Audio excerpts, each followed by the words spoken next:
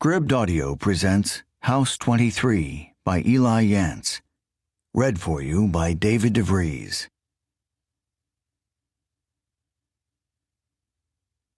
To my mother, for everything. 1. February 2014. How do you feel in general? Empty, Empty. empty, hollow, vacant, blank, bare, empty. I feel empty. You don't understand.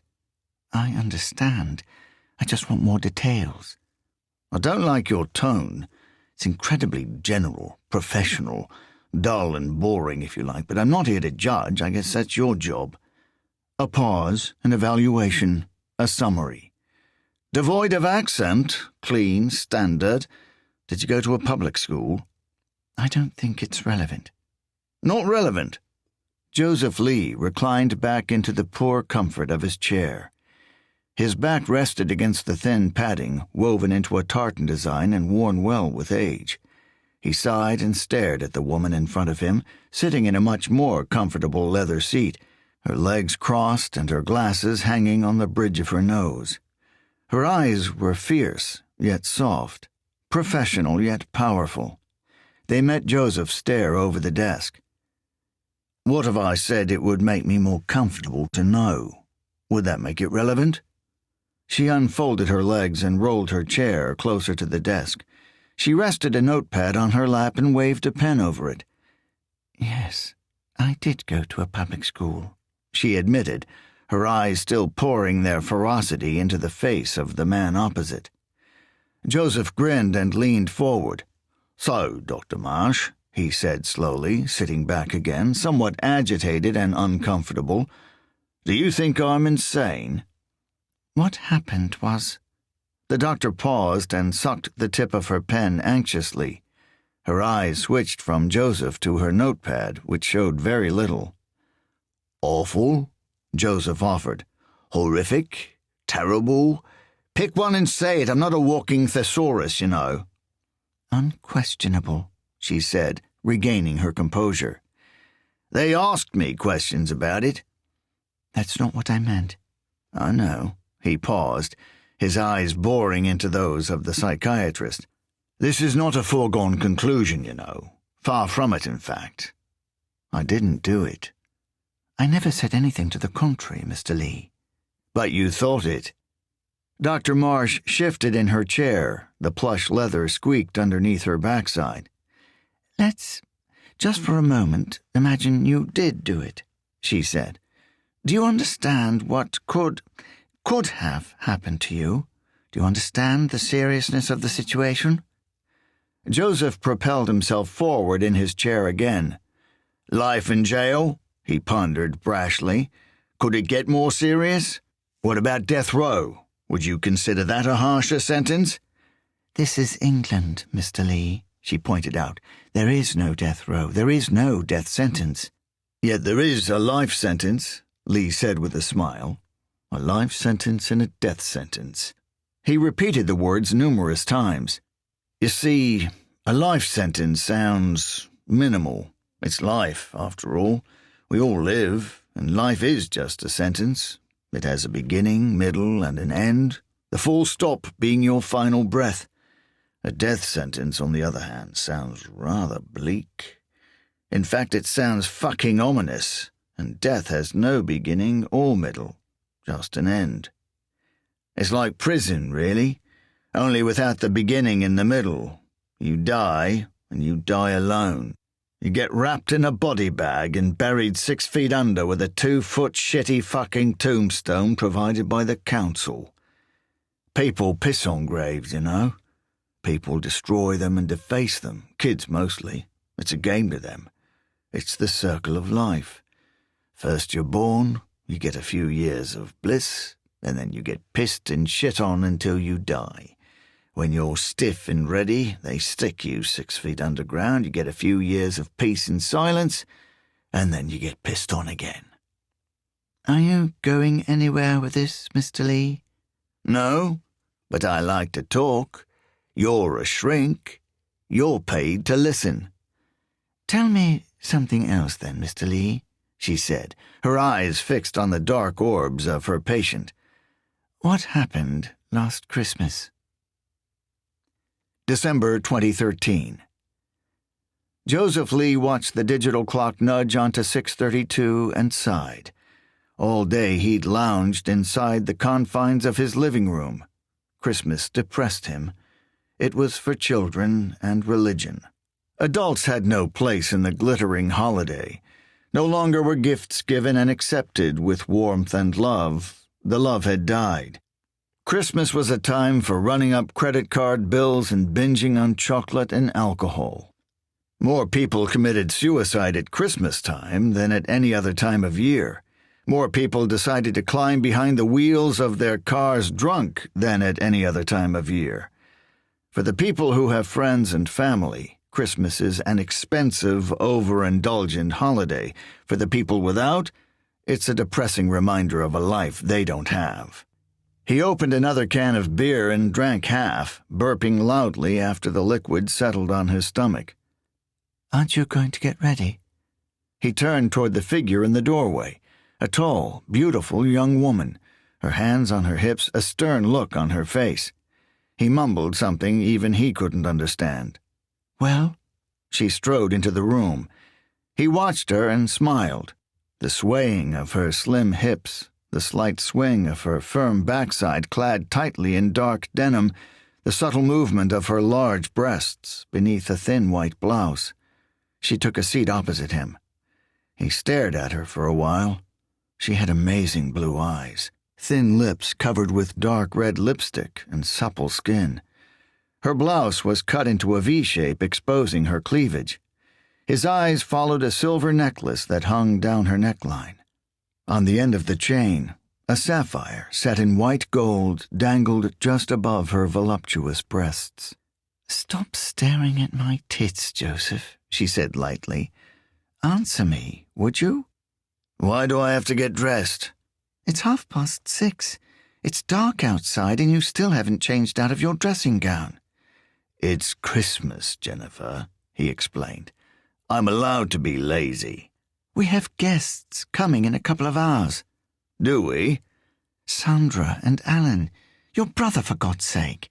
You arranged it. They'll be here at 8. Remember? Joseph shrugged and took another sip from his can. Now that you mention it, yes, I remember. Well, are you going to get dressed? He paused and studied his wife again. She was as perfect as she had been 3 years ago when he had taken her hand in marriage. Fine, he relented. I'll go and throw some clothes on.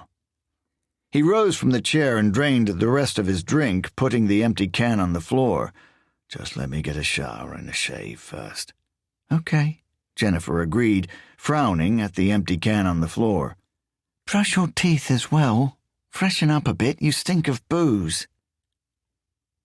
Joseph tossed his gown carelessly on the floor in the master bedroom. The creased heap of sweat-clogged cotton collapsed in a bundle near the bed. Standing naked in front of a wall-length mirror, he admired his body. He wasn't a well-built man, but he wasn't skinny or fat either. He worked out in his younger days and jogged every other morning. He sucked in his bloated stomach and sighed the air back out. After a few months of marriage, his fitness plans had completely spiraled out of control. Instead of a high-protein breakfast, pasta lunches, and snacks from cereal bars, protein shakes, and isotonic drinks, he opted for fast food, chocolate, and beer. He had a beautiful woman who had sworn to love him regardless, but he had abused that privilege. Despite the years of neglect, his metabolism had managed to keep his body in decent shape. His belly was protruding, and the rest of him was built with extra layers of fat, but underneath it all was plenty of muscle waiting to be unleashed. He was sure one day he would get back into the running and the weight training, but he wasn't quite sure when that day would be. After checking every angle of his naked flesh in the mirror, he walked to the ensuite. His bare feet rubbed against the soft bedroom carpet and left tracks, footprints in fluffy snow. He opened the shower door, turned on the shower, and watched his face in the bathroom mirror as the water heated up. He was still good-looking, or so he told himself, but the toil of the last few days, the lazy, indulgent nature of the holidays, was showing. Stubble popped through his skin and blackened his face. His lips were dry and flaky, and his eyes were heavy, almost black. Before the hot water steamed up the mirror and covered his features, he splashed 2 handfuls of cold water over his face. It did little to aid his appearance, but it woke him up a little. As the steam flowed, turning the small ensuite into a sauna, he reached for a portable music player on the counter, swamped by a collection of soaps and shower gels.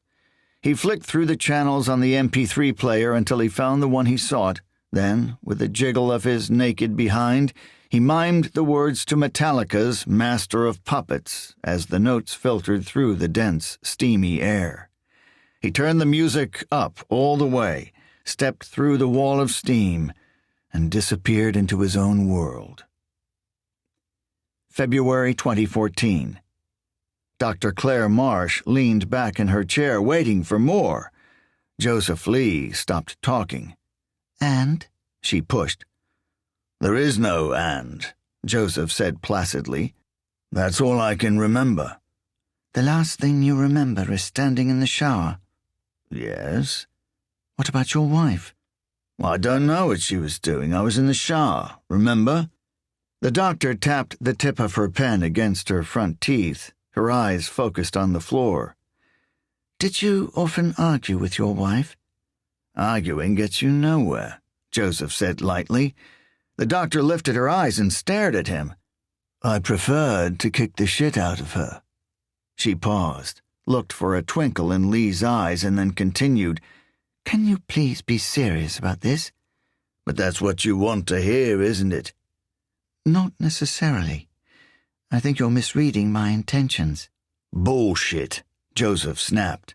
You're digging for violence, domestic disturbance. You'd be delighted if I was a drunken wife-beating lowlife. It would make your job so much easier, wouldn't it? She remained silent, staring at Lee. I'm not a violent person, Lee said, calming down. She nodded. I said nothing to the contrary. But you think I did it. I'm a human being in mourning. You want to turn me into a statistic. I just want to know what happened. I want the truth. You don't give a shit about the truth. You care about your own job, your own life. That's the way the world works. You just want the easy way out, the easy answers. You want my guilt. My guilt puts your face on the front page. Dr. Marsh disregarded the comment. What was the next thing you remember after climbing into the shower? December 2013. He woke with a start. His eye sprung open. His lungs burst into an instantaneous applause on awakening, coughing fluid. Jets of hot water purged from the shower head, raining onto the slumped figure curled underneath. While near scalding water hit his face, Joseph Lee felt the urge to move. His legs propped open the shower door. While the top half of his body had been relaxing inside the shower, his bottom half had slumped outside. What the fuck? He mumbled, trickles of water spilling from his mouth.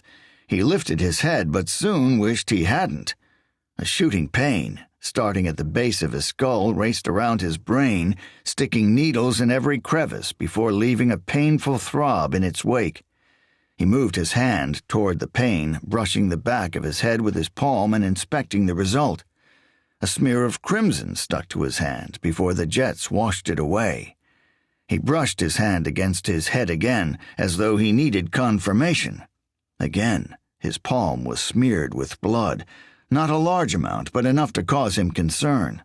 He mumbled distasteful and incoherent slurs as he watched blue stars dance in the corner of his eyes.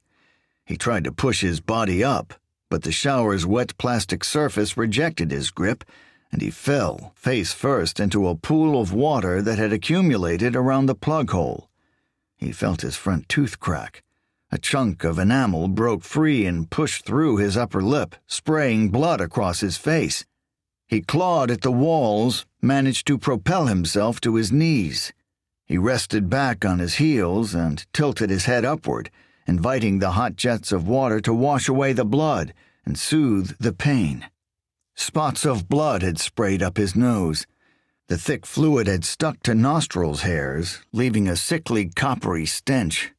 He took in gulps of water, swishing them around in his mouth and spitting out the diluted crimson concoction until the taste and smell of his own blood had been reduced to a minor annoyance.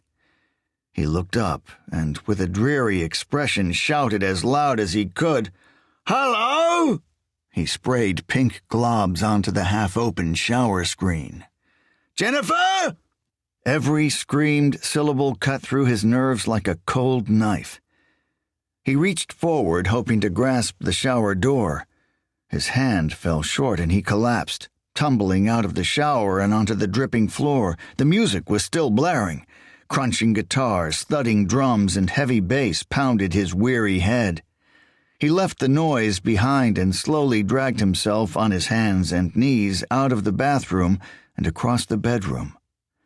On the carpeted hallway, several feet from the staircase, he lifted his head and screamed again, calling for his wife, calling for help.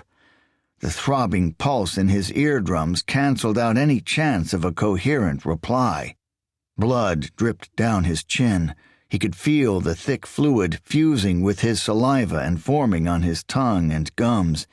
The taste of copper was prominent enough to make him gag. He crawled to the banister at the top of the stairs and used the wooden stand to climb to his feet. Immediately he struggled to keep his balance. His legs turned to jelly, the strength sucked out of his body. Adrenaline forced him to continue. He slowly made his way down the stairs, careful with every step he took. Every footfall sent a bolt of pain through his body. From the tips of his toes to the top of his head, agony poured through him. He gripped the banister tightly with both hands as he made his way, smearing red carnage on the oak. His blurred eyes wobbled around his skull, causing the room to spin and vibrate. His vision allowed his eyes to scan only a small area, so he focused them on his wobbly feet, careful not to lose his footing. When he reached the bottom of the staircase, he made a painful misjudgment and missed the bottom step. He toppled over like a rag doll. His knees smacked the edge of the uncarpeted stair, twisting and crunching under the impact. He screamed in anguish, falling chest first onto the wooden corridor at the bottom of the staircase. He rolled over several times, tossing and turning.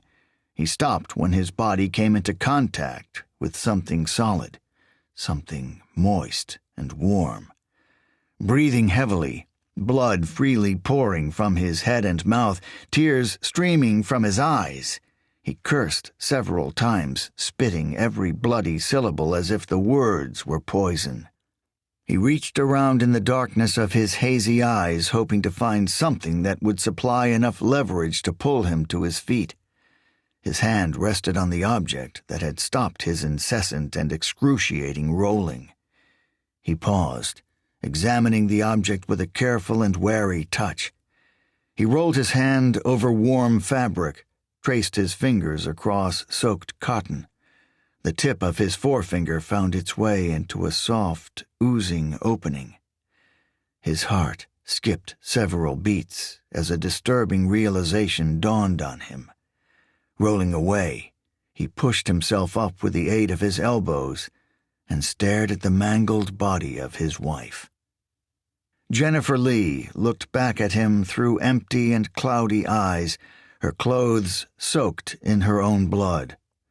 Across her abdomen, where Joseph's fingers had traced, her top had been ripped to expose her soft skin and several deep cuts. She lay in a pool of her own blood, the red fluid still dripping from numerous wounds and dribbling out of her open mouth. February 2014. Joseph Lee stared deeply into the eyes of the female psychiatrist. A look of sympathy hid behind her professional gaze, but her curiosity and professional manner froze it out.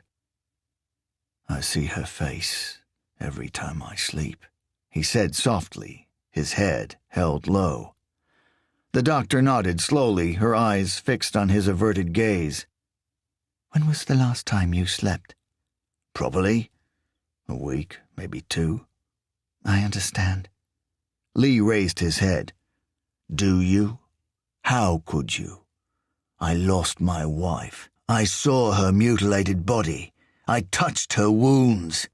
He cringed at the memory. "I loved her. No one should have to go through what I went through. And to top it off, the police made me prime fucking suspect. Everyone thinks I killed her. Even my own family have turned their backs on me." "The police were just doing their job." And what a great job they did. 2 months on and they still don't know who killed her or why. They're far too preoccupied with trying to drag a confession out of me. That's why you're here, after all. You're the last resort. The law couldn't do jack shit. The lie detector proved inconclusive. The evidence was minimal, to say the least. If they wasted less time on me and spent more time doing actual police work, then the bastard who killed Jennifer could be locked up by now. "I am here for your health, Mr. Lee," she assured. "This is an assessment of your mental status. You do have a history of mental illness." He was quick to interject. "That doesn't mean I'm capable of murder." The psychiatrist leaned forward in her chair. "Look," she began, her voice full of reason. "In all fairness to the police, you had a motive. The house was in your wife's name. You have no personal fortune, and you haven't worked in years." Lee opened his mouth to object, but Dr. Marsh quickly continued before he could interrupt. "I know that's no basis for murder, and I'm not implying anything of the sort, but you did stand to gain a lot of money, as well as a house, cars, bank accounts, and a significantly large life insurance policy. The police found no evidence at the scene, no witnesses, no sign of a break-in, and your fingerprints were the only ones found on the body." "So you're suggesting I killed my wife and then beat the shit out of myself?" "I'm not suggesting anything. I'm not here to take sides."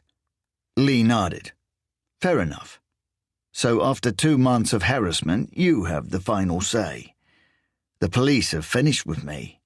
I don't think they believe I didn't kill my wife, but they have no choice. They can't arrest me. They can't touch me. They didn't get a confession, and you certainly won't." He leaned back in his chair, offering the doctor an unblinking stare. "Which means you're here to assess me. So, assess me. Do I need help? Counseling? Maybe some brain-numbing medications? Or do you simply want to throw me in the nut house?" Dr. Marsh smiled and shook her head. "You have issues, Mr. Lee," she surmised, "which isn't surprising after what happened. But you need to understand that the world isn't out to get you. If you want help, I can give you help. I strongly recommend that you take my offer of counseling, some regular sessions perhaps. Having a professional to talk to can help you get through this." She paused, almost expecting Lee to interrupt. He remained silent. "We could also look at sleeping tablets and possibly some antidepressants or something to calm your mood. It's up to you. No one is forcing you into anything." Lee smiled and stood. "In that case, I'll be saying goodbye. I don't want any pills, and I certainly don't want anyone to talk to. I prefer to block out the memories. Talking about them just keeps them alive." 2. 6 months later. Joseph Lee woke with a start. His eyes jerked open, a raspy, shocked exhalation escaping dry lips. He'd been dreaming again, the same dream he had every time he slept. In it, he was hopeless and helpless, his body restrained by an unseen force. He stood at the top of the staircase in the house he now claimed as his own. At the bottom of the stairs, standing tall and looking elegant, was his deceased wife, Jennifer. At first she was smiling, an infectious smile that spread a warm sensation through his body. It was a happy smile, a loving smile. He always returned the gesture. They stared at each other for several moments. He was mesmerized by the beauty of her expression. He tried to walk down the stairs. The urge to touch her and to be with her was overpowering, but he couldn't move.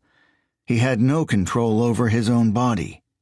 He tried to speak, at first to tell her how much he loved her, but his mouth refused to form any words. In desperation, he tried to call to her, to beckon her to him, but he couldn't.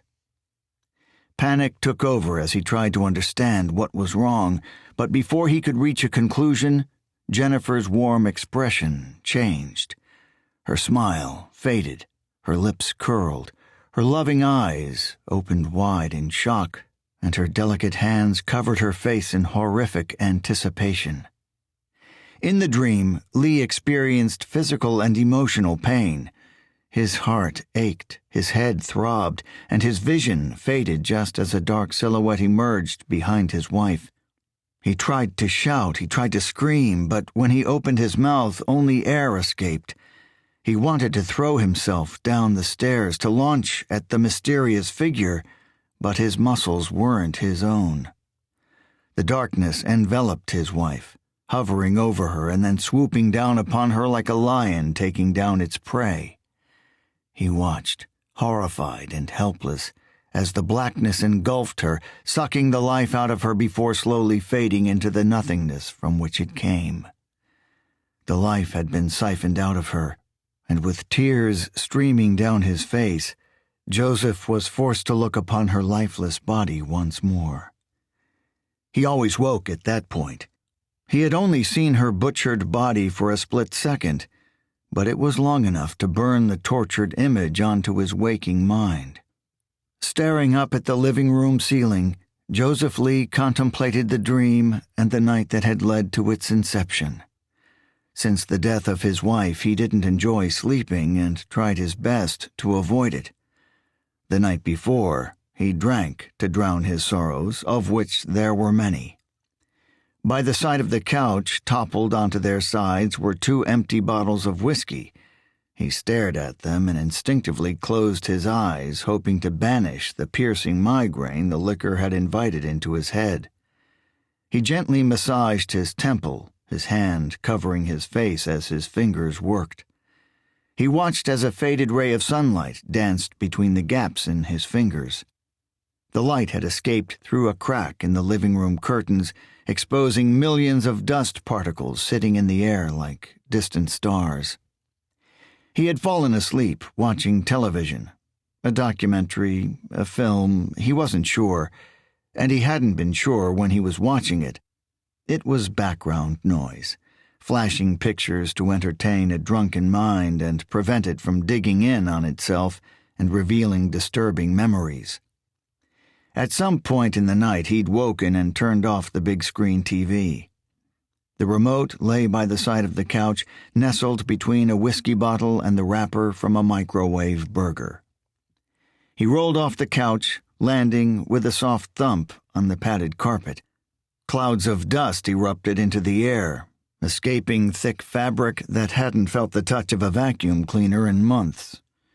He hadn't done any real cleaning since Jennifer had been murdered. In the months that had followed her death, he had done some erratic housework, cleaning away the scent and sights of death, preoccupying his mind while the police checked and rechecked his house and his statement. Eventually, he had given up. There was no point anymore. He bought everything he needed online and had it delivered to his house. He spent his days watching television, wallowing in self-pity, and filling his time with mundane activities that kept him away from the real world.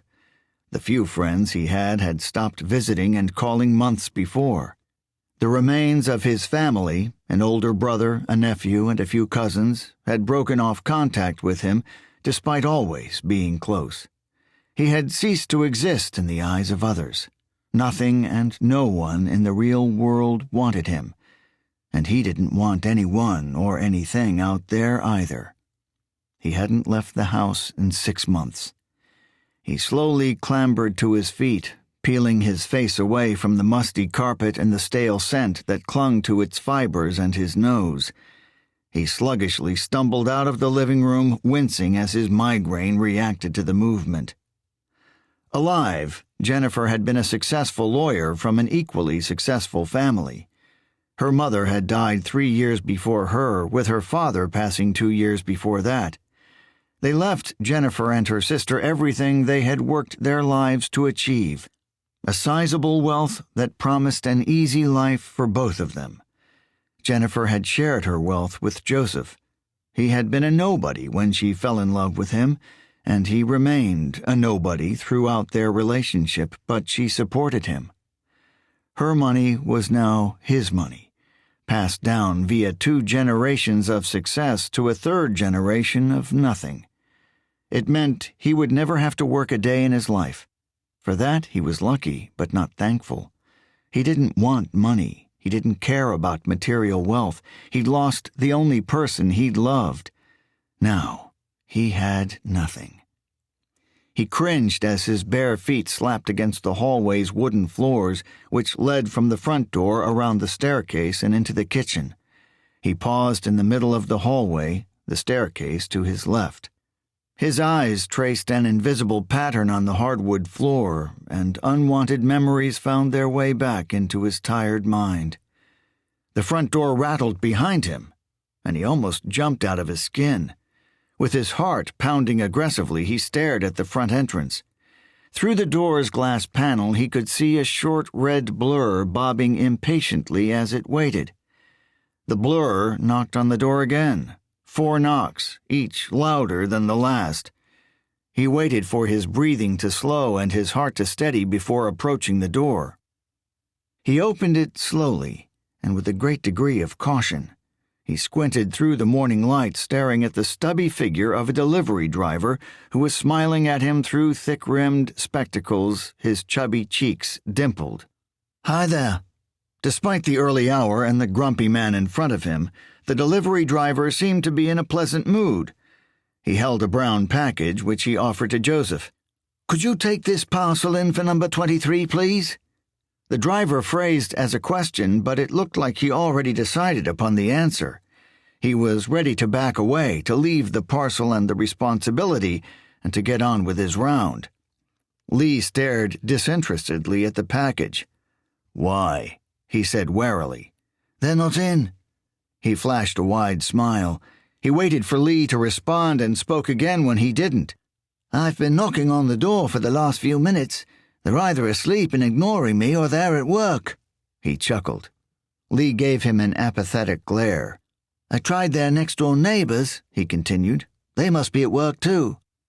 Joseph nodded unenthusiastically. "I don't know them," he said blankly. "What's their name?"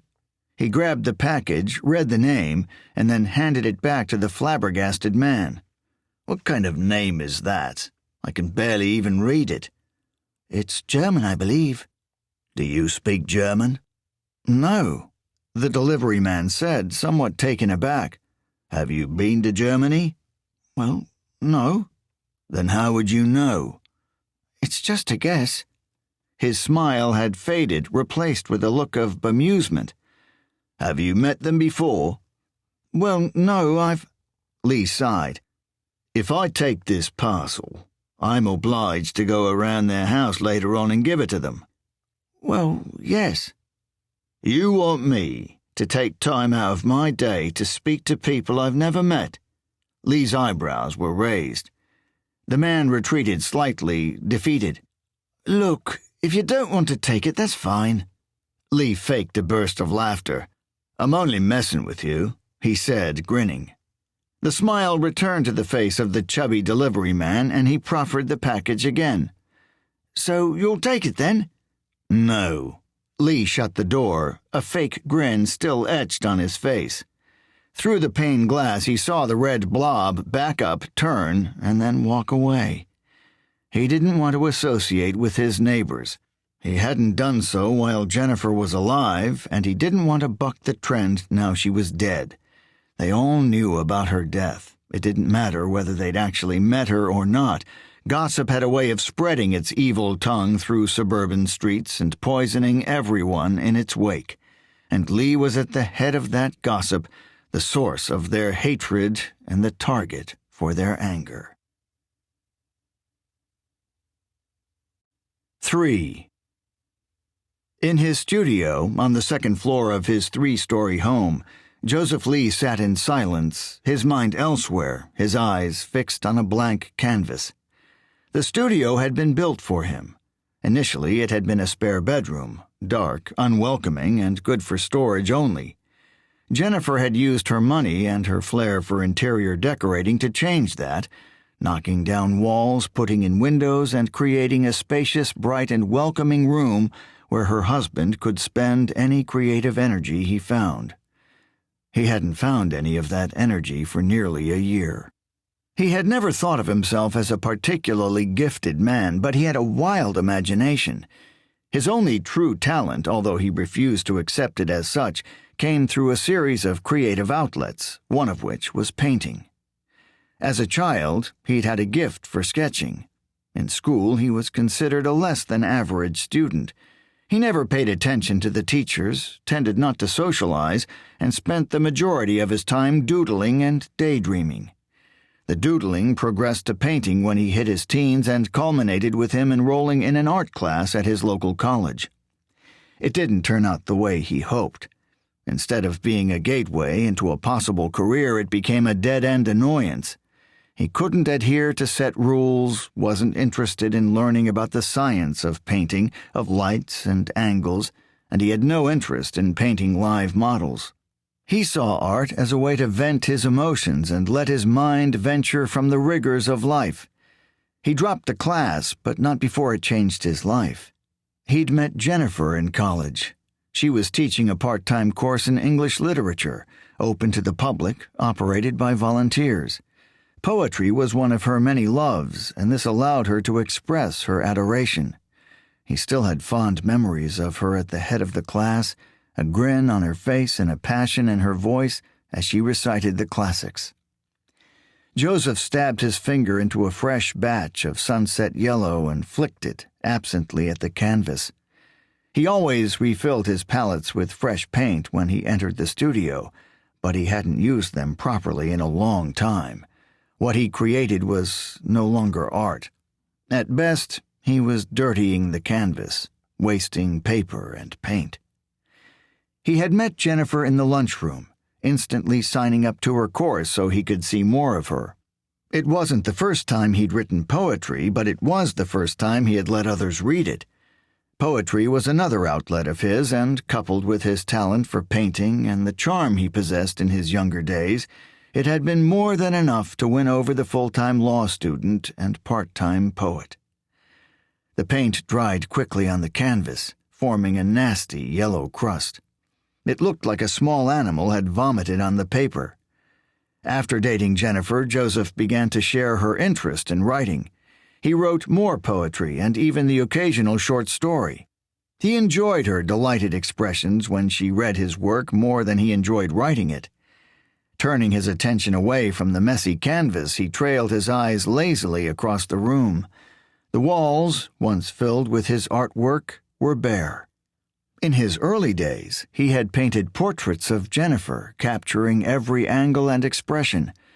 She was so full of life, so radiant and so beautiful, and he painted her as he saw her. His art turned to different topics as their relationship grew, but he still liked to be surrounded by paintings of her. He had removed the artwork from the walls many months ago, locking them away in the attic. They were reminders of something he wanted to forget. In years to come, he hoped he could look fondly on them again, but as long as they broke his heart, as long as they triggered more bad memories than good, they would continue to gather dust.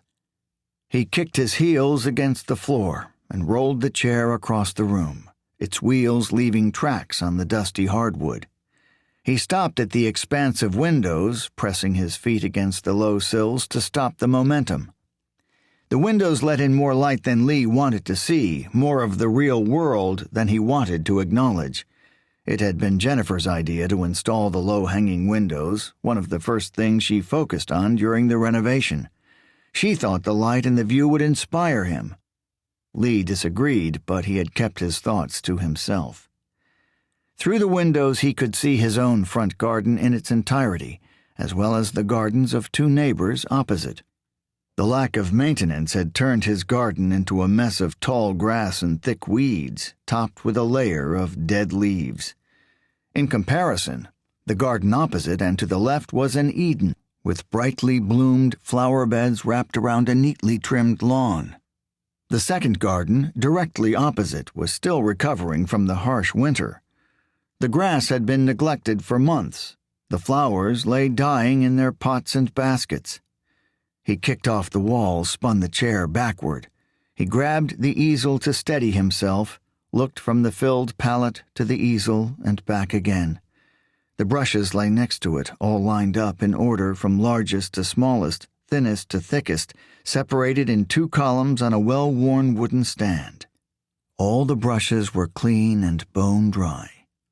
After several hours of staring at the canvas, with few thoughts running through his tired mind, and with the sun painting an ever-retreating shadow on the studio floor, Joseph Lee gave up. 4. Lee scribbled lazily at a 3-week-old mega crossword he'd discovered in the local bi-monthly paper.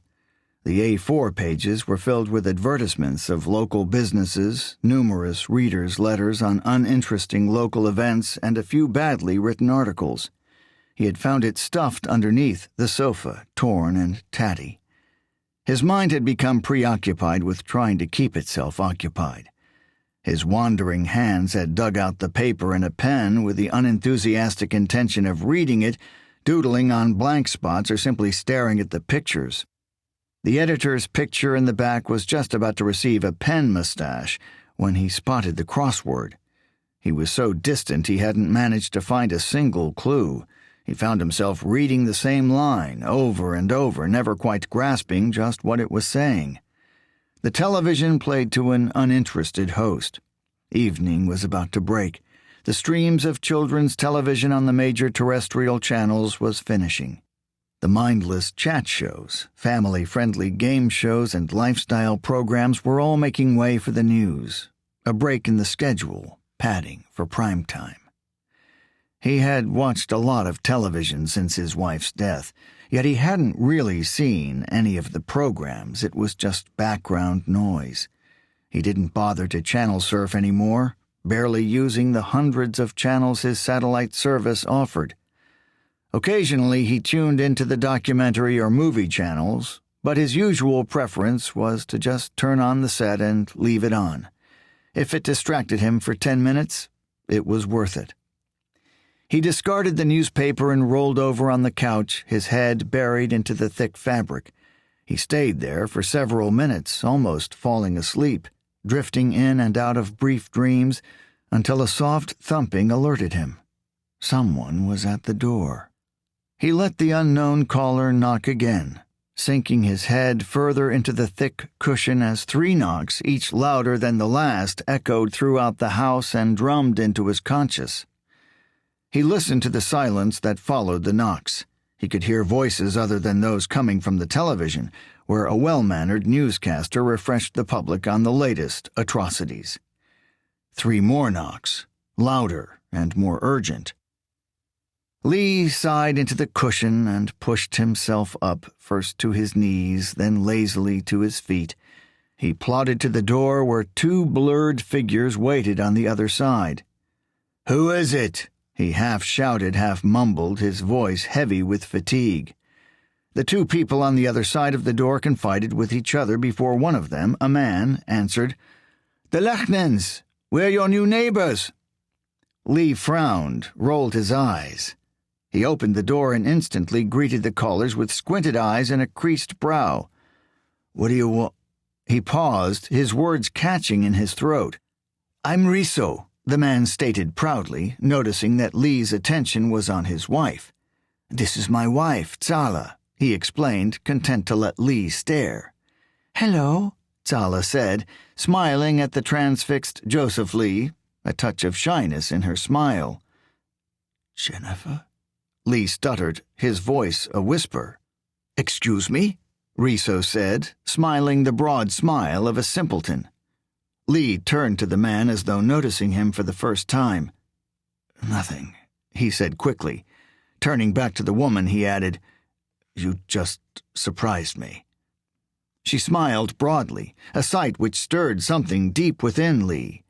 He stared at her in admiration and amazement. She was the double of his wife. It was like staring into his past or relenting to his graphic nightmares. Her blue eyes twinkled with a beauty Lee had only ever witnessed in the eyes of his wife. Her features were warm, soft, beautiful. She had a bright, confident, and reassuring smile, the same smile that had kept Lee content throughout his relationship. "I do apologize if we startled you," Riso said genuinely. His English was strong and well pronounced, his accent noticeable only on certain syllables. "No, it's okay," Lee said, more inclined to talk. "I don't get many visitors, that's all. My name's Joseph, by the way, Joseph Lee." The friendly foreigner extended a hand, which Lee shook hesitantly. "So," he found his eyes constantly drifting to Zala's inviting smile. "You're new around here?" "Yes," they both said in unison, smiling like newsreaders. "We moved here last week," Riso said, glancing at his wife. Zala nodded. "It's a very quiet neighborhood. One of the reasons we moved here," she added.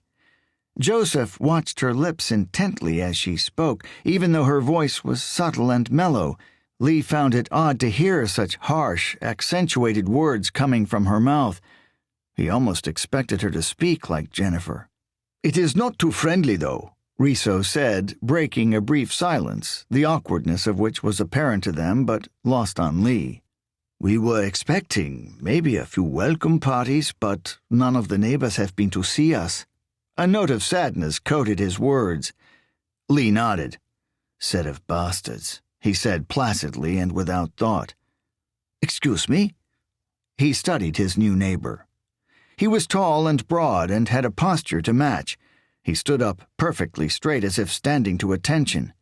His wide shoulders were pushed back, his arms stretched by his sides, and despite being a few inches taller than Lee, his head was perfectly straight. Instead of adjusting his neck to look into Joseph's gaze, he simply lowered his eyes, almost squinting. "Where are you from?" Lee wondered. He became conscious of the fact that he was staring at Zala. He forced his gaze to swap between the couple, flicking it back and forth like a spectator at a slow tennis game. "Greenwich," Riso said simply. Lee nodded slowly, waited for further clarification, and then spoke again when he received none. "I mean initially. Are you German?" "Ah," Riso grinned. "We are from Austria." He looked across at his wife. "We moved to England nearly 10 years ago." Lee nodded and smiled, but didn't reply. He let a few more awkward moments drift by, less aware of it than they were, as he waited for them to get to the point. "Oh!" Riso barked. "How silly of me. I almost forgot why we came here. I think you have a parcel for us?" Lee simply shook his head. The two Austrians looked at each other. Their smiles vanished as they exchanged confused gazes, only to reappear when they turned back to Lee. "The delivery driver said he had left it with a neighbor?" Riso offered. "He left a note." He allowed the sentence to trail off. "He didn't leave it with me." "Everyone else seems to be at work." Zala spoke again, much to Joseph's delight. "This is a very busy neighborhood." "They're all at work," Lee explained. "That's the problem with deliveries. They can only drop off the parcels during their work hours, which just so happens to be everyone else's work hours. You think they'd start delivering on a Sunday or at night. It would be easier for them. There'd be less traffic on the roads. The companies could employ more people, because no one works on a Sunday, and it seems everyone wants a second job nowadays. And every house they knocked on would actually answer," he explained tiresomely, stopping to take note of their expressions.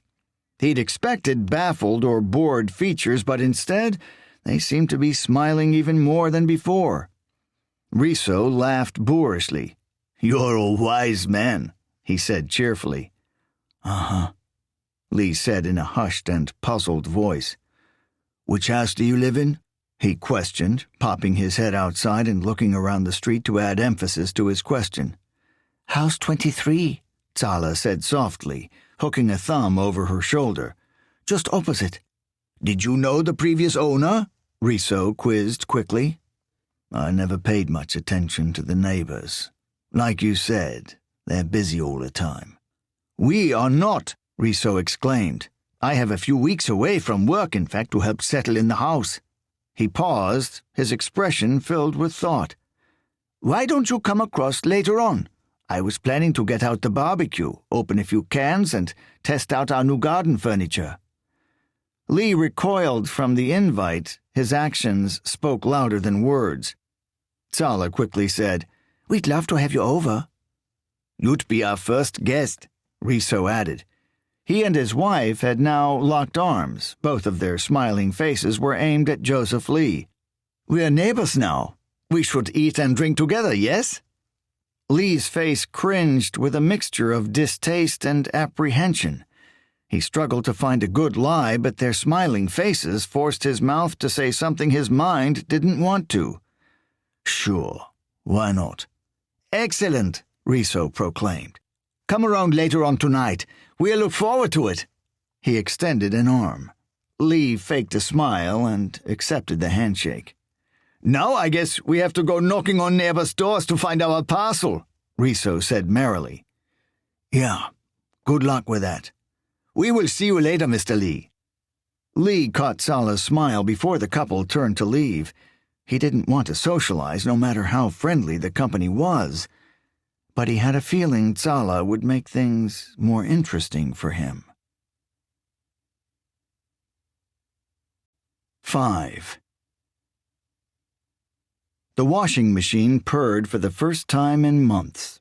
A collection of clothes bundled around at high speed, passing through jets of hot water as the entire appliance rocked, sending volts of vibrations into the floor.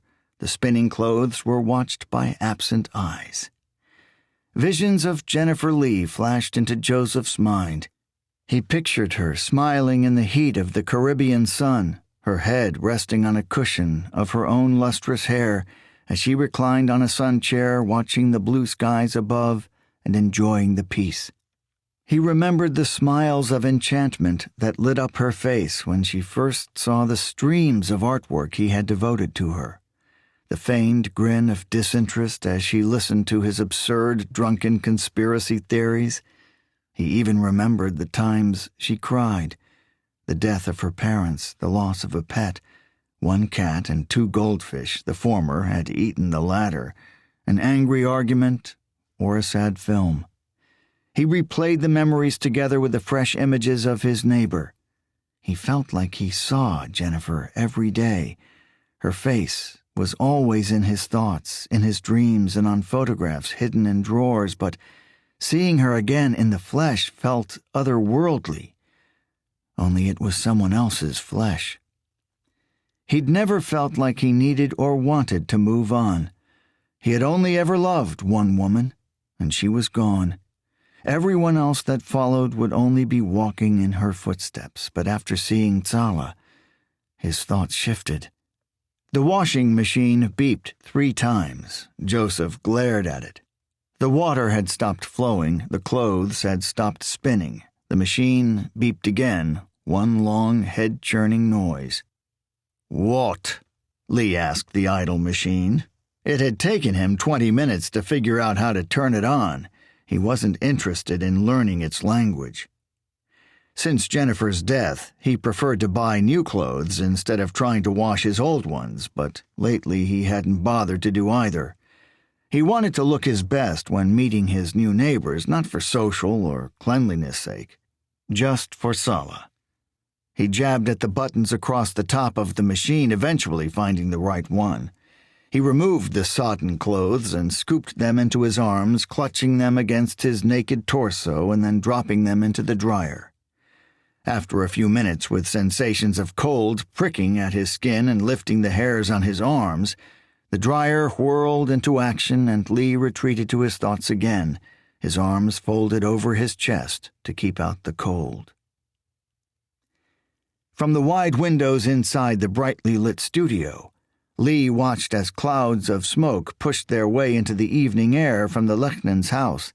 He couldn't see the back garden from where he sat, but he saw a mass of lights shining out from its direction. It looked like the majority of the lights inside the house were also on. When the smoke emerged from over the top of the house, Lee made his way downstairs. The new neighbors hadn't specified a time, and he'd found himself in an awkward position, nervous for the first time in a long time. He didn't want to go over too early. If he did, and they hadn't set up the barbecue, they would then feel obliged to do so. He also didn't want to leave it too late and find himself knocking on the front door with no one to answer because they were around the back listening to music and enjoying themselves. He hadn't realized how much of a social outcast he had become until that moment. He had never had the social touch, but in the past, he'd never really cared. He had always had a subtle confidence that came from a total lack of respect and complete indifference to his surroundings. Standing at his own front door, his heart beating fast, his palms sweaty, Joseph Lee pondered. Should I take something? He wondered. Bottle of wine, a few cans. He scuttled into the kitchen and opened the drinks cabinet. A half-empty bottle of cheap vodka sat solitary in the middle. In the fridge he found 2 cans of lager, with the top of one coated in a congealed substance that had dripped down from the shelf above. He examined the substance and instantly recoiled. On the shelf above he found the stinky culprit, a block of cheese 3 months past its sell-by date. It had turned a putrid shade of green and seemed to be growing hair. He wiped the cheese juice from the top of the can but couldn't rid it of its rancid stench. He decided against a housewarming gift and left the house after throwing on a leather jacket. The street was silent except for the house the new neighbors occupied. Lights from living rooms beamed through closed blinds and drawn curtains, flickering occasional blue streams. The stench of flame-grilled meat, accompanied by the sounds of soft pop music, floated across the road, polluting the night air and tingling Lee's taste buds. Walking down the garden path to number 23, he studied his surroundings. The garden was neglected, covered with dead leaves and dying flowers, although it was nowhere near as bad as Lee's own garden. They seemed like people who would take pride in appearances. Lee assumed they would have the garden looking like a wonderland within a week or 2. Parked in the gravel driveway was an immaculately clean Mercedes. The glare of the streetlight allowed Lee to catch a glimpse of his reflection on its polished surface. He watched his own distorted mirror image as it bounced down the pathway to the front door and raised a fist to the wood. After 6 knocks, a small spotlight above the door burst into life, showering Lee with a bright white glow. He lowered his hand and blinked away the beam. Seconds later, the handle turned, and Sala Lechnin appeared. "Mr. Lee," she said excitedly, "you came! Excellent!" She shifted aside to allow Joseph past. "Please, come in." "Thank you," he muttered softly, "and please call me Joseph." He crossed the threshold in slow motion. When he passed within inches of Tsala, their eyes met, their faces a mere foot apart.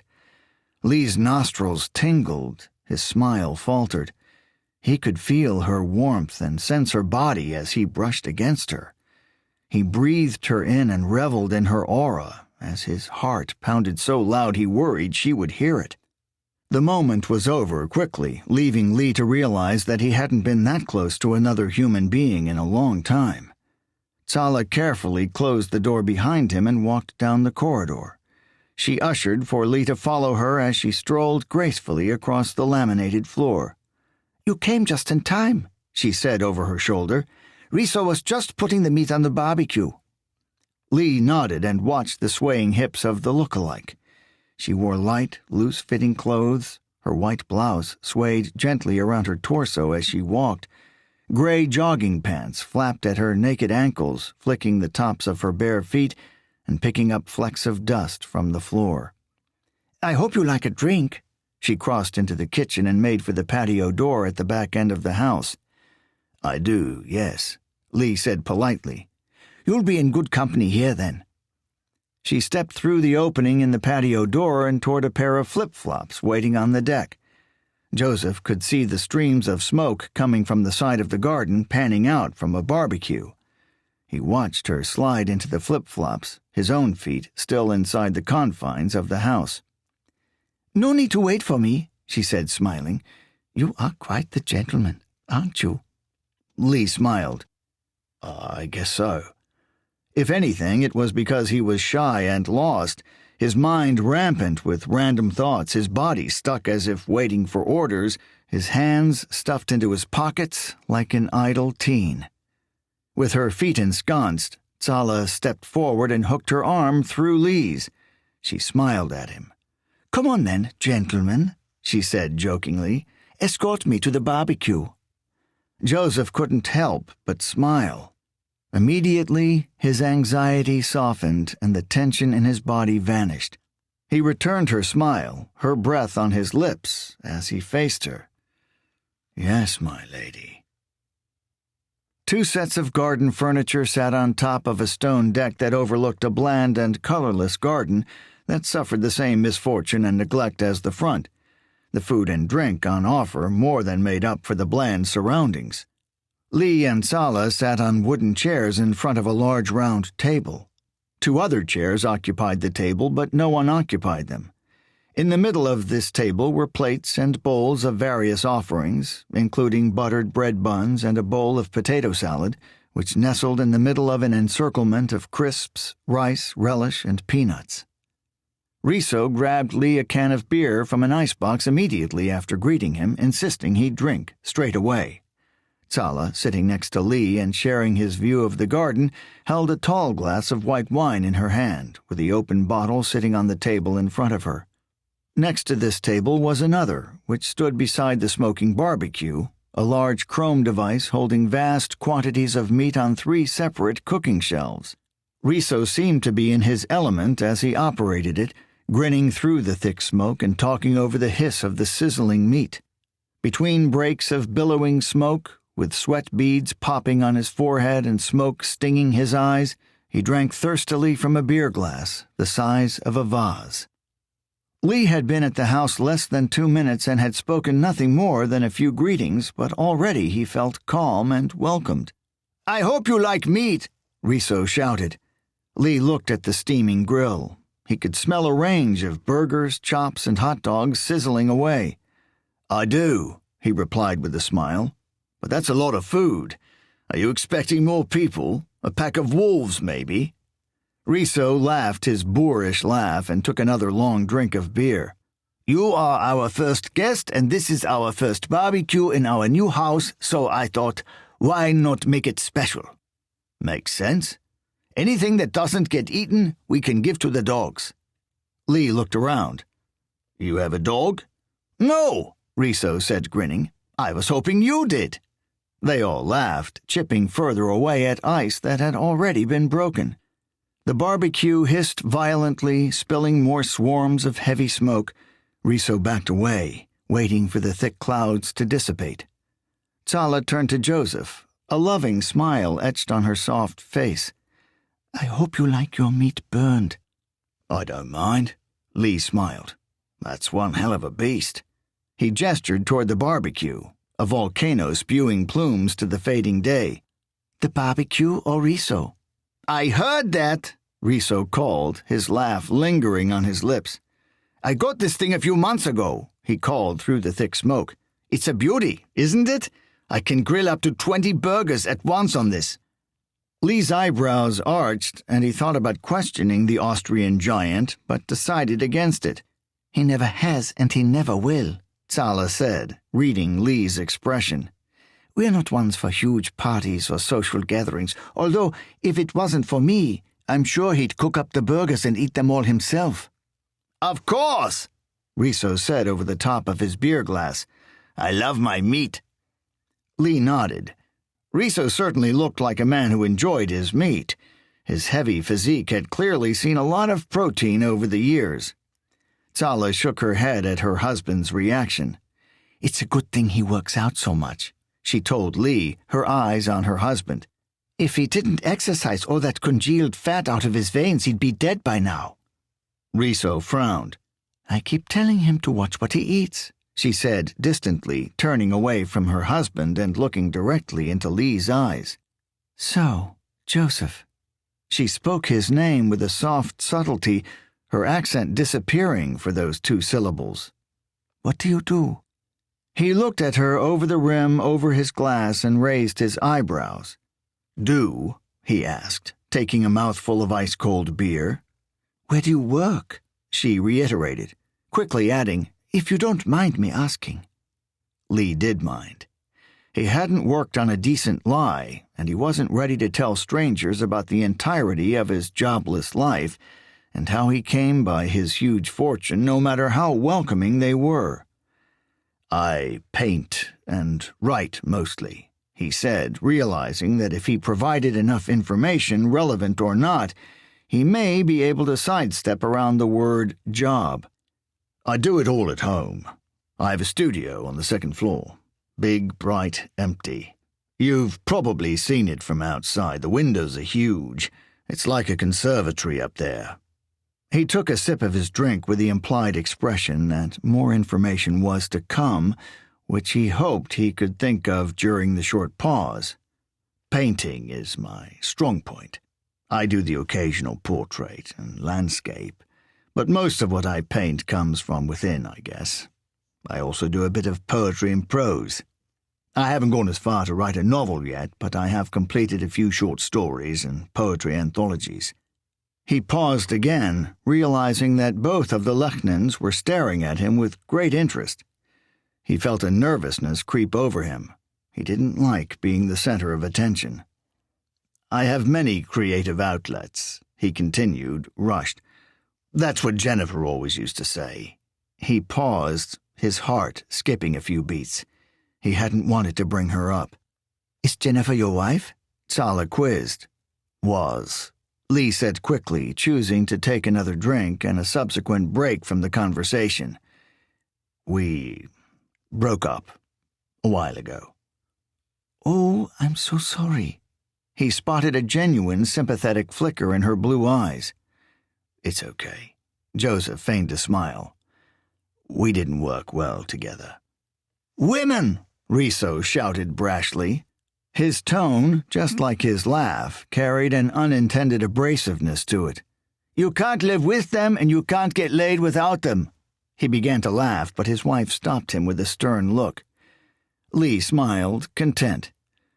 So, what do you 2 do? He asked politely, happy the conversation was moving away from him. Have you heard of August Transport? Riso wondered. Sure, Lee lied. I own the place, Riso said proudly. It's a family business. I came over here from Austria 10 years ago to help my uncle run the company. Back then, we only had 2 depots. Now we have 7 all over the country with more in the pipeline. He stepped away from the smoke, moving closer to Lee, the vase of beer in his hand. In Austria, I was a soldier. I joined the army when I left school and spent the best days of my life there. I always knew I'd have the family business to fall back on, so I was free to see the world, and I didn't have to worry about the shitty paycheck the army gave me. He paused to take a drink, simultaneously rubbing his smoke-peppered eyes. I left not long after I met Tsala. He nodded toward his wife, as if Lee needed verification. The army is no place for a married man. You were getting old and tired. That's why you left, Tsala joked. True, Riso agreed with another burst of harsh laughter. Tsala works there too. Again he pointed at his wife, his thick finger peeling away from the cold glass. Well, she's on the books anyway. He winked before downing the remaining beer, swallowing half a pint of the dark liquid in 2 big gulps. Drink up, Joseph, he exclaimed merrily. I drank 2 cans before you got here. You have some catching up to do. Joseph Lee stumbled out of the Lechnan house a few hours later, his merry feet treading the tarmac of the quiet street, the intoxicated Austrians shouting their goodbyes behind him. "It was great having you over," the voice of Riso Lechnin boomed, no doubt waking up a few annoyed neighbors. His wife, standing next to him and swaying gently with an absent smile on her face, hushed her husband. "Sleep well," she said in a softer tone. Lee waved a final goodbye to his new friends and made his way across the street, fumbling in his pockets for his front door key. The neighborhood was asleep, living room lights no longer ablaze. 3 houses down, Lee saw an upstairs light burst into life out of the corner of his blurred vision, but he paid it no heed. The neighbors were too private and retiring to complain about anything. A few loud noises in the night certainly wouldn't upset them. It had been a fun night. He had enjoyed himself for the first time in a long time. His troubles melted away under the welcoming pressure of alcohol and pleasant conversation. After cooking up enough meat to feed an army, half of which had been wrapped in foil and placed in the fridge for a later date, Riso joined Lee and his wife at the table. They consumed vast amounts of alcohol, talked about anything and everything. The conversation had flowed with effortless ease. With every bottle of beer, the conversation had both broadened and dimmed somewhat, from views about politics, modern art, and classic literature to outlandish jokes and nonsensical opinions, putting the world to rights. Much to Lee's delight, Tsala had stayed in touch with the conversation, her mind just as broad and her opinions just as crazy. She also joined in when the discussions moved on to sports. At the end of the night, Riso opened a bottle of vodka he had been saving for special occasions, claiming that the beginning of a new friendship couldn't be more special. He lined up shots on the table, and the 3 drank with great thirst and joy, cheering one another on like partying students. Joseph Lee stumbled into his house. His eyes instinctively fell to the laminated floor, tracing over an invisible outline as they always did. But for the first time, his heart didn't sink. His face was a picture of happiness, accentuated with a broad smile that stretched from ear to ear. Stumbling into the living room, not bothering to switch on the lights, he collapsed onto the sofa and sunk his head into the cushions and closed his eyes. Memories of his happy night flashed and spun through the blackness, a carnival behind closed shutters. In less than 5 minutes, still smiling like a simpleton, he was asleep. When he awoke and his tired mind tuned into the world, it noticed something different, something odd. He was hungover, that wasn't much of a surprise. His dehydrated brain had shriveled to an unhealthy size, compliments to the foreign beer and expensive vodka, but the dry lips and throbbing head didn't bother him. His mood was different, lighter. He even managed to smile whilst he was rubbing his eyes, an involuntary twinge, a merry tick. Sleep itself was a natural mood lifter and energizer, especially for someone who got very little of it, but Lee rarely felt energized upon waking.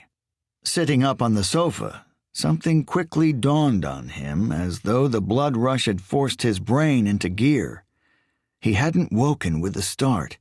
He hadn't dreamed about Jennifer. His sleep had been restful, uninterrupted by the sickening images of her massacred body. He failed to recount any dreams. The only memories that offered themselves were of the night before.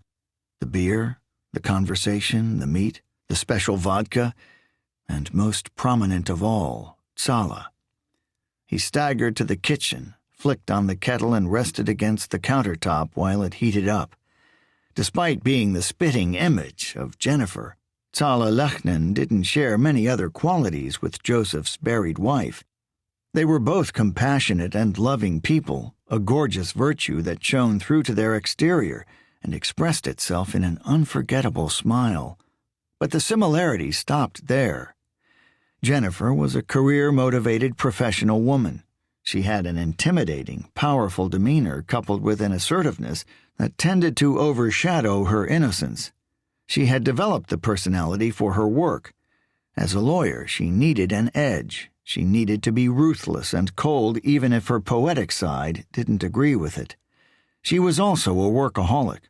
Joseph would go for days at a time without seeing her, and when he did, he often encountered the cold-hearted Jennifer and not the compassionate one. In her earlier days, she had always been the innocent butter-wouldn't-melt-in-her-mouth type. As she furthered her career, she worked more hours and lost more innocence, but away from the stresses of work, she still maintained the sensitive mannerisms that warmed Lee's heart. Sala's personality hadn't seen the likes of such a stressful job. She had never had to feign heartlessness to win a case or intimidate people to get answers. The compassionate side of her personality remained fully intact. The steam from the kettle rose through the funneled top and dispersed as it collided with the base of a protruding cupboard. Lee watched the dispersing fog inattentively. There was still a lot about Sala that he didn't know, and every part of him yearned to learn. Listening to her last night, he had discovered many things that surprised and delighted him. Her married life had been simple. She was a housewife who hadn't worked since her teenage years. She had no children to look after, and other than making Riso's tea when he arrived back from work, she had no major chores. She had the makings of a woman whose personality and purpose had been stomped out by a macho man with archaic designs on life and feminism. But she was independent, she was strong, and while Riso made many jokes suggesting otherwise, he was not a chauvinist, and he didn't keep his wife under lock and key. Sala spoke fluent English and Spanish and had her mind set on learning Portuguese. Through home learning courses, she had achieved diplomas in English literature, social sciences, and psychology, and would begin studying toward a psychology degree next year. She could play the piano. Lee had been treated to a short, sweet, and drunken recital, and she was a big film buff. She also had an interest in art, and had asked to see Lee's paintings many times during the night. He had sidestepped the question with modesty at first, but he relented eventually, making a promise that he didn't really want to keep. He wasn't sure if he was infatuated with her, but he was certainly mesmerized by her.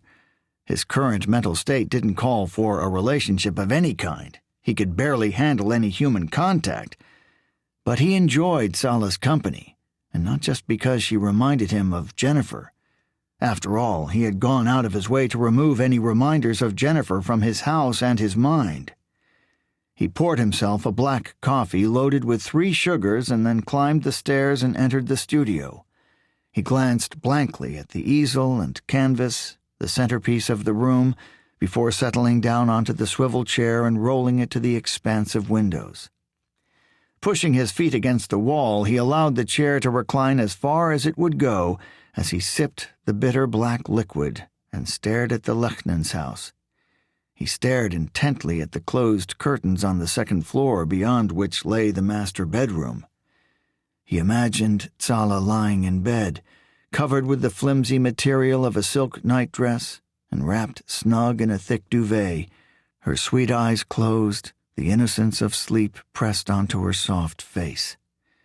He pictured her like he remembered Jennifer, her thick hair sprawled on the pillow, her lips gently open. Lost in the lust-filled thoughts, he nearly dropped his coffee when the curtains were suddenly yanked open. The fantasy of the sleeping beauty disappeared. She had awoken.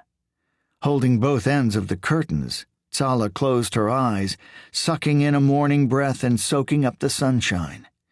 Her once perfectly straight hair had been ravaged by sleep. Strands of it grasped at her neck and face. She wore a loose green tank top. The right strap had fallen away from her pale neck and wrapped slackly around her arm.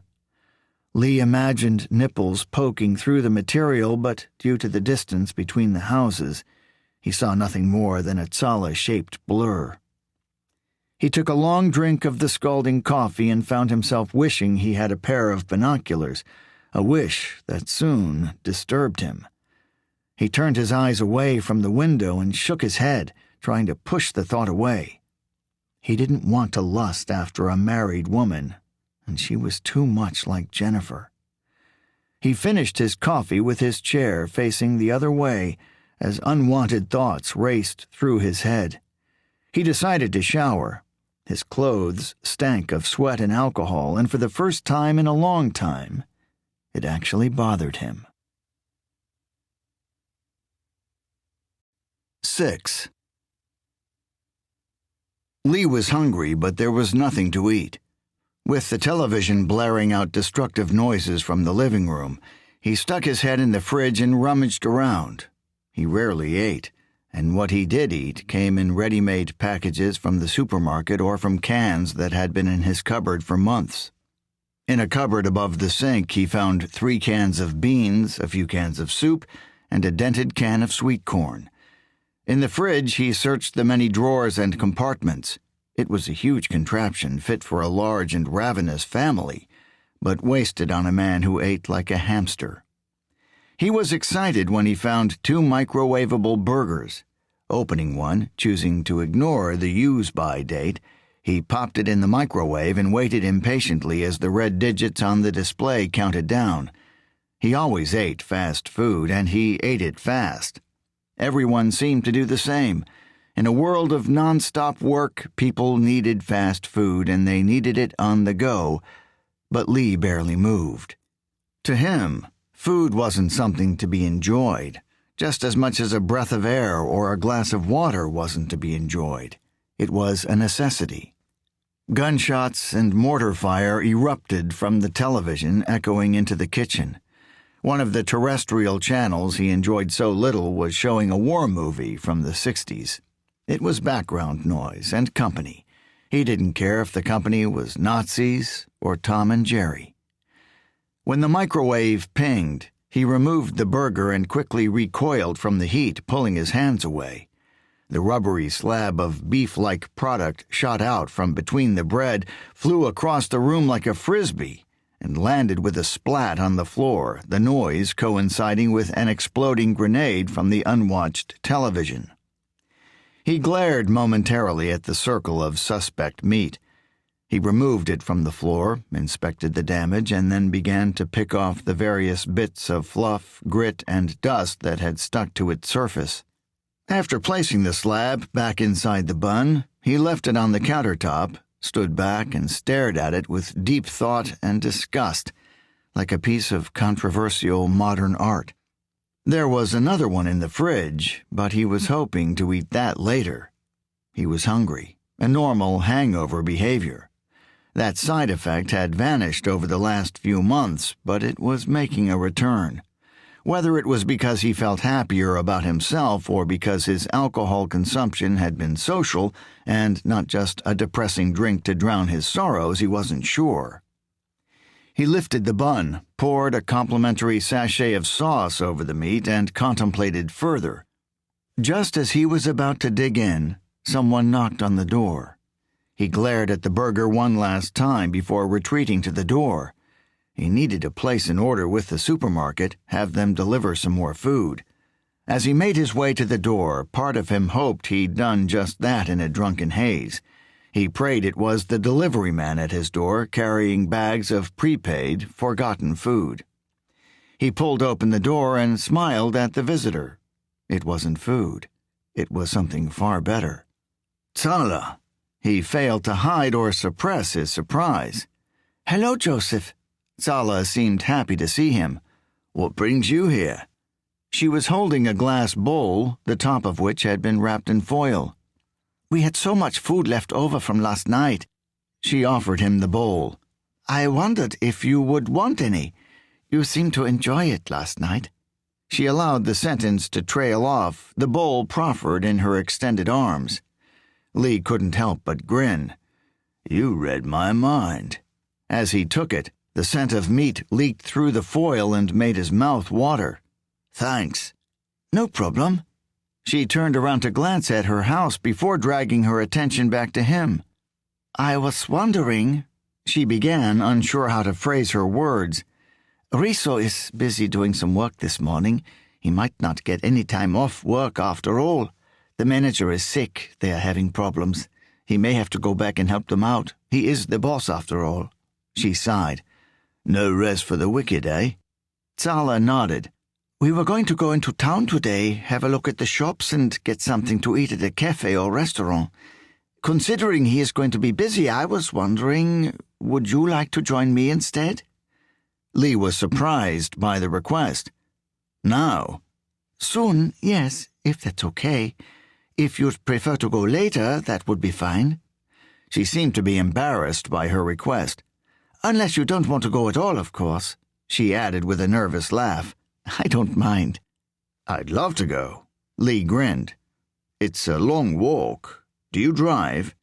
Jennifer's Porsche was still parked in the garage, gathering dust along with a small hatchback she used as a runaround, but Lee had never gotten his license. Zala looked relieved. Yes, I will drive us there. You will have to show me around, of course. We would be lost otherwise. Anywhere particular in mind? Lee's saliva increased as he spoke, the smell from the meat in his hands wreaking havoc on his empty stomach. Not really. I just want to get out of the house and have a look around town. I won't drag you into any clothing stores, I promise. I'll hold you to that. You can show me some good places, yes? Of course, I've lived here for years. He didn't mention that he had only been downtown a handful of times and never in the last year. I'll tell Riso and get my handbag. You come over when you are ready. Lee nodded. See you soon. 7. Lee watched the world float by out the passenger side window of the Lechnans' Mercedes. The drive into town should have taken 5 minutes, but Zala was taking directions from him, and he didn't really know where he was going. He'd missed a few turns, and they were now taking the long route. I didn't realize it was so far, she said as the car rolled onto a freshly laid road flanked by rows of houses. I think I may have missed a turn or two, he confessed, noting Zala's cheeky smile as he did so. I'm not with it this morning. Still a little hungover? I must be. The air in the car was thick and warm. Sunlight belted in through the windscreen and heated the leather seats. Zala had turned on the air conditioning, but it had yet to break the seemingly impenetrable warmth. A strong scent of vanilla hung in the balmy air, expelled by a pair of air fresheners that dangled from the rearview mirror, mingling with the sensual odor of Zala's perfume. Lee inhaled deeply through his nose, savoring the warmth and the magical scents, before exhaling slowly and tiredly. It was a fun night. Zala's eyes were fixed on the road as she spoke, her hands on the top of the wheel, her face set in complete concentration. Did you enjoy yourself? Yes, Lee nodded. I've been busy lately. It was nice to get out for once and let my hair down, so to speak. Take a left here. He had found his bearings, content he was no longer leading Zala to the middle of nowhere. I don't normally speak to the neighbors. I can't remember the last time any of them invited me over. He could remember. None of them ever had. Are they busy or just unsociable? Both. Either that or they don't like me. Zala sounded a moan of sympathy. What's not to like? You're a sweet man. Those words brought a smile to Lee's face, one that he tried and failed to hide. I think they're just unsociable, Zala concluded. You said you didn't know the man who lived in our house before us? Lee shook his head. Did you? Not really. We spoke, but only briefly. He seemed okay. We asked him about the neighborhood. He said it was peaceful and we wouldn't be disturbed. He wasn't a very talkative man. He seemed to have other things on his mind. She spoke slowly. She was clearly a nervous driver, devoting her full attention to the road, but without wanting to seem antisocial. Lee looked across at the pretty Austrian. Her posture was rigid, awkward, and as close to the steering wheel as the chair would allow. Living in a good neighborhood is important to you, isn't it? She nodded. We like peace and we like friendships. That's what communities are all about. Everyone looks out for everyone else and treats them with respect. In the old days, maybe. Everyone looks out for number one nowadays. Lee's words were bitter. He remembered the resentment he had received from the neighbors after Jennifer's murder. She, unlike Lee, did speak to the neighbors. She knew all of their names and spoke regularly with a few of them. Unfortunately, that's true. Although we thought it may be a friendly place to live, it certainly seemed like one. The crime figures are low and the people quiet. We looked at the crime figures. We also drove through here a few times on Friday nights on the weekend just to get a feel for it. Everything seemed peaceful and welcoming. A swarm of paranoia crept over Joseph, and not for the first time. He found himself wondering if she had heard about his wife's murder. He wondered if they knew but didn't want to mention it. "It is peaceful," he spoke slowly, his mind processing difficult thoughts. "How long ago did you begin to scope the place out?" He glanced casually out of the window, listening intently for her answer. Sala giggled at his choice of words. "A few weeks before we moved in," she said, much to his relief. Jennifer's murder only made the local news, and the Lechnans were living in a different district at the time. "Riso seems like a loud man who likes to party, but he likes peace just as much as me," Sala continued. "He works too hard to live in a noisy neighborhood. It is a shame it is not so friendly, though. I don't work, I stay at home all day. I was hoping to make a few friends, meet some other housewives. Together we could drink coffee and complain about men." Her eyes briefly skirted across to Lee, her head still fixed dead ahead. "I guess you'll do, though," she added with a cheeky smile. "Well, I could use the company," Lee agreed. "I'm not clued up on housewife talk, though. I'm not sure if I'm up to it." "It's not so hard." The car rolled onto the main street, and Sala made her way toward a large car park. "We swap some recipes, complain about our husbands and their habits. You can use Riso. He has enough bad habits to share between us both. We share some secrets, maybe watch some daytime TV." She paused, her tongue hanging out in deep concentration as she swerved the car into the car park. "Oh, and you have to love Johnny Depp." Lee considered the criteria as Sala parked the car. "I could go for that. Although I'd have to give the daytime TV a miss. I'm not a fan." "Nah, me neither. It's mind-numbing bullshit. But you love Johnny Depp?" she asked with raised eyebrows. "Sure, who doesn't?" "Okay," Sala gasped as she opened the car door. "You're officially a housewife. You're welcome to come over for a coffee anytime." They both stepped out of the car. Sala squinted away the sunshine and peered at Lee over the top of the Mercedes, the glare on the silver surface lighting up her face. "Are you hungry?" Joseph's stomach growled in excitement. He hadn't had time to eat any of the leftover meat. "Just a bit." "Then let's get some food."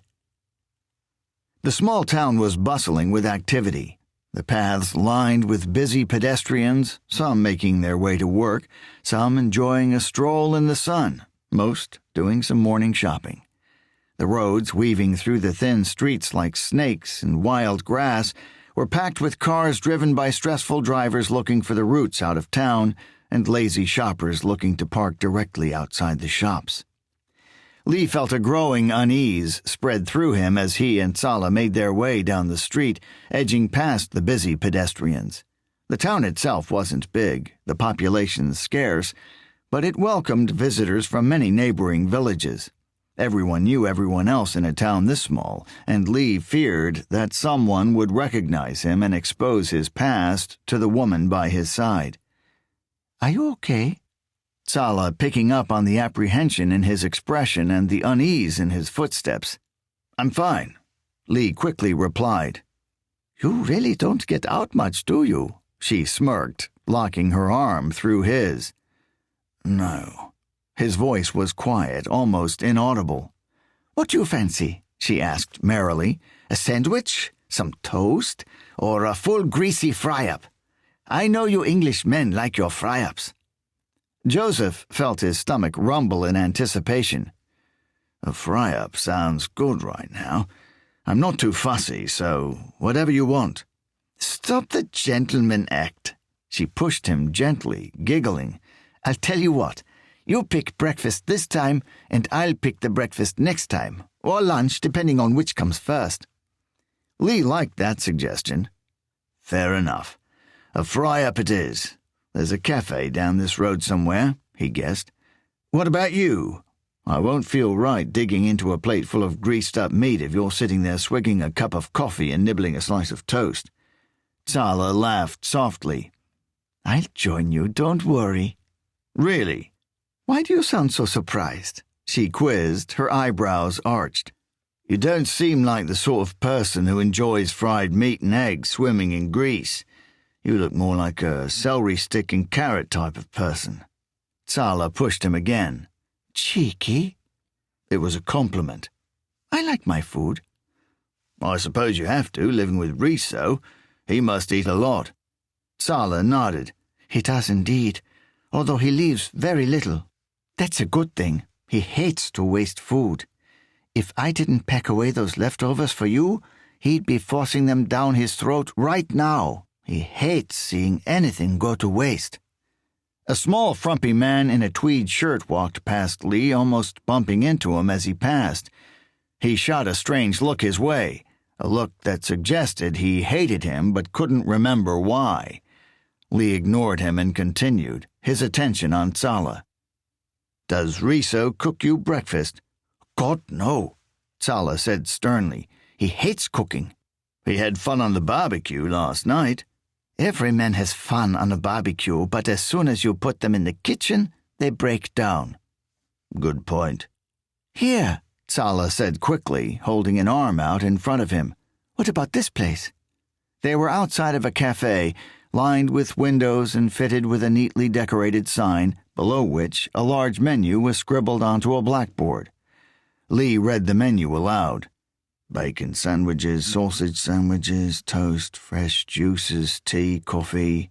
He mumbled the next few items on the list, skipping to the bottom, full English breakfast. The words had been written in large letters. Sounds good. He pushed the door open and looked into Tala's soft blue eyes. Off to you? 7 other diners sat at 3 separate tables in the cafe. 4 elderly women sat around the table closest to the door, sipping cups of coffee and chattering randomly. Lee heard the occasional ooh and aw as idle conversation passed through the group like a Mexican wave. None of the women looked at Lee and Tala as they entered, content in their own little world of gossip. Sitting at the back of the diner, as far from the ladies as possible, was an agitated man in his early 20s. He sat on the edge of his seat, his eyes constantly flickering around the cafe, scrutinizing each occupant many times over. His hands moved from the table, where a half-empty cup of coffee sat next to an empty breakfast plate, to his side and back again in a nervous manner. He didn't seem to know what to do with his body or his eyes, fiddling with them as if they belonged to someone else. Between the 2 tables was a middle-aged couple. They sat in silence, eating bacon sandwiches and drinking cups of tea. Occasionally they looked at each other, swapping pleasant smiles and the odd comment, their words spoken in hushed whispers. Tala and Lee sat 2 tables behind the silent couple, furthest away from the gossipy gathering, and 3 tables in front of the twitchy 20-something. Tala looked around as they sat, studying her surroundings with a look of intrigue. This place is... She paused as she looked for the right word. Her gaze crossed that of the anxious youngster, sending his nerves into rapture. A shithole, Lee offered. Tala frowned. Quaint was the word I was looking for. Good morning. A scruffy young waitress appeared from behind the counter. She stood next to their table, a notepad and pencil in hand. What can I get you guys? That was quick, Lee said under his breath, his eyes moving instinctively toward a rusted metal rack which propped up a menu. Do you want some time to look at the menu?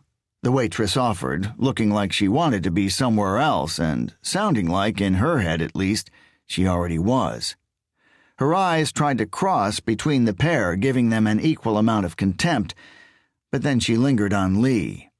It was clear she had recognized him, but couldn't quite work out who he was.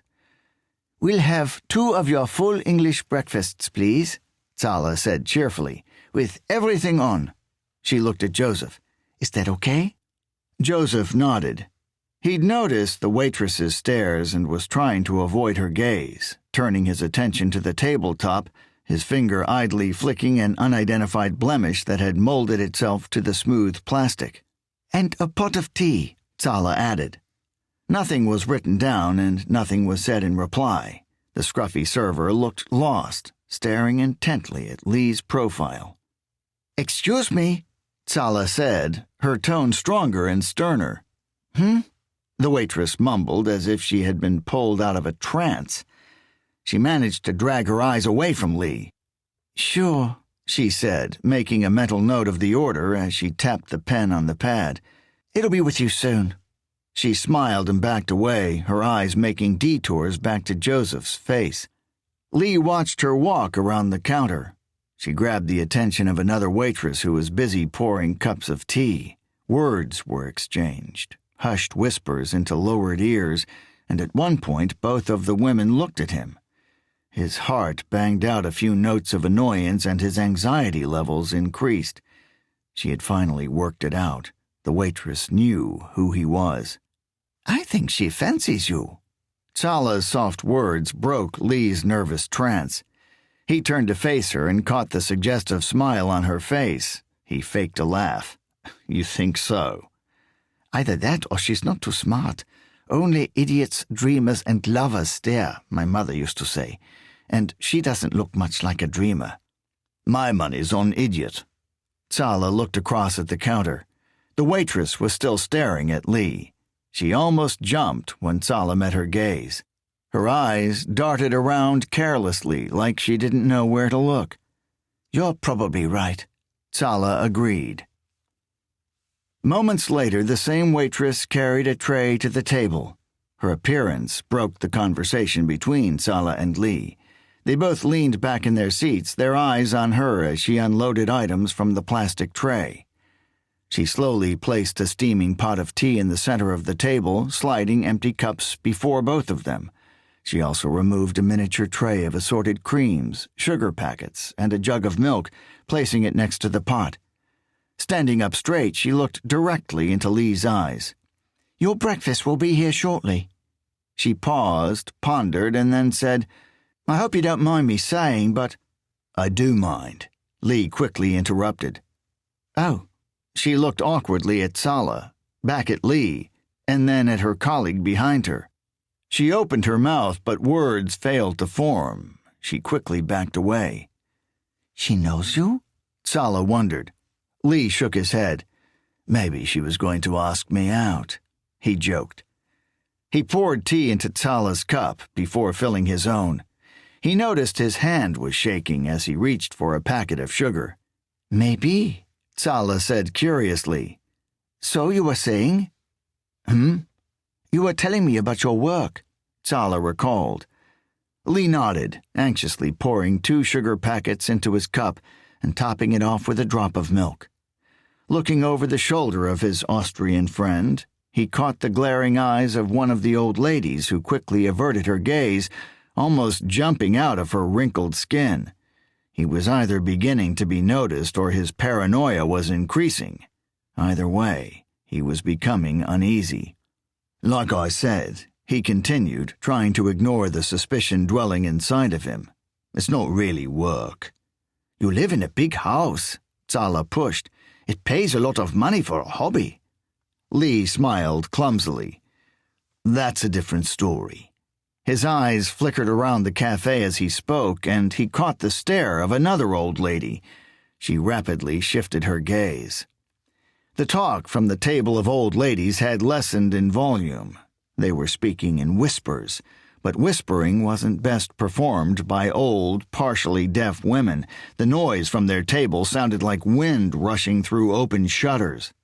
He picked up on the odd word, but not enough to form a conclusion. Zala took the hint, sensing his discomfort. "Either way," she said as she meticulously dripped milk into her tea, "you promised me you'd show me your work. Can I still hold you to that? Of course, but don't get your hopes up. It's nothing special. Let me be the judge of that. Do you paint much yourself? Lee dragged his attention away from the rest of the room, content to let his eyes rest on Sala's delicate features. I've tried, but I'm not very good. I prefer to observe. I never had much of a creative streak. But you can play the piano. That was all down to practice. She lifted her cup to her mouth, pursing her lips as she blew on the hot liquid. My dad was very strict, and he insisted that I learn to play a musical instrument and learn to speak a foreign language. While the other little girls were out playing, I was inside with my piano teacher. She took a sip from the scalding liquid and recoiled slightly as it burned her lips. Who, incidentally, was also my English teacher. Talented man. Yes, he was. He played the piano like a true great and spoke fluent English. Sala recalled with a touch of bitterness. He also taught me to appreciate art. He sounds like a good man. Yes, I suppose he does, doesn't he? The bitterness was still evident. What about your dad? Lee wondered. Did he play an instrument? Was he trying to get you to follow in his footsteps, or making sure you had all the things he didn't have? Sala smiled over her teacup, her curled lips cutting through the rising steam. My teacher was my dad, she said wryly. He knew a lot of things, but achieved nothing. He was a good teacher, but a terrible person and an even worse father. Oh, he hadn't been expecting that. Sorry. For what? Sala's cheeky smile had returned. Lee shook his head. I've no idea. It just seemed the right thing to say. Do you have any brothers or sisters? Just my dad and me. You seem to resent him, Joseph noticed. He knew he was treading on thin ice, but Sala's expression suggested that she didn't care if he broke anything. Like I said, he wasn't a very good father. She locked her blue eyes into his gaze as she spoke. I have a lot to thank him for, though. My mother died when I was 3. His own parents died when he was young, and he had no brothers or sisters. There was no one he could have turned to for help. He raised me on his own. He did a brilliant job. You've turned out perfectly fine. Thank you. Although I've only known you for a day, you could have a closet full of skeletons. She shook her head, grinned slyly. I don't keep them in the closet. Lee smiled. So, why the hatred for your father, then? He inquired, adding the obligatory, if you don't mind me asking. He had a somewhat alternative view to parenting. I was more his pupil than his daughter. He beat me when I did wrong. He had a set of rules and a belt for every rule that I broke. He was very organized that way. She paused to drink. Lee was too shocked to interject. He didn't really take me anywhere or even embrace me. I can't remember him telling me he loved me, ever. Sala noticed the shock in Lee's eyes. Don't look so startled. That was years ago, and my childhood wasn't a total failure. He did teach me what he knew, and if it hadn't have been for his teachings, God knows where I would be today. In the small town where I grew up, hardly any of the children went to school. If it wasn't for my father and his strict ways, I would have never had an education, and I probably wouldn't have met Riso. Lee sighed, not sure how to reply. He had his own problems and his own troubled past that he couldn't talk about, and dealing with someone else's was alien to him. Why didn't your father put any of his own abilities to good use? The short answer? Sala sighed softly. He was a drunken coward who liked to gamble too much. And the long answer, dare I ask? Warmth emanated from Sala's smile. She seemed comfortable talking to Lee about her past, and he was more than happy to listen. He was a talented, educated man. In his youth, he taught himself many things.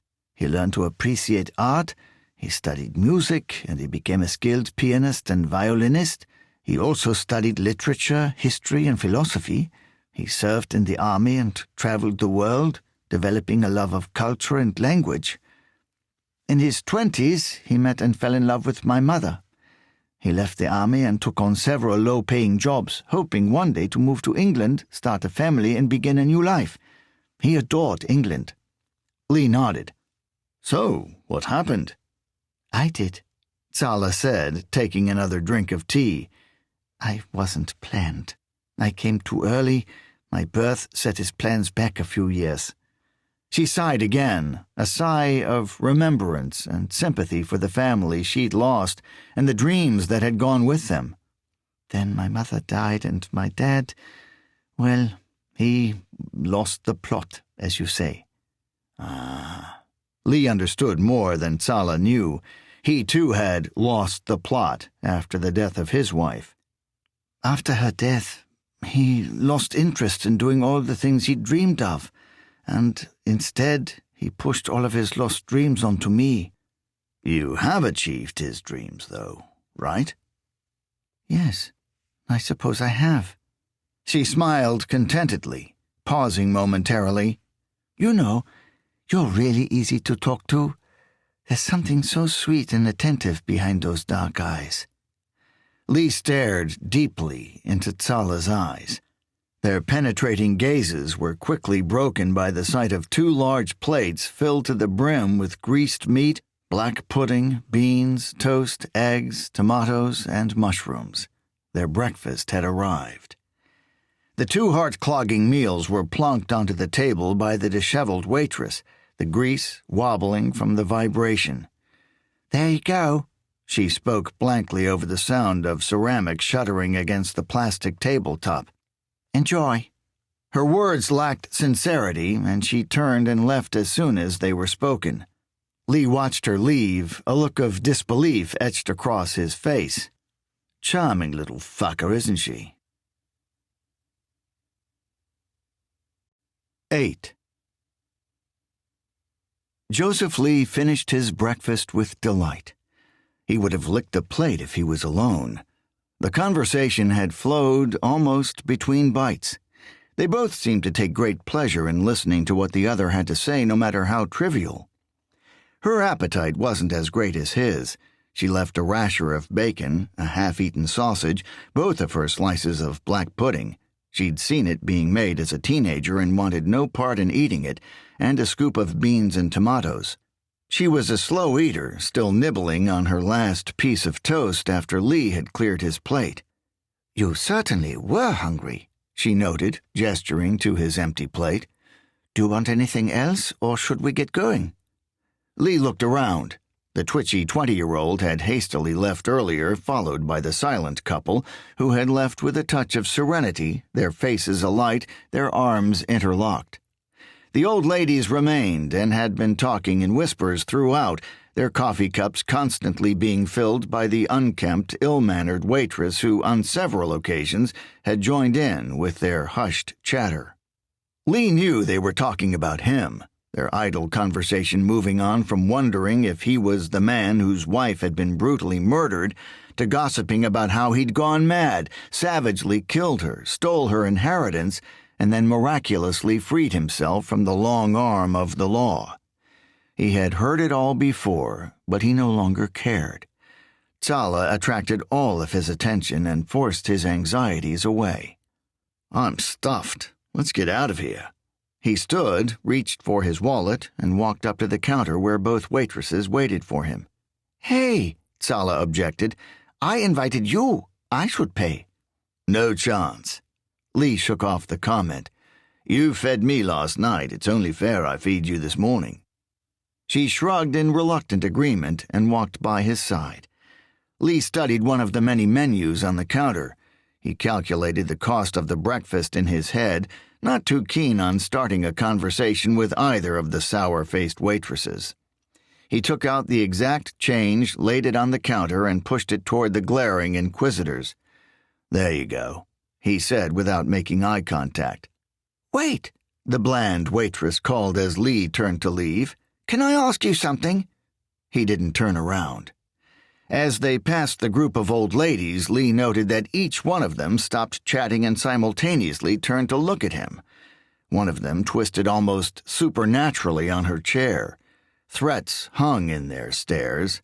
"We know who you are, you murderous bastard, you insane weirdo." But none of them said a word. They had conspired with the waitress in a plot to intimidate the innocent man, but they weren't counting on him speaking. "What?" Lee spat, stopping in front of the woman who had twisted her body awkwardly just to glare at him. "What do you want?" One of them mumbled incoherently. Another turned away. The twisted woman looked down at the floor, her twist now a yoga pose. Lee raised his eyebrows at the fourth woman who had yet to react. "I know who you are," she said, as though her words were going to send Joseph into a rhapsody of tears and regret. Lee turned to Tsala. "It seems I'm a local celebrity," he said calmly with a feigned touch of pride. He shook away his anger, told himself they weren't worth it, and then moved to escort Tsala out of the diner. They weren't going to let him walk free, though, and one of the old ladies shouted after him as he reached the door, "We all know what you did!" Lee paused again. "I'm sorry, Tsala. Can you please wait outside?" He glanced back at the nagging women. "I'll explain all of this to you later. I promise." Tsala did as was instructed and calmly left the cafe. Lee walked back to the table, pulled up a chair, and made himself comfortable. "What exactly did I do?" he asked politely. The women looked shocked at first, almost horrified. The one furthest away from him, feeling safer, spoke first. "You killed your wife," she accused. "Then you ran away," another chimed as the confidence of the group grew. Lee laughed. "Did I now?" He spoke bitterly through gritted teeth. He could feel the frustration and anger growing inside of him. "I didn't kill my wife. Killers go to jail. As much of a shithole as this is, it's certainly not jail. And I didn't run away. If you want to criticize and speculate, I suggest you pick up a newspaper now and then. It may not be entirely accurate, but it's better than getting all your information from gossiping, illiterate, senile old fucks." "Hey!" The two waitresses had moved from behind the counter and were advancing on the table. "We don't tolerate that kind of language in here," one of them warned. "And we don't want your kind here either," the other added. Lee shook his head in disbelief and stood with deliberate haste. All the women at the table flinched, a startled noise, the last gasp of a trampled rodent escaping from their lips. The waitresses took a step backward. Lee merely smiled, grinning at each of them in turn. He returned the chair to the empty table and left the building. "What was that all about?" Tsala was standing outside, leaning against the wall of the cafe, her expression surprisingly relaxed. Lee sighed. He didn't want Tsala to know about Jennifer, lest she judge him just like everyone else. He motioned for her to walk with him down the street. "There are a few things I haven't told you," he began as they strode away from the diner. He had only known her for a day, and he reasoned that she didn't know him enough to trust him. She didn't know him enough to believe he was innocent. But unlike the gossiping old townspeople, Tsala had intelligence and an open mind. She had also told him about her own troubled past, so she did trust him to an extent. "But now isn't the time," he continued. "I'll tell you later, when we're less—" He looked around at the swarms of people on the street. "Surrounded," he finished uncomfortably. "Oh, okay." "I'm sorry for losing it in there," he apologized. "I'm not normally like that. I don't have a short fuse, I just—" "You're a nice man," Tsala finished for him. "I'm sure you have good reason. You can invite me over for a coffee when we get back home, and you can explain yourself then." Joseph opened his mouth to speak, but realized that Tsala had done all the talking for him. He smiled.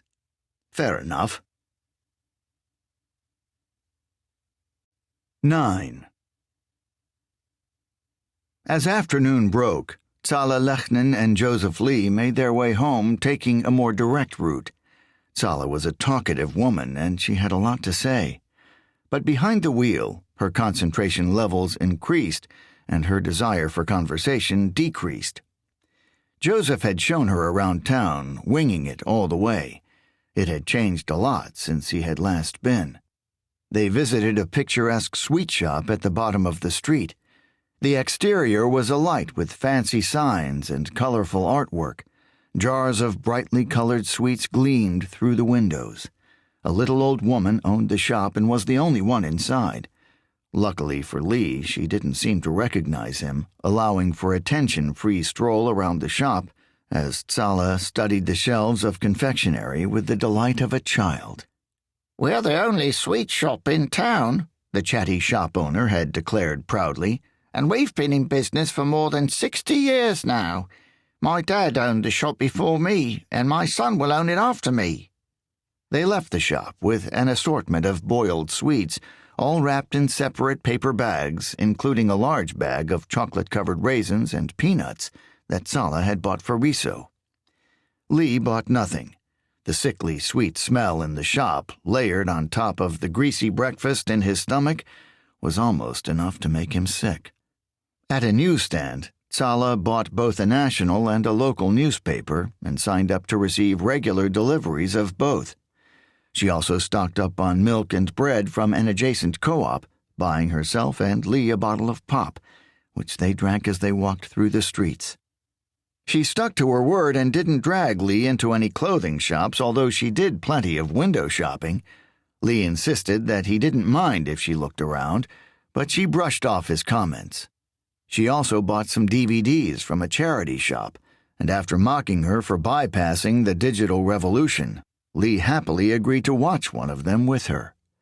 They chose together, picking a copy of a classic horror title to go along with an old James Bond release. Apparently Riso was a huge fan, which didn't come as much of a surprise to Joseph. They spoke constantly, but never about what happened in the cafe. Despite his anxiety about being outside, among what his paranoia told him was a crowd of people who all thought he was a murderer, Lee thoroughly enjoyed himself. He was so consumed with Tsala that he hadn't deluded himself with what others might have been thinking or saying behind his back. They finished off the morning with a drink and a game of pool at one of the local pubs. Tsala ordered a small glass of lemonade while Lee chugged 2 pints of lager. Her slow, steady, and haphazard style of play triumphed. She beat him 7-5, teasing him all the way back to the car.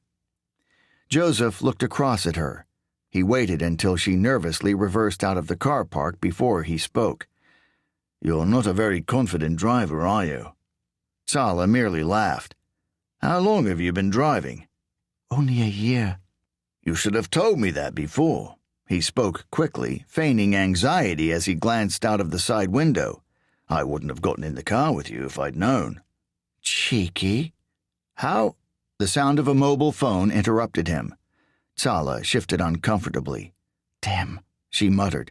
"Can you get that? It's probably just Riso. Here." She gestured toward her jacket pocket with a thrust of her hips. "If you don't mind." Without hesitation, Joseph dug his hand into the pocket and retrieved a large black smartphone. The face was alight with an orange glow, the words, "My darling Riso," superimposed over the orange background. He struggled to work the device. He hadn't used a mobile phone for years. It felt so brittle in his hands, so delicate and responsive to his callous touch. "Drag the bar across," Tsala instructed. He managed to answer the call. He stared at the phone unsurely for a few moments, dragging it to his ear when he heard an expectant voice crackle out of it. "Hello?" "Hey!" Riso hesitated momentarily. "Mr. Lee?" "Yes," Lee confirmed, suddenly aware that he was nodding. He quickly stopped. "Tsala is driving." "Ah, I see. So she hasn't killed you yet, then?" Lee laughed awkwardly. "She's a funny thing behind the wheel. Is she sticking out her tongue?" Lee looked across at the concentrated driver. "Yes." "Has she blinked yet?" He laughed again. "Just once or twice." Riso's coarse laugh echoed venomously down the line. Lee found himself pulling the device away from his ear. "How have you two been today?" the big Austrian inquired. "She's been treating you okay, I hope." "Yes, it's been fun." He felt slightly awkward about telling a husband how much fun he'd had with his wife. "I'm glad you two enjoyed yourself." He seemed genuinely happy. "I just phoned to tell her I'll be home late tonight. This place is falling apart without me. Work is piling up." "Okay." "Tell her not to bother cooking me anything. I'll grab a big greasy takeaway on my way home. It beats home cooking any day, if you ask me." Lee laughed. "Don't tell her I said that, though." "Of course." "Tell her I'll phone her later, would you?" "I will do." "I'll speak to you soon. Don't be a stranger, right?" "I won't. See you later, Riso." He lowered the phone, waited to make sure the call had ended, and then slipped it back into Tsala's pocket. What did he have to say? She wondered. They were less than a minute from home. Lee was very impressed and somewhat amazed at her sense of direction. She hadn't once asked him which turning to take. "He's busy at work. He says he won't be back until late and not to bother cooking him anything." He kindly left out the part about the takeaway. "He said he'll call you later." Tsala sighed.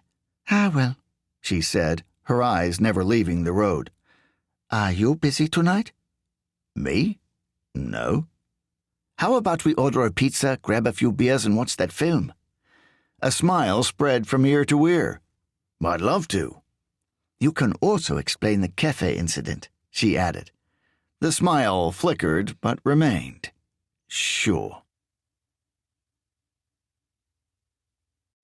10. Joseph Lee settled in front of the television and stared at the clock above it. It was 5 minutes to 7. He watched the minute hand tick over in anticipation and wondered about the night ahead and the day that preceded it. After his artery-clogging breakfast, his insatiable appetite had remained. He reheated some of the leftover meat, opened a can of beans, and combined the two. Tsala had retired to her house and would arrive at 7. Lee hadn't welcomed guests in a long time. In fact, he had never welcomed guests. Jennifer had the social life. She had been the entertainer, not him.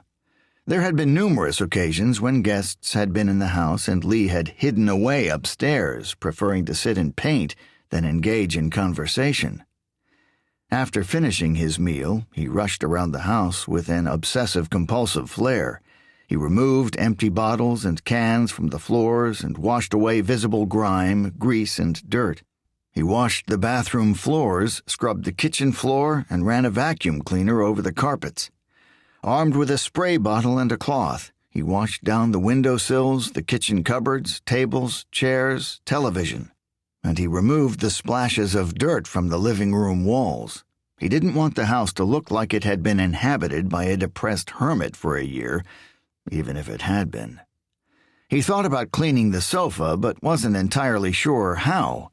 He guessed he could figure out how to remove the covers from the cushions, but doubted he could figure out how to wash them, dry them, and replace them in time. Instead, he sprayed them, practically soaking them with Febreze, and flipped them over stain side down. He finished at 6, out of breath, red-faced, and exhausted.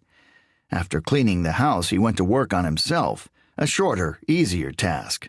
He showered, changed into a clean pair of clothes, and relaxed on the bed for a while, waiting for his heart to slow and for 2 painkillers to kick in and rid him of a nasty headache. The housework had driven all the energy out of him. To force some back in, he dropped a couple of caffeine pills and washed them down with an energy drink, both of which he used regularly to keep himself awake on the nights he refused to dream. He was relaxed and calm. He flicked on the television and lowered the volume. He watched the minute hand drop another notch. Along with the smell of Febreze, which purged from the sofa, his senses flared with a fresh meadow scent. He had covered the house with air freshener, removing the stale, lived-in smell. His mind had been running riot with thoughts of what the Austrian would think. What would she think of his house? What would she think of him? He was nervous and tense. He felt like he was back in college trying to impress a fellow student, although the only fellow student he had ever tried to impress was Jennifer. The sound of knocking interrupted his thoughts. She was on time. He rushed to the door, stopping to check his appearance before preparing a welcoming smile. Tzala Lechnin glowed. She wore blue jeans that opened slightly around her lower thighs and legs, giving a baggy appearance but clinging tightly to her buttocks and tops of her thighs. She wore a frilly white shawl, wide and short. It spread across her chest like a sheet, covering her breasts and draping loosely from her delicate shoulders. The material stopped just above her navel, revealing her flat, tanned stomach. A beautiful glow radiated from her face. Her soft skin was illuminated by a fine layer of foundation, her bright blue eyes lit by a soft strip of eyeliner and framed with deep black mascara. Her hair remained the same, but looked a touch curlier and seemed to shine in the glow of the streetlights. She held the DVD and a plastic bag that bulged promisingly with cans of lager. Lee stepped aside, inhaling her sensual scent as she shuffled past. She walked straight into the living room in her usual relaxed and forward manner. Her eyes scanned her surroundings. "I'm impressed," she said, nodding in approval. "With what?" Lee closed the door and followed her as she made her way around the room. "With the house. For a single man, you've managed to keep the place in good condition. I was half expecting piles of pizza boxes and empty cans of lager. I thought I would have to swim in." Lee smirked guiltily. "Thanks." He stared at the arch of her back and traced the curve of her spine until his eyes rested on her buttocks. He immediately pulled his gaze away, worried she would catch him. "Let me take those." He reached for the bag in her hand. She allowed him to take it, her eyes still surveying the freshly cleaned interior. He took it to the kitchen and began to remove the cans, placing them in the fridge.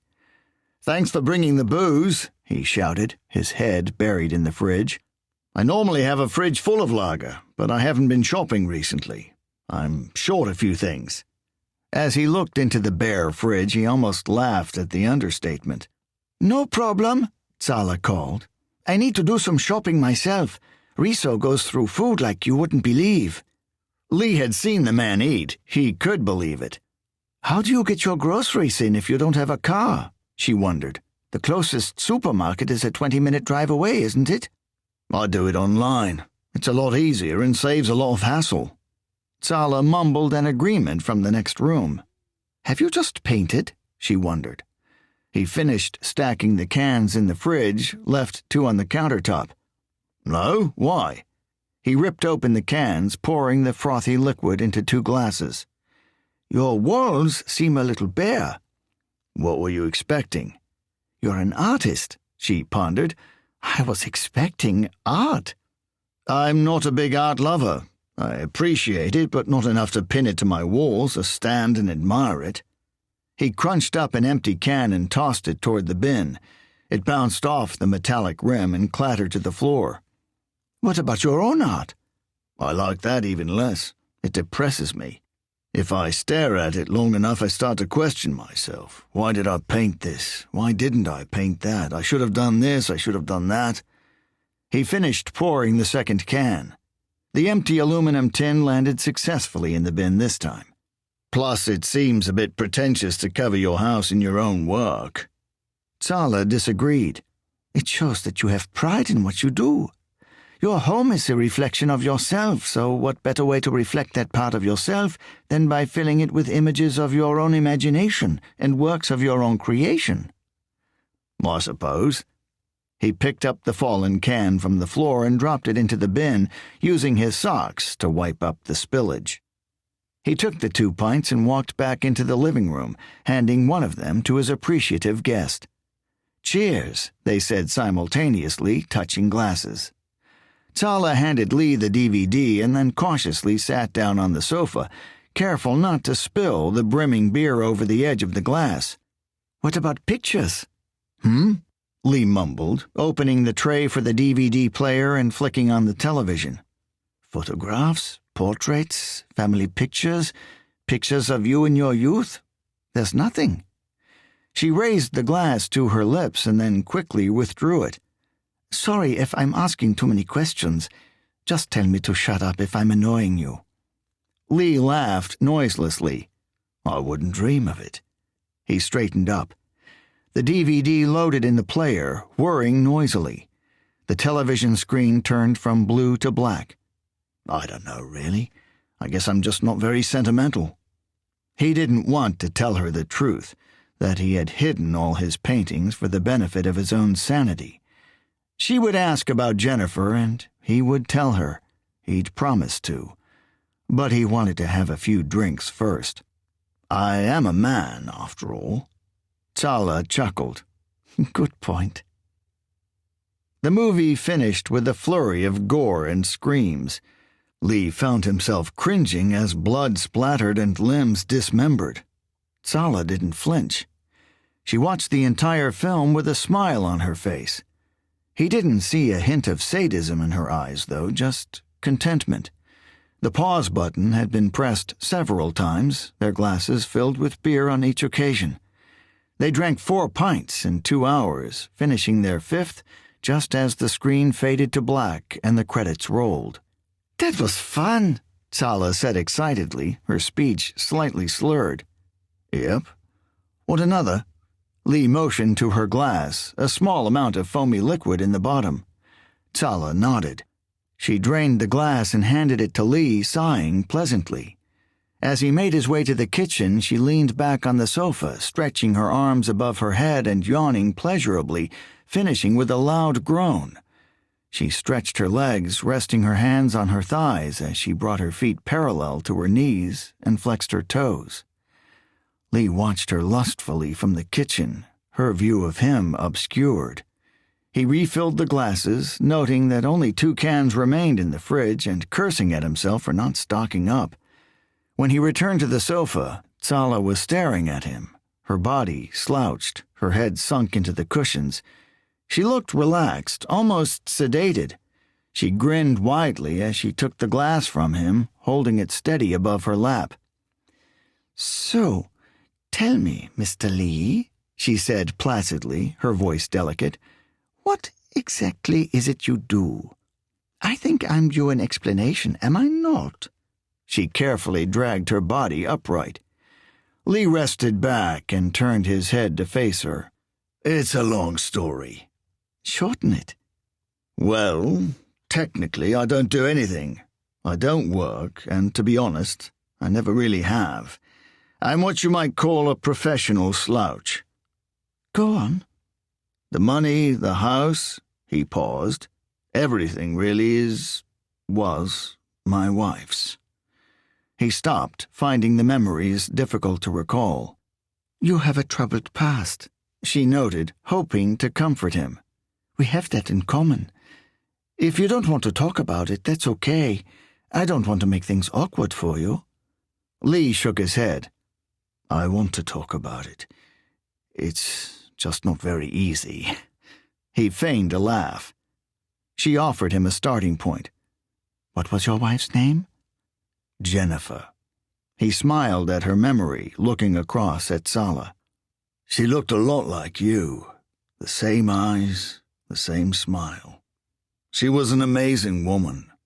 He retracted his gaze awkwardly. You have mentioned her name a few times, Tsala said warmly. You said her name the first time you saw me. I've been wondering about that. I suppose it makes sense now. So, what was she like? What did she do? She was amazing. Generous, sweet. She had a lot of time for me when no one else did. When we met, I was a social outcast. My relationships lasted days and normally ended in feuds. My friendships lasted longer, but ended in fights. I was always a loner, but I liked it that way. You could say I was independent and free, but it was more like unsociable and hate-filled. Jennifer changed that. She became my best friend and my lover. She even helped recoup my relationships with my family, who I'd pushed out of my life. Lee looked away from Tsala as he spoke, staring at the television as if the blank screen helped his recall. She was a career-driven woman. She loved her work, he concluded. What did she do? She was a lawyer, a very successful one. She bought this house. Her parents left her a fortune in their will, but I don't think she touched a penny. She didn't need to. He took a sip of his beer, grimaced at the memory of his in-laws. They hated me. All of her family did. Why? Because I was a nobody. I still am. I never worked. I never held down a job. They were all successful, hard-working people, so they resented me. They said I was leeching off Jennifer, using her for her money. A set of fucking wankers, if you ask me. I never paid attention to them anyway. Her dad was a stuck-up prick who spent his days playing golf and drinking. Her mother was hooked on more prescription meds than Elvis. You shouldn't have taken their judgments to heart. They don't seem like decent people themselves. Who are they to judge? I didn't really care what they thought. He sighed and sank back into the sofa, falling silent. What about your family? Tsala wondered. They're good people. Not as well off, but not as judgmental either. He took a deep breath and met Tsala's caring gaze. My wife was murdered nearly a year ago, he said abruptly. Tsala's eyes widened, shocked, but she didn't move or avert her gaze. I'm sorry to hear that. She sounded genuine. I was the prime suspect, Joseph explained. They were sure I killed her, neglecting the fact that I was unconscious and bleeding at the time. My face was plastered all over the news. The story covered the entire district. Every local paper and TV station had me pinned as the murderer. I was never officially arrested or charged, but the motive was enough to convict me in the eyes of the press. He looked deeply into Tsala's eyes. She was following every word. I didn't kill her. I would never have done such a thing. Tsala nodded. The whole town turned against me. Even my own family broke off contact.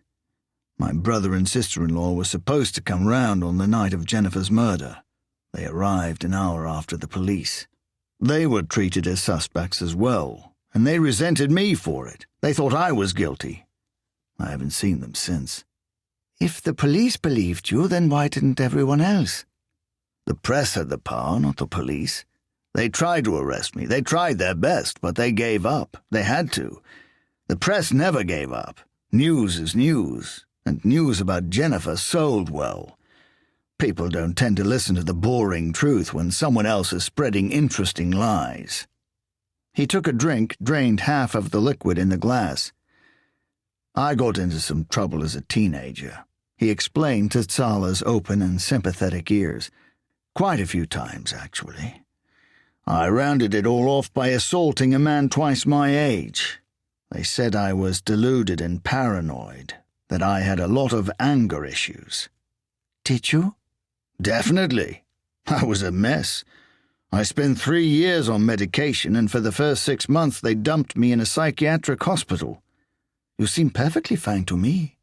I am now, he confirmed. I got my life back on track, promised the mental health team I would start a college course, which I did. Not long after that, I met Jennifer, and the rest was history.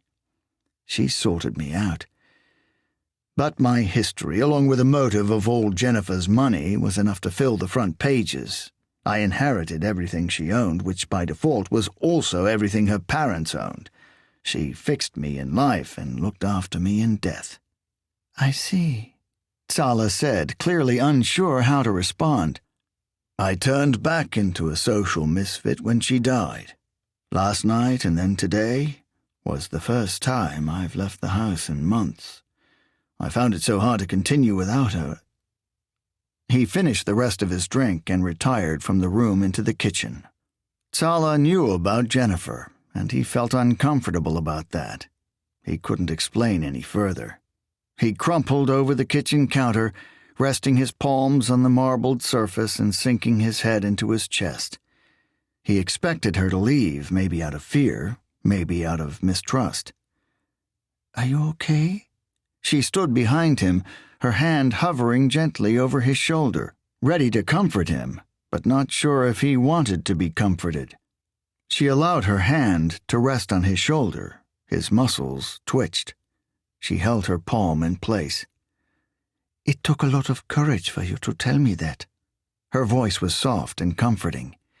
He straightened up and turned to face her. I didn't kill her. Sala nodded. I believe you. And so did the police. That makes you innocent in my book. You can leave if you feel uncomfortable, he said. Sala rubbed her chin. She pondered lightly. I have a better idea. She produced her mobile phone from her pocket. Why don't we stop this depressive talk, order a pizza and watch some television? He laughed, agreed. Cheers, he said softly. For what? Go and sit down, you big softy. Find the number for the pizza place. I'm starving. They returned to the sofa and found a talk show, which they watched with the volume lowered. They drank the final 2 beers, both of them merry, tipsy, and relaxed. The conversation stayed light and unobtrusive, and Lee's mood gradually increased until he felt comfortable in his own skin again.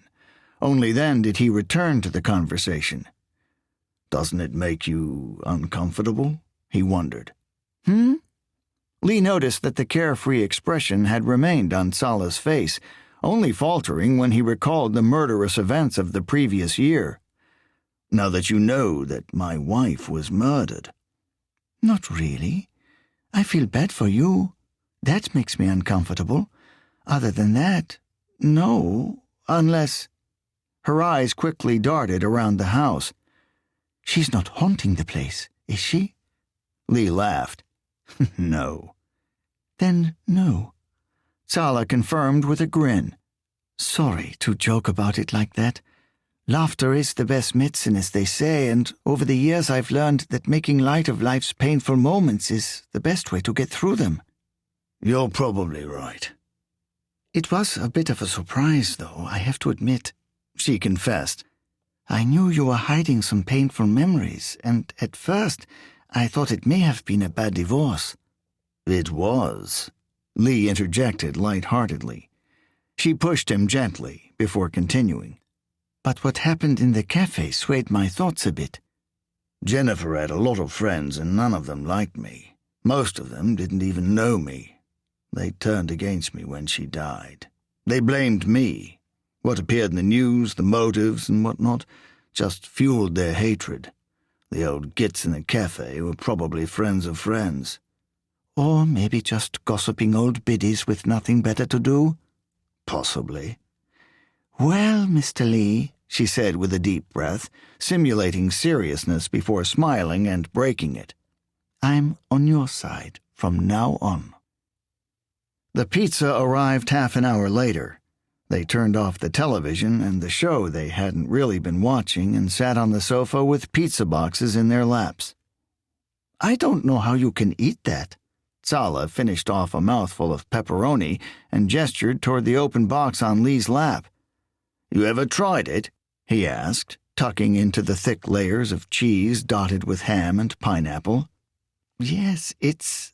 She looked for the right word, nibbling on a bit of crust. She had an unusual way of eating the pizza. She nibbled away the crusts first, then rotated the slice and ate from the point.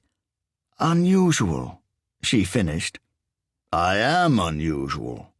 I agree, she said with a mouthful of food. But pineapple on a pizza? That's too much. It's beyond unusual, stretching into the boundaries of absurd. Show me the guy who first put fruit on a pizza, and I'll show you a raging homosexual with a fetish for Hawaiian shirts. He sounds like a nice guy. Have you ever had cherries or bananas on a pizza? Sala wondered. No. Would you? No. Why? Because that's just weird. Exactly. Fruit does not belong on a pizza. Isn't tomato a fruit? I don't think so. I'm sure it is. It's one of those fruits that everyone thinks is a vegetable. You're thinking of something else, Zala assured. Strawberries, probably. She laughed, firing bread shrapnel over the floor. Lee laughed as well, his cheeks bulging like a hamster. I've eaten like a pig today, she said lightly as she began to deprive another slice of its crust. Riso would be proud. I'll have to work it off in the gym. Have you joined a gym around here? Lee's attention moved from his pizza to Zala. I have some equipment at home. She paused to swallow. Well, I have an exercise bike. Are there any good gyms nearby? You're asking the wrong man. Surely Riso goes to the gym. He did. He hasn't found one up here yet. He goes to different gyms, though. Less machines, more weights. She spoke between chews. He says a gym shouldn't be populated by middle-aged women sweating on treadmills or hyperventilating on rowing machines. He prefers the free weights, barbell-only type places, full of testosterone-pumped bodybuilders. I'd be careful if I were you. He might try to drag you into one. He'll be looking for a training partner. What's that supposed to mean? I can handle myself. Zala laughed at the comment. She held her hand to her mouth to stop the food from shooting out. I used to work out quite a bit, Lee said in defense. It's been a while, to be fair. You should get back into it, shed some of that puppy fat. She tapped a hand on his midsection, beating out a hollow drumming sound from the roll of fat that hung around his lazy waist. Lee imagined his current physical state being put through its paces in the gym. Maybe I'll just think of an excuse if Riso asks me to go with him. Make it a good one. He can be convincing. Anyone his size can be convincing. Oh, she barked, a memory jumping into her head. That reminds me. I think he wants to dig the garden up. He likes to keep up appearances and says the garden looks unkempt. He might ask you to help him out this weekend, do some male bonding. Lee nodded. I need to sort mine out as well. It's wild out there, more weeds than flowers, more weeds than grass. He'll help you out. It should be nice this weekend. I might even join you guys. Zala was down to her last piece of pizza, which she had singled out for special treatment. She was saving the crust for last. There'll be a lot of digging, Lee said, remembering the mass of weeds and overgrown foliage that had amassed in both of their gardens, especially his. You won't need to go to a gym if you help us out. I'll supervise. I hate getting dirty. Lee finished his pizza and washed it down with what remained of his beer. Zala soon followed. She then rested back on the sofa, holding her stomach and sighing softly. I'm stuffed, she said, her eyes half closed. I'll have to get going soon. Riso will be home. She raised her hand to her mouth to cover an inaudible burp, which she politely apologized for. I hope he isn't hungry. I can't be bothered to make him anything. It's nearly 10, Lee noted. It's too late to cook. If he's hungry, he won't want much, surely. He can wait until morning. Zala shook her head lazily. Not Riso. He's like a baby. If he isn't fed, he probably won't sleep. I'll be up with him all night. I suppose a man like him needs to eat. A man like him never stops eating. Within minutes, Lee watched Zala quickly deteriorate, her eyes heavier, her words slower, slurred, and more incoherent. They watched television in silence until Lee also felt a swarm of tiredness creep over him. Before they both fell asleep on the sofa, she wished him a good night with a soft yawn and a gentle kiss on the cheek. Joseph watched her stumble across the road and disappear into her house. He smiled deeply to himself, knowing he was in for a rare good night's sleep. 11. The next few days passed quickly and smoothly, steeped in a contentment that had previously been banished from Joseph Lee's life. He no longer felt the need to plug his days with monotonous activities and mundane tasks to pass time and skip from tedious minute to tedious minute. In the mornings he woke with a smile and not a start. His dreams were obscure, meaningless, and light. The images of Jennifer's slaughtered corpse no longer entered his sleeping mind, nor did they find their way into his vegetated waking state. He didn't stare meaninglessly anymore and didn't force his mind from reality. Everything he did, every activity he engaged in, was no longer overshadowed by boredom and feelings of pointlessness. He began to enjoy things again, engaging with the world. He also found the creativity to paint and write again. A flood of inspiration entered his mind, expanding throughout the hollow void. He wrote sonnets and odes to his own depression, allowing his previous feelings of hopelessness to fill out the pages. He also wrote limericks and comical couplets while drunk and merry one night. He painted pictures of the view beyond the tall windows, the street, the gardens, the opposing houses. He drew inspiration from pictures and magazine covers, even sketching a portrait of a soap star he found on the front of a magazine that had dropped through his door. He painted Sala Lechnin, changing her appearance with shades and marks that linked more to her warm personality than her striking beauty, ensuring memories of Jennifer stayed away. One morning, as he looked out of the expansive studio windows with the sun beaming a bright orange glow over the street, he watched Sala sunbathing on her front lawn, taking in as much of the autumn sunshine as she could. He painted her as she lay, surrounded by the leafy garden and the backdrop of the house. She was the centerpiece of the painting, her golden skin glowing, her glossy hair glittering, her slender body relaxed and reclined. He hung that painting and a few others on the walls of the studio, bringing color back into the bright room. He also rehung some of his favorite artwork to help decorate the walls, making sure that Jennifer appeared in none of them. The beautiful Austrian, who had inspired his sudden change of mood, had been to see him every day. She came to his house for coffee and chit-chats, and he repaid the gesture. They shared mindless banter and swapped opinions on everything from pop music to politics. They had a lot of interests in common, and what they didn't have in common they teased each other about. Lee also spent time with Riso, seeing the giant after work and enjoying the odd beer with him. He also spent another night at the Lechnin's house after being invited over for dinner. While sharing another hefty meal, he dug deeper into the big man's past and shared some of his own. The more time he spent with Riso, the more he liked him.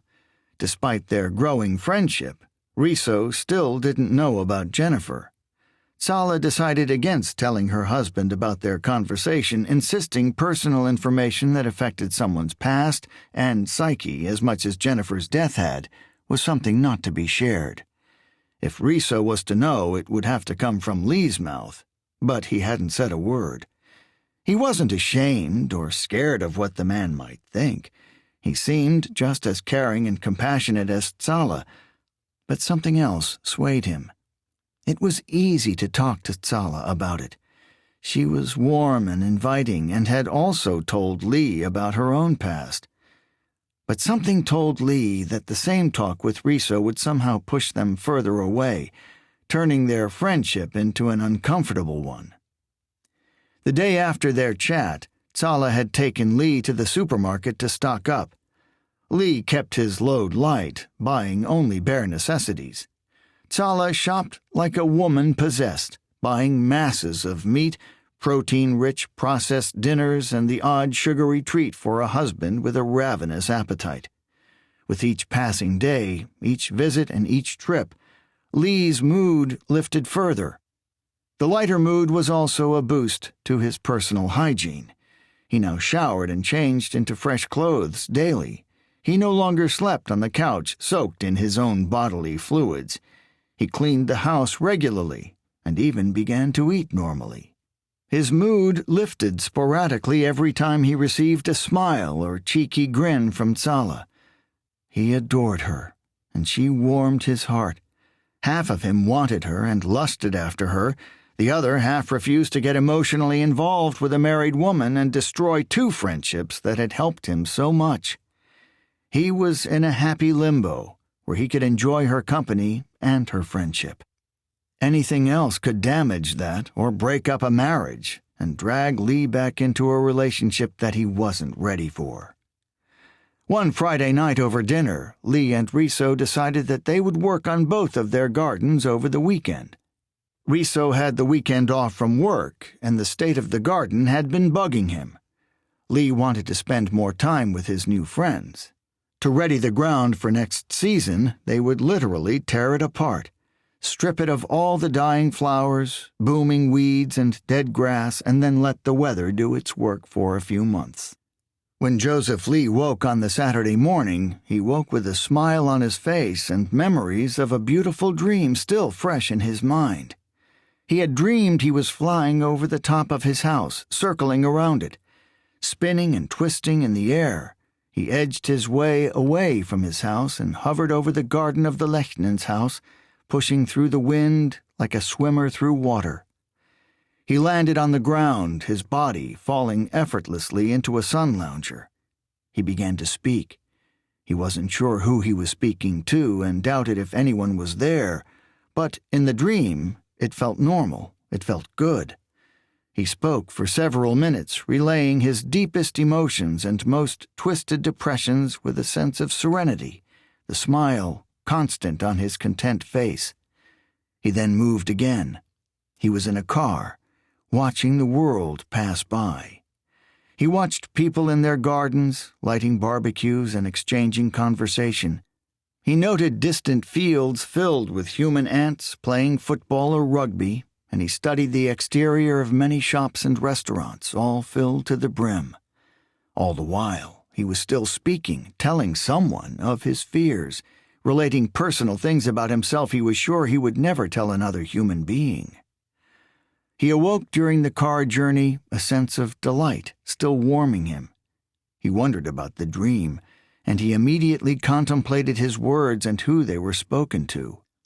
Tsala was the first suspect to jump into his mind, but his dreaming state had made no announcement of her presence. Even as he floated over her house, he hadn't recalled seeing her or thinking about her. He had been the only person in the dream, the others mere passing scenery that only existed for his amusement. He was the only person in the world, yet he was merely a spectator. Clearing his throat of a dry tingle, he shrugged off the dream and lifted his legs out of bed, swinging his body after them. He didn't care what the dream was about. It made him feel good, and that's what mattered. There was no better way to start the day. He showered with the radio on, singing along to the songs even though he was hearing them for the first time. He climbed out of the shower, danced naked in front of the mirror, laughing at himself as he shaved. He ran down the stairs, jumped, and slid across the laminated hallway floor, surfing on socks all the way to the carpeted floor of the living room. Flicking on the television, a habit he hadn't broken or even become aware of, he entered the kitchen, turned on the kettle, and rummaged through the cupboards for his breakfast. He fried 2 eggs and 2 rashers of bacon, layered them between 2 slices of toast, squirted on a dollop of ketchup, and dug in, walking and eating on his way to the living room. When he finished eating, he boiled the kettle for the second time and made himself a cup of black coffee, which he sipped as he sat on the sofa. His almost euphoric state of mind had decreased within the hour and settled into a generic feeling of satisfaction. He was still watching television and enjoying his 3rd cup of coffee when the door sounded. He answered it with a smile. Orange sunlight glared at him when he opened the door. The air was light and cool, the temperature mild and moderate, but enough to warm his skin in direct sunlight. "Hello there." The man in front of him wore a suit and held a clipboard. When he tilted his head to look down at the papers attached to the wooden board, Lee noticed a large bald spot on his head. "Mr. Lee, is it?" Lee's smile began to fade. Strangers who wore suits and called you Mr. tended to want to sell you something. "That's right," he said bleakly. The man held out his hand. "James Holdsworth," he said with a grin. Lee looked indifferently at the hand, his arms folded across his chest before turning his attention back to the suited man's face. "What do you want?" "Just a moment of your time," the man replied, unperturbed. With his arms still folded across his chest in a defiant, defensive manner, Lee nodded and raised his eyebrows. "May I ask how long you have lived in this area?" "How do you know my name?" Joseph suddenly wondered. "Well," the man said in a jolly manner, "you are registered to vote. Your details were provided by—" "Vote?" Lee spat out the word with disgust. He looked the man up and down to confirm his suspicions. "You're a fucking politician, aren't you?" The smile dimmed on the man's face. "I'm your local member of Parliament," he confirmed. "My local member of Parliament?" "For this district, yes." The politician tried to regain his composure, clawing it back with each spoken word. "I've never seen you before." He laughed subtly. "Well, I don't make a point of meeting everyone in the area," he said with a chuckle. "I do my best to help out every member of the community, of course, but—" "Uh-huh," Lee interjected disinterestedly. "I'm pretty sure I wrote to you before," he remembered. "I was being harassed by the police, my local community, and the press. I wrote to you to ask for help." "Unfortunately, politics is a very busy lifestyle. I'm here now. Perhaps I can help," he said in a practiced tone. "You want to help now?" Holdsworth nodded. "You didn't give a shit a year ago when the people of this town, your people, harassed the fuck out of me, but you want to help now?" Holdsworth grinned and nodded. Lee frowned, released a long sigh. "There's an election coming up, isn't there?" "Well, actually, yes, there is." He coughed, quickly changed his tone, and produced a leaflet. "I wonder if I could show you this. We have some big changes in mind for this town. We have many schemes in—" "I'm not interested." "Perhaps I can help you with your problem," Holdsworth offered. "I do apologize if I never replied to a request of yours initially. May I ask what it concerns?" "Why are you door-knocking anyway? Isn't that below you?" "Of course not. I always like to engage with my public." "Yet you only engage with them when you want to be re-elected." "You have a cynical mind, I see." His tone was pleasant, hoping to restore some friendliness to the conversation. "Cynical? No. Realistic. As far as I'm concerned, all you politicians are a bunch of lying, cheating, crooked wankers.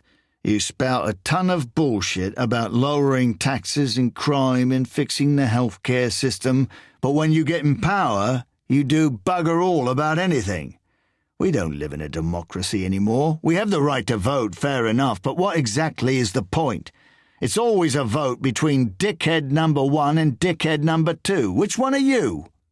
Holdsworth's face contorted into a mixture of confusion and regret. "I'm running on behalf of the Liberal Demo—" "Ah," Lee interrupted, nodding. "A Lib Dem. That would make you dickhead number 3. You see, you're just the same as dickheads 1 and 2. You just share a few ever-so-slight differences of opinion. 1 likes fish and chips, 2 tucks into some bangers and mash. You lot prefer salad. You all still eat out of the gutter." "I'm not sure I understand." "You're a bunch of useless, cheating, conniving—" "Look, Mr. Lee, I didn't come here to be insulted." "Then you shouldn't have fucking come here, should you?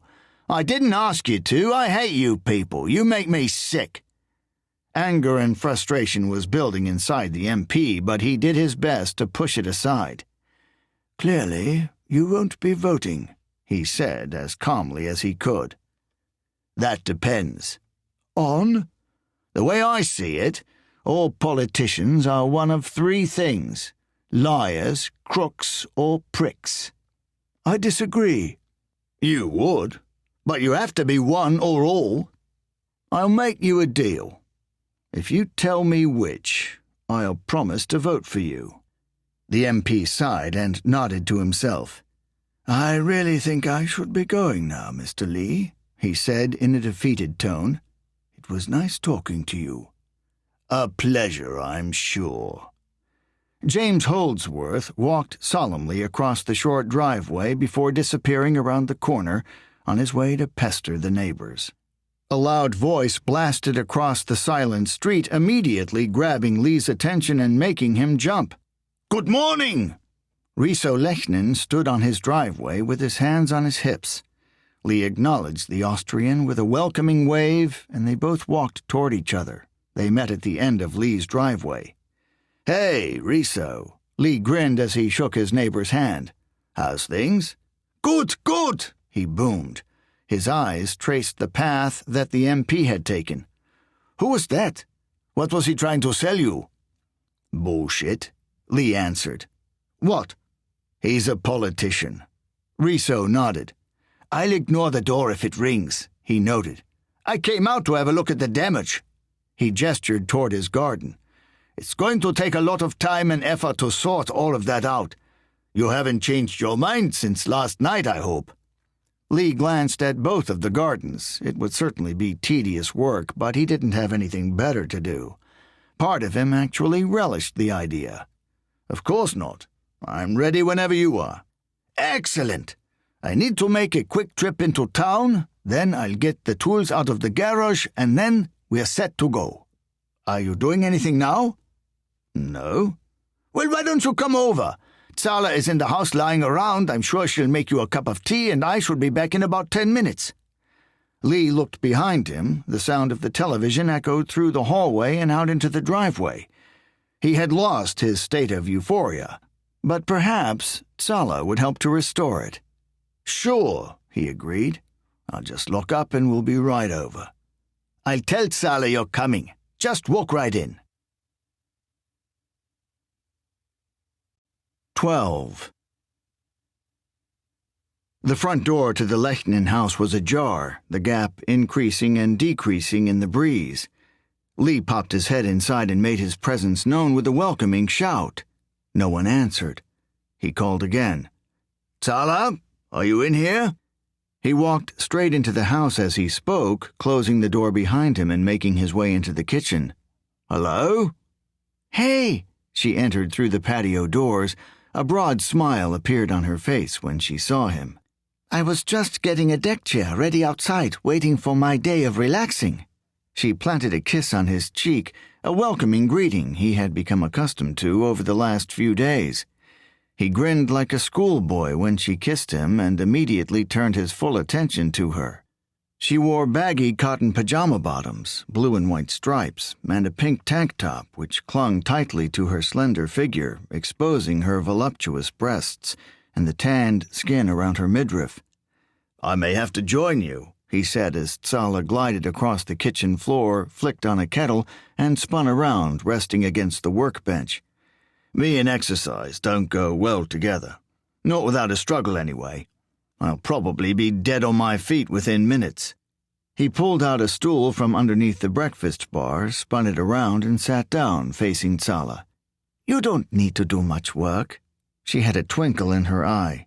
"Just make it look like you're doing something, and Riso will end up doing all the work without realizing it." She chuckled. "When he's working and talking, he loses track. That's how I got our last house redecorated. I just kept him talking, barely had to lift a finger." "Thanks for the tip." "What can I get you?" She stretched upward, standing on her toes. She removed 2 cups from the top shelf of a cupboard directly above the kettle. Lee watched her back arch and her tank top lift, exposing more skin. "Tea," he said softly. "Can I get you anything to eat?" "No, I'm okay." He could feel the bacon and egg sandwich fighting digestion. "Are you sure? I can make you a quick bacon sandwich if you want. Maybe some toast?" "I'm good, thanks." Zala nodded and spun around again, enjoying the feeling of the wooden floor against her bare feet. Lee found himself quickly averting his lazy gaze. He had been staring lustfully and trance-like at her petite backside, his mind elsewhere. He was relieved to see Zala's eyes on her hands and not on him. She handed him a cup of tea. 2 sugars, right? He took the steaming cup.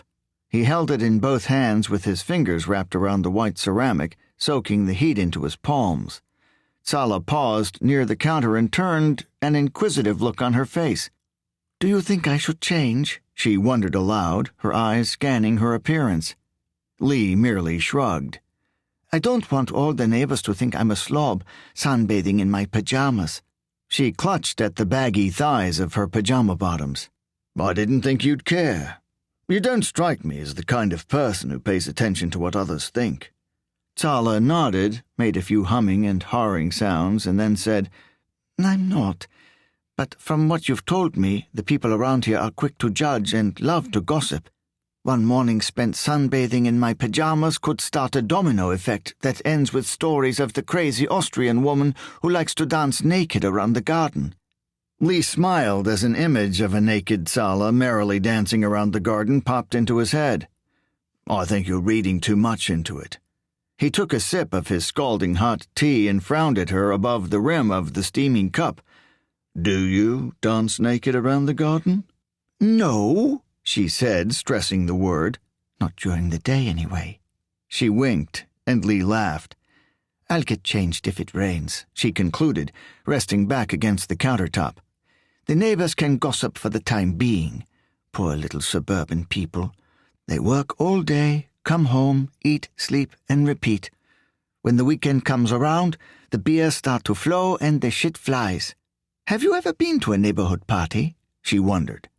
Joseph shook his head and took another sip from the burning cup, which had reddened the palms of his hands. "Our old neighborhood used to have them. Once a month, sometimes more. The snottiest, stuck-up neighbors would arrange and organize the barbecue and invite everyone in the street. There would be lots of food, much to drink, and lots to talk about. It was a communal thing." "Sounds nice." He found the idea repulsive. Sala shook her head. "It sounds great, but it wasn't. If you get together a group of strangers, all with differing ages, opinions, hobbies, and cultures, people who only share geographical location, and you put all of these people in one place at one time, you know what they talk about?" Lee searched his mind for a quick answer, but one failed to materialize. "They talk about the neighbors who didn't show," Sala confirmed. "Even if those same neighbors will be at the next barbecue, or were at the last one. We still went to every party they had, though. I'd had enough after the first one, but Riso couldn't turn down the free food and drink." "So they never had the chance to talk about you?" "They would have done it, individually. You don't need neighborhood parties to get neighborhood gossip." "You seem to be quite the expert on these matters." Lee placed the burning cup down on the counter and rubbed his hands together. The heat from his palms brushed and tingled the skin on his arms. "I find people fascinating." Her eyes wandered around the kitchen, searching for a clock. "Although some people I just find annoying." She made a mental note of the time from the digital display on the oven. "I was expecting to find neighbors and friends of both categories. In you, I found the former. As for the rest of the neighborhood—" She allowed the sentence to trail off. "They are—" Lee's words were cut short by the booming voice of Riso Lechnen. "Hey!" the big man beamed as he strode through the house.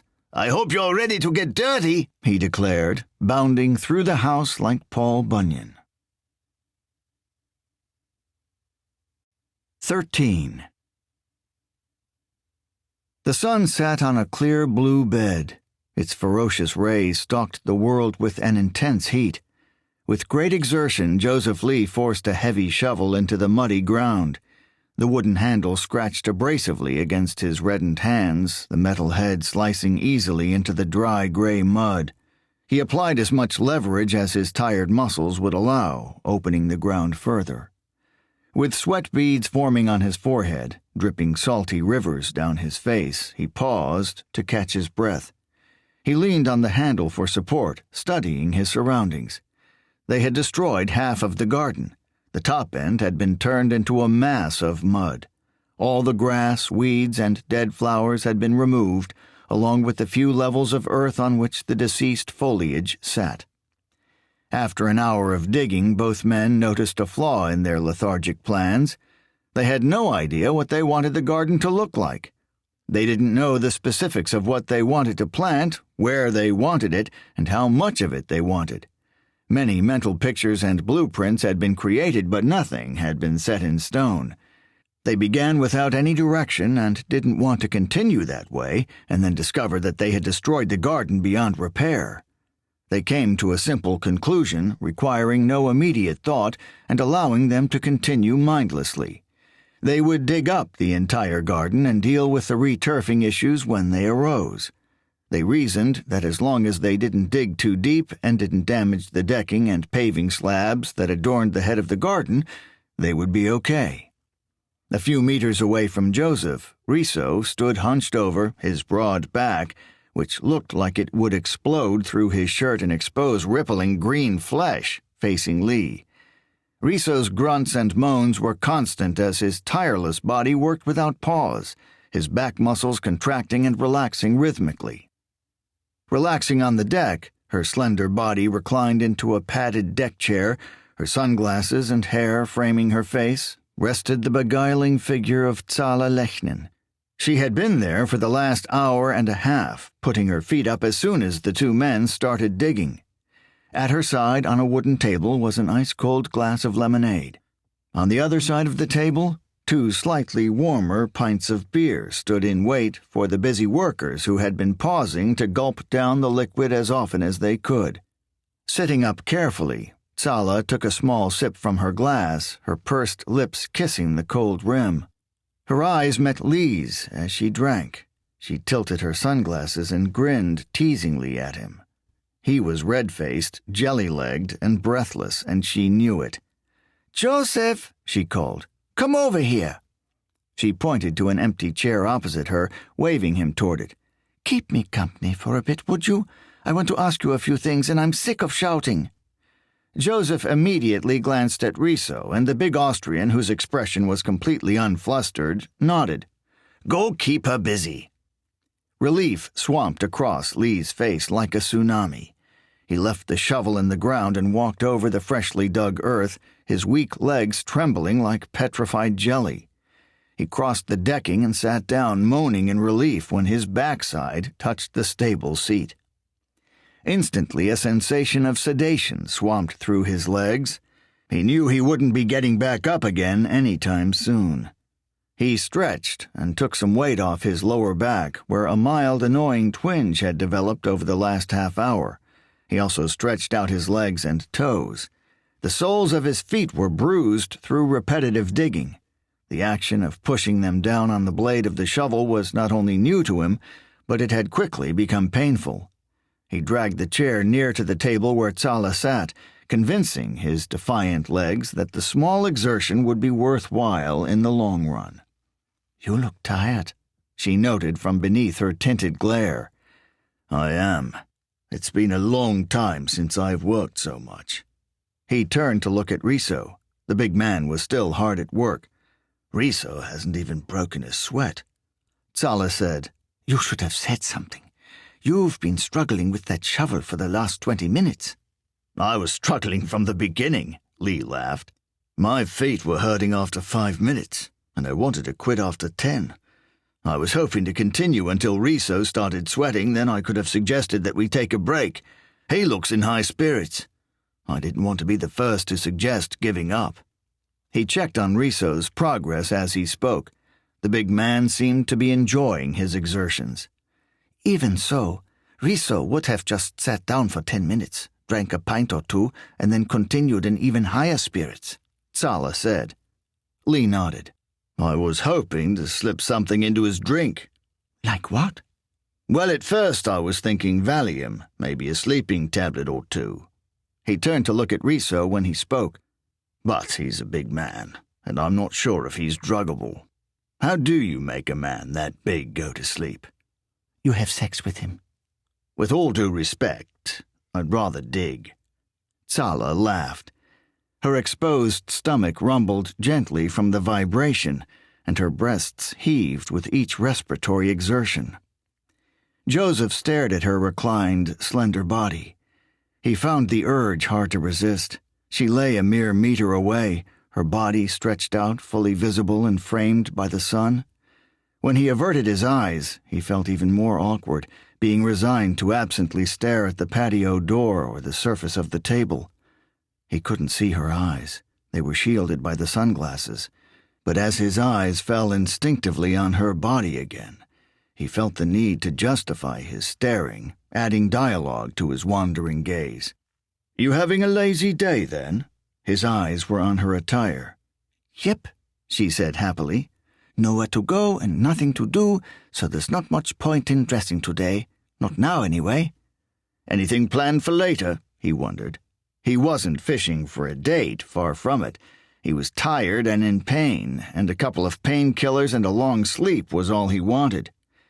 "I might watch a film," Tsala said unsurely. "I rented another one. I don't think Riso will watch it, though.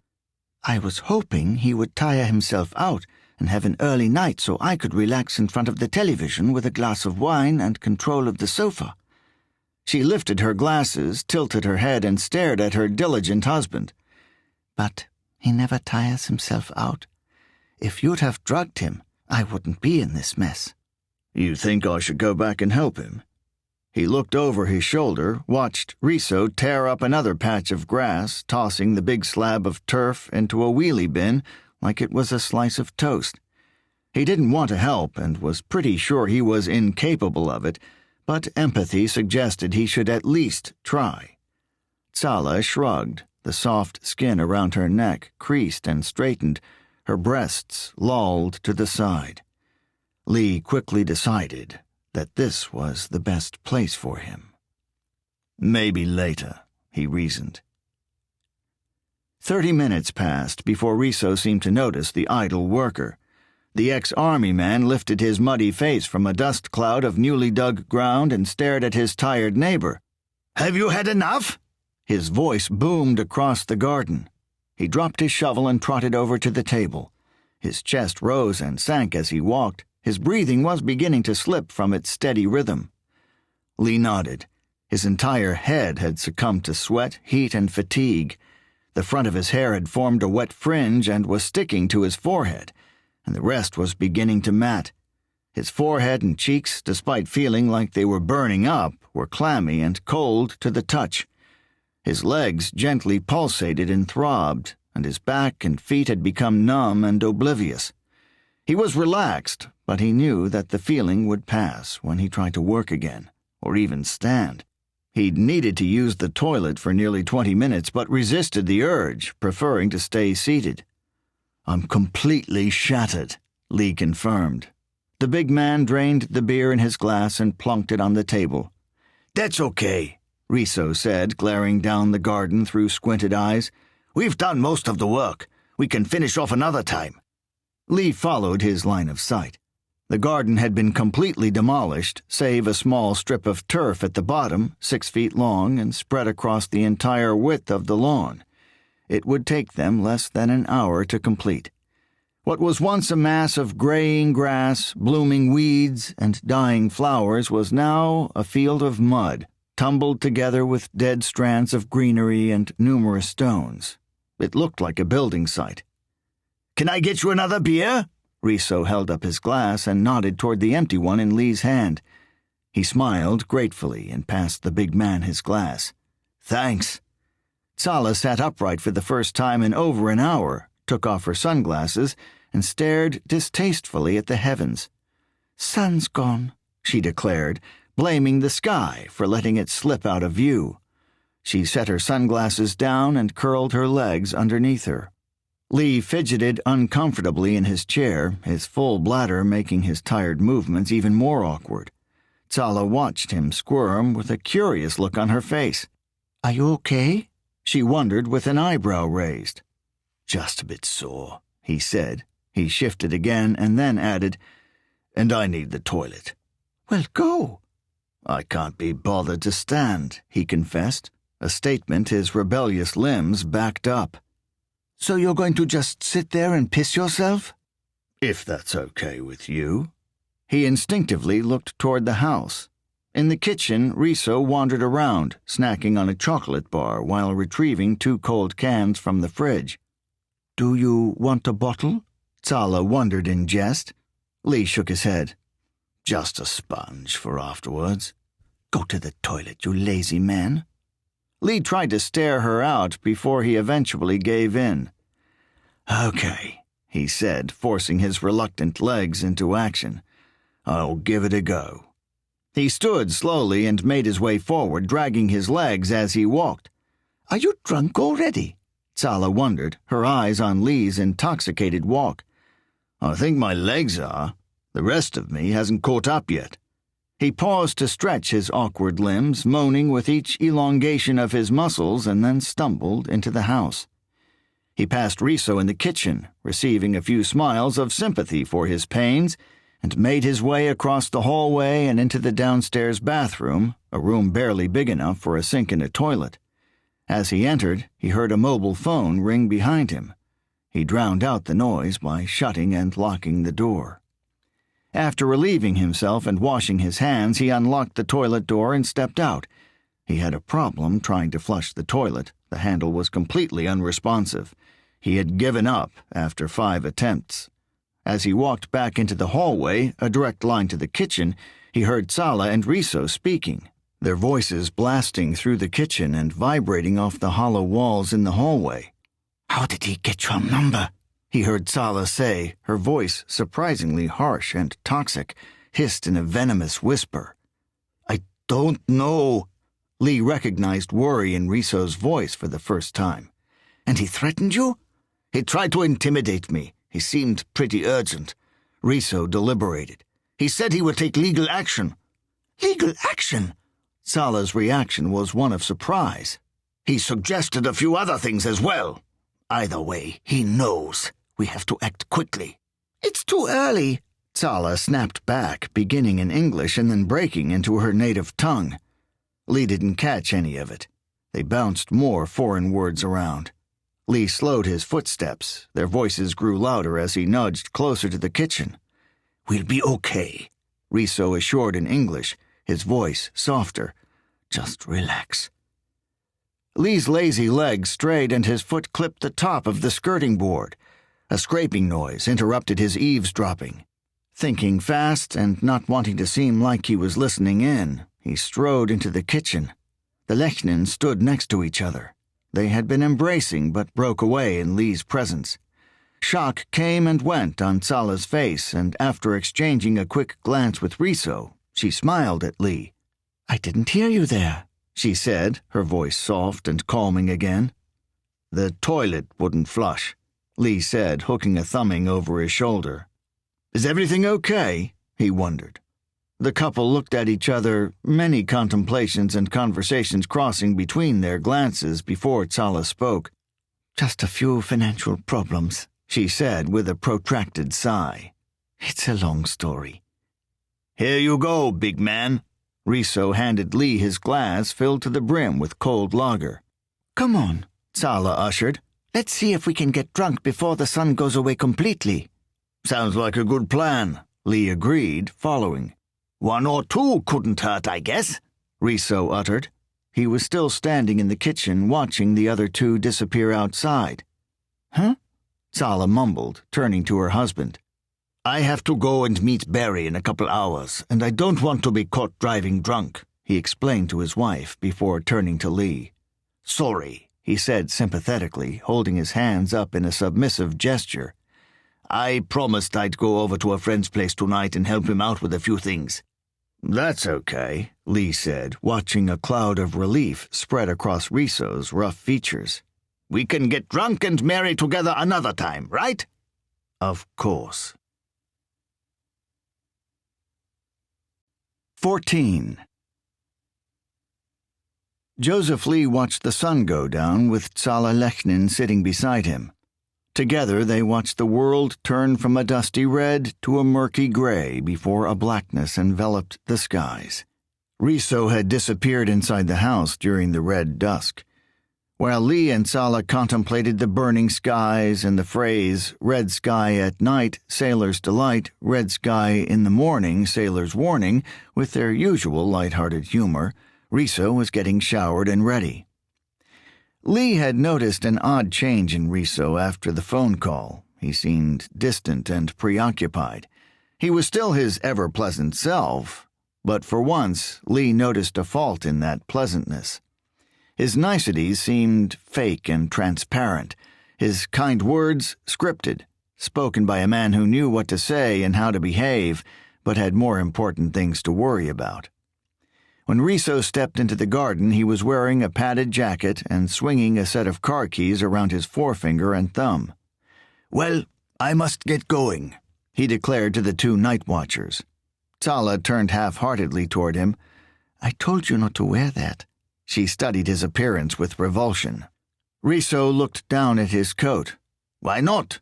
I only have 2 coats, and this is the warmest." He continued to swing the car keys as he spoke. "It's a padded jacket." "So? You're already padded. You look like the Michelin Man." Riso shrugged off the comment and turned his attention to Lee, who was staring at his attire with a smirk on his face. "I will probably see you sometime next week. I'll let you get some rest before we finish off the garden." His voice was warm, but his expression was distant. "Okay." Lee was relieved that Riso hadn't asked to finish things the next day. "Don't forget, we have your garden to do as well," he reminded him, taking away most of Lee's relief. "Look after yourself." He winked at him, kissed his wife on the cheek, and then walked back through the house waving at them with the back of his hand. "What car does he drive?" Lee wondered as he waited for the sound of a car engine to spark into life. "Doesn't he drive the Merc?" "No," Tsala said, her voice so gentle it almost disappeared in the wind. "We have a little Ford in the garage. It does most of the running around." She sighed pleasantly, a soft yawn escaping her lips. Sitting up straight on the chair, she rested her arms and elbows on the table before laying her head on top of them. "I'm sorry he had to leave." "That's okay. I'll have to go myself soon. I've never been so tired." He rubbed his hands as he spoke. The stinging in his extremities had disappeared. Flecks of hardened skin and small blisters were breaking through the red. Tsala smiled. "Do you want me to get you any painkillers? You're looking a bit stiff." "No, thanks. I have some codeine in the house." "How did you manage to get them?" "I got a bunch a while ago for a dental problem. Barely used them." "What was wrong?" Tsala wondered. "I was in agony, that's about all I know," Lee confessed. "One tooth was driving me mad." He pushed his index finger into his mouth and pointed to a line of teeth at the back. A clear and evident gap exposed itself at the tip of his finger. "Did they pull it out?" Tsala asked, unable to hide a look of distaste. "No, I did." He grinned sadistically, anticipating her reaction. Tsala cringed and quickly lifted her head. "You pulled it out yourself?" Lee nodded. "It all happened during—" He paused, not sure how to phrase his words. "The awkward time," he settled upon. "I wasn't leaving the house much, so I had no intention of going to the dentist. I wasn't really in touch with my doctor and didn't want to go through the hassle of getting another one, so I ordered some painkillers online. I think I had about 5 orders, all for different opiate painkillers. I'm not up on the drugs culture, but I figured if I had 5 strong painkillers, one of them was bound to do the trick. As it turned out, 4 of the sites scammed me, and I only ended up with one of the prescriptions." "The internet is a haven for con artists and scammers," Tsala noted plainly. "Yep. I think I had an inkling, but I was still suckered. Worth the risk anyway." "That's a big risk, though, isn't it? They could have taken your credit card and run, all for some painkillers." "They didn't have my credit card details. It was a third-party thing. Online payment providing services," he said, stumbling. "Or whatever they call them." Tsala nodded in recognition. "So what happened? What did you do?" Her curiosity had taken hold. "I took the codeine they sent me," Lee recalled. "Just 1 dose knocked back with a few glasses of whiskey. Before long I was as happy as Larry and high as a kite." "I thought you could only be one or the other," Tsala said wryly. "I was every uplifting phrase in the book, and after I ripped my tooth out I was hopping mad and dancing on the ceiling before I was sleeping like a log." Tsala grinned. "How did you pull it out?" "Pliers," Lee said abruptly, bringing a look of revulsion to Tsala's face. She made a noise of empathetic pain and disgust. How did you manage? The back teeth go really deep, don't they? You can't just rip it out, can you? I mean, they have huge roots just as big as the teeth, don't they? The questions were spat like gunfire. I found that out after I started. He cringed at the memory. I was tugging at it for about 10 minutes. I had to yank it back and forth to get leverage. I tried yanking it straight out, but the pliers slipped. I lost control, they flew upward, and I busted my nose on one of the handles. After a good amount of twisting and pulling, it popped out. Oh, my God. Tsala's face was a picture of horror. It cracked and chipped a lot on the way out, Lee continued, grinning at Tsala's reaction and feeling a desire to disgust her further. I was spitting blood and saliva and little bits of enamel. I used up a full bag of cotton buds getting rid of the blood. I was practically eating them toward the end. Tsala had her hand around her mouth as if she was feeling the same pain. Did you pass out? Were you okay? I was fine, Lee said pleasantly. The painkillers and the alcohol took the pain away. I was a little put off by all the blood, but other than that, I was fine. He recalled something else and almost shuddered at the memory. The morning after was a nightmare, though. I woke up on a blood-smeared pillow feeling like my mouth was on fire. I swallowed some codeine, waited for them to kick in, and then fell asleep again. Have you been to see a dentist since? Tsala wondered. The revulsion was fading, but she still had a hand over her mouth as if the problem was infectious and her hand was a barrier against the disease. Lee merely shook his head. You're crazy. Lee grinned. So are you, he said with a wide smile that purposely exposed the toothless hole. That's why we get along so well. 15. As darkness dripped its way across the sky, blacking out the afternoon, Joseph Lee and Tsala Lechnin made their way inside. Both of them were tired. Lee's muscles ached. A sharp pain stabbed at his lower back, and an awkward twinge ran up his forearm whenever he moved it. Tsala, who hadn't contributed to the back-breaking gardening, was softly sedated, her face peaceful, her eyes dreamy and distant. They spoke for a while in the Lechnins' cozily decorated living room. Lee sat slouched on a leather recliner. Tsala curled up on the sofa, her hands clasped together behind her head. She watched Lee through sleepy eyes, swapping conversation with him while a hushed television ran the evening news in the background. After 10 minutes of watching the peaceful Austrian, Lee said his goodbyes and reluctantly climbed to his feet. When he closed the front door behind him and took his first few steps into the night, a relaxed sensation swarmed over him. His jellied legs felt almost euphoric against the soft breeze. His aching chest and tired lungs welcomed the wind. His legs weren't entirely mobile, and he realized that to a spectator he probably looked like he had soiled himself, but there was no one to spectate. As if to confirm his thoughts, he quickly glanced up and down the street, picking out the halos of light in and around the various streetlights and the beaming glows that radiated from active houses and whitened the street. The expansive estate seemed empty and silent. Tall trees and shrubbery decorated the gardens. A few upstairs windows were visible. Blue flashes from televisions flickered and buzzed.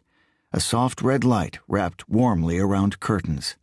In the garden of Lee's next-door neighbor, a small blue orb beamed out a faint light from the center of a fountain, the light emphasizing the swirling water as it cascaded over the lip of a stone edge and collected in a marble basin. The fountain and the water it spewed was the only visible thing in the garden. The small light failed to expose anything else. A street light further down the road, a firefly in Lee's vision, flickered erratically like the glowing ember of a sucked cigarette before quickly brightening and then popping out. Lee paused on the Lechnins' driveway, halting before crossing the empty street. A strange sensation of being watched crept over him, and he realized that the street wasn't as empty as he first thought. Out of the corner of his eye, he noticed a car. its color grayed by the night, parked 10 meters away from his own driveway. The car was in a dark spot between the halos of 2 streetlights, shrouded in a black sheet. He squinted at the vehicle. Through the windshield, he saw the black on black of a silhouette. Unsure of its authenticity at first, his fears were confirmed when the figure twitched into movement. His tired and sedated mind left his eyes to stare. Nothing moved fast enough in his brain to tell him otherwise or instruct him to a different action. The longer he stared, the more movement he noticed, and the better his eyes adjusted. Someone was definitely in the car. He wasn't sure if it was a man or woman, if they were young or old, but someone was there, and they were staring right back at him. He shut his eyes and turned his head, snapping out of the trance. He rubbed his eyes with a brush of his thumb and forefinger, ignored the car, and crossed the street. A suggestive niggle played around in his mind as he strode across the road, stepping in and out of the glowing orange circles. The street was empty and devoid of life, so who was the car waiting for? As he stepped onto the path, walking parallel to the vehicle hidden in the darkness, a paranoia crept through him. The entire right side of his body tensed as if expecting a sudden attack.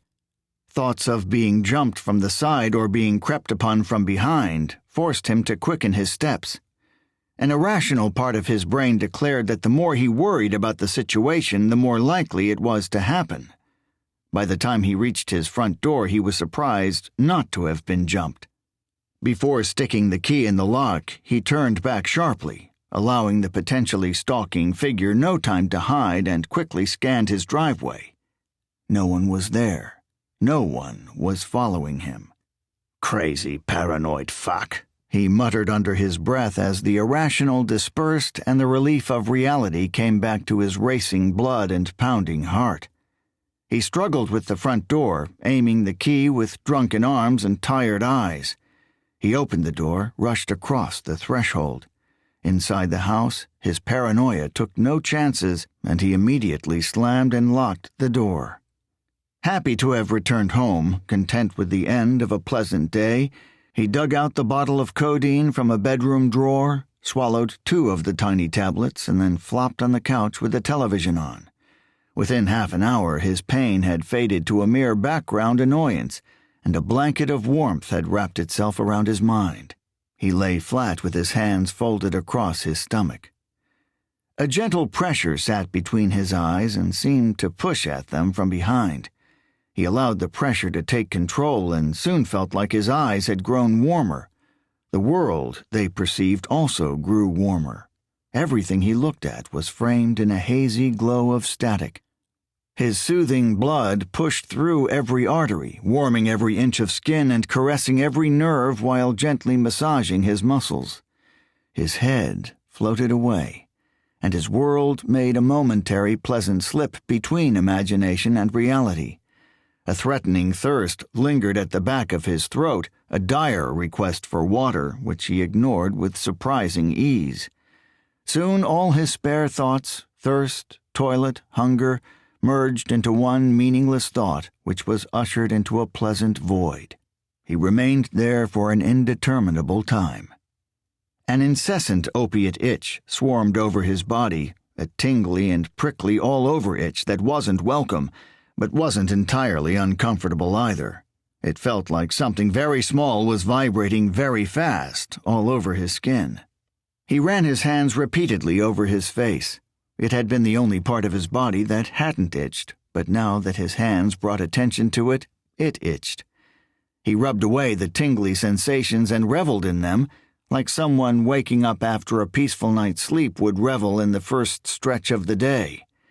He scrambled to his feet and made his way to the toilet. The painkillers had taken away the urge to urinate, but underneath the barrier of opiates he knew his bladder was in need of relief. After relieving himself and staring mindlessly at his own reflection, he moved to his studio, where the sensation of warmth increased, accentuated by the art on the walls and the beautiful star-filled night sky exposed through the wide windows. As he looked out of the windows, he noticed there wasn't a single cloud in the sky, nothing to shade the stars and obscure them from view. A brighter, flashing object then pulled his attention away from the heavens. At first he noticed the light as it bounced against the glass, seemingly embedding itself in the window and looking like another star in the sky. It took Lee a few seconds to realize that the new star was actually a reflection. Following the source of the light, his heart skipped a beat when he traced it to a police car parked opposite his house. The driver's side door had been left slightly ajar. A light was on inside the empty vehicle, spilling out into the road. The path of light traced along the driveway of the Lechnans' house. A policeman stood in the open doorway, his broad shoulders and bold uniform prominent in the glow. Walking closer to the window, brushing his sleeve across the glass to remove a smear of breath, Lee strained his eyes to see past the authority figure. The police officer shuffled to the side, and Lee's heart skipped again when he saw Tzala Lechnin standing there, still dressed in her pajama bottoms and tank top. He watched her speak to the policeman for a few minutes. The policeman shifted from left to right, leaned back and forth, and adjusted his feet numerous times. Tzala never moved. She was standing to the left of the door, gently leaning on the frame, her arms across her stomach as if she was trying to wrap herself up, sheltering from the night air that rushed through the open door. The officer left and Tzala closed the door. He trotted back to the car and clambered behind the steering wheel. He sat in the light of the car for a couple minutes. Then he spoke into a radio or a phone, started the car, and drove silently away. Within seconds, the street was empty again. The stars had established their position as the main focal point out of Lee's high studio windows, but his intoxicated attention remained on the street. At first he looked for the car he had seen earlier. It had worried him, made him paranoid, but since entering his house and taking the narcotics, he had completely forgotten about it. The car was nowhere to be seen. Lee noticed that all the downstairs lights were on in the Lechnans' house. When he left the house, Tzala was watching television with nothing but the light from the screen to accompany her. He could now see her silhouette pacing back and forward in front of the window, looking lost, troubled even. Initially, he feared for Tzala. The police had just been to her house, and now she was pacing up and down in front of the television with all the lights on. But his worries soon faded when the opiate sedation increased. Everything else vanished as he receded further into his own little world. 16. Joseph Lee dreamed of a big analog clock, framed with a circular border. The clock face was white. The hands that marked the time were scythes, vicious curled blades that shimmered. Standing at either side of the clock were two dark figures wearing black cloaks and expressionless faces. They held a scythe each, with the blade hanging over the clock and serving as the free-moving clock hand. The second hand moved in a stuttered random way, and each movement coincided with a strange knocking sound. He woke up with that image still in his mind and the sounds still fresh in his ears. His mouth was dry, furry almost. A nagging pain pricked the back of his head while a brick seemed to have lodged itself in the front. He jumped when he heard the ominous knocking sound again. It took his brain a few seconds to realize that someone was at the front door. It was afternoon. He had been in his happy slumber for more than 10 hours. He exhaled slowly. He rubbed his eyes, stretched his drained muscles, and rose to his feet. The caller knocked 5 more times before he dragged himself out of the living room and answered. He spoke with a cracked voice. "Hello?" His eyes glanced over his own doorstep, his fuzzy vision finding it difficult to look into the glare of early afternoon. "Joseph," Tzala's voice filled with relief, delight, and agitation. Lee forced his weary eyes upward and tried to focus them on the beautiful Austrian. "I wasn't so sure if you were in. I knocked and I knocked. I thought maybe you had gone to the shops, but I knew you didn't drive, and I didn't think you'd walk." She spoke quickly and without pause. Something has happened. I need to speak to you. Can I come in?" Lee's eyes slowly regained focus. He noticed a bedraggled look of anxiety on his neighbor's face. The whites of her eyes were peppered with blood spots and framed with a blackness that indicated she'd had very little sleep. Her hands were clasped in front of her. She rubbed them together anxiously, brushing sweat from one to the other. "Sure," he said unsurely, stepping aside and tiredly motioning for her to enter. She strode past without a second thought and stood behind him as he closed the door. She shuffled her feet as she stood, shifting her weight from one leg to the other and back again. "Are you okay?" Lee closed the door and turned to face her. I... She stuttered helplessly, her eyes unable to focus on Lee's gaze. They moved all around his face, from his hair to his chin. He rubbed his eyes with the sleeve of his sweater before returning them to Tsala. When he did, she was no longer looking at him and was staring at her own jerky feet. "Come on." Lee reached out and took her by the arm, hoping to escort her into the living room and sit her down. As soon as his hand touched her elbow, she exploded. Throwing herself at him, wrapping her arms tightly around him, she began to cry uncontrollably. Lee wasn't a particularly comforting person. He liked to live his life away from people and their problems, but he reacted compassionately to Tsala's tears. He wrapped his arms around her and pulled her slender body close, lowering his face within inches of the top of her head. She shuddered as he held her, the tears pouring out of her eyes and onto his shirt. He wasn't sure what to say, what to do, or even what was wrong. His brain was still waiting for all cylinders to fire.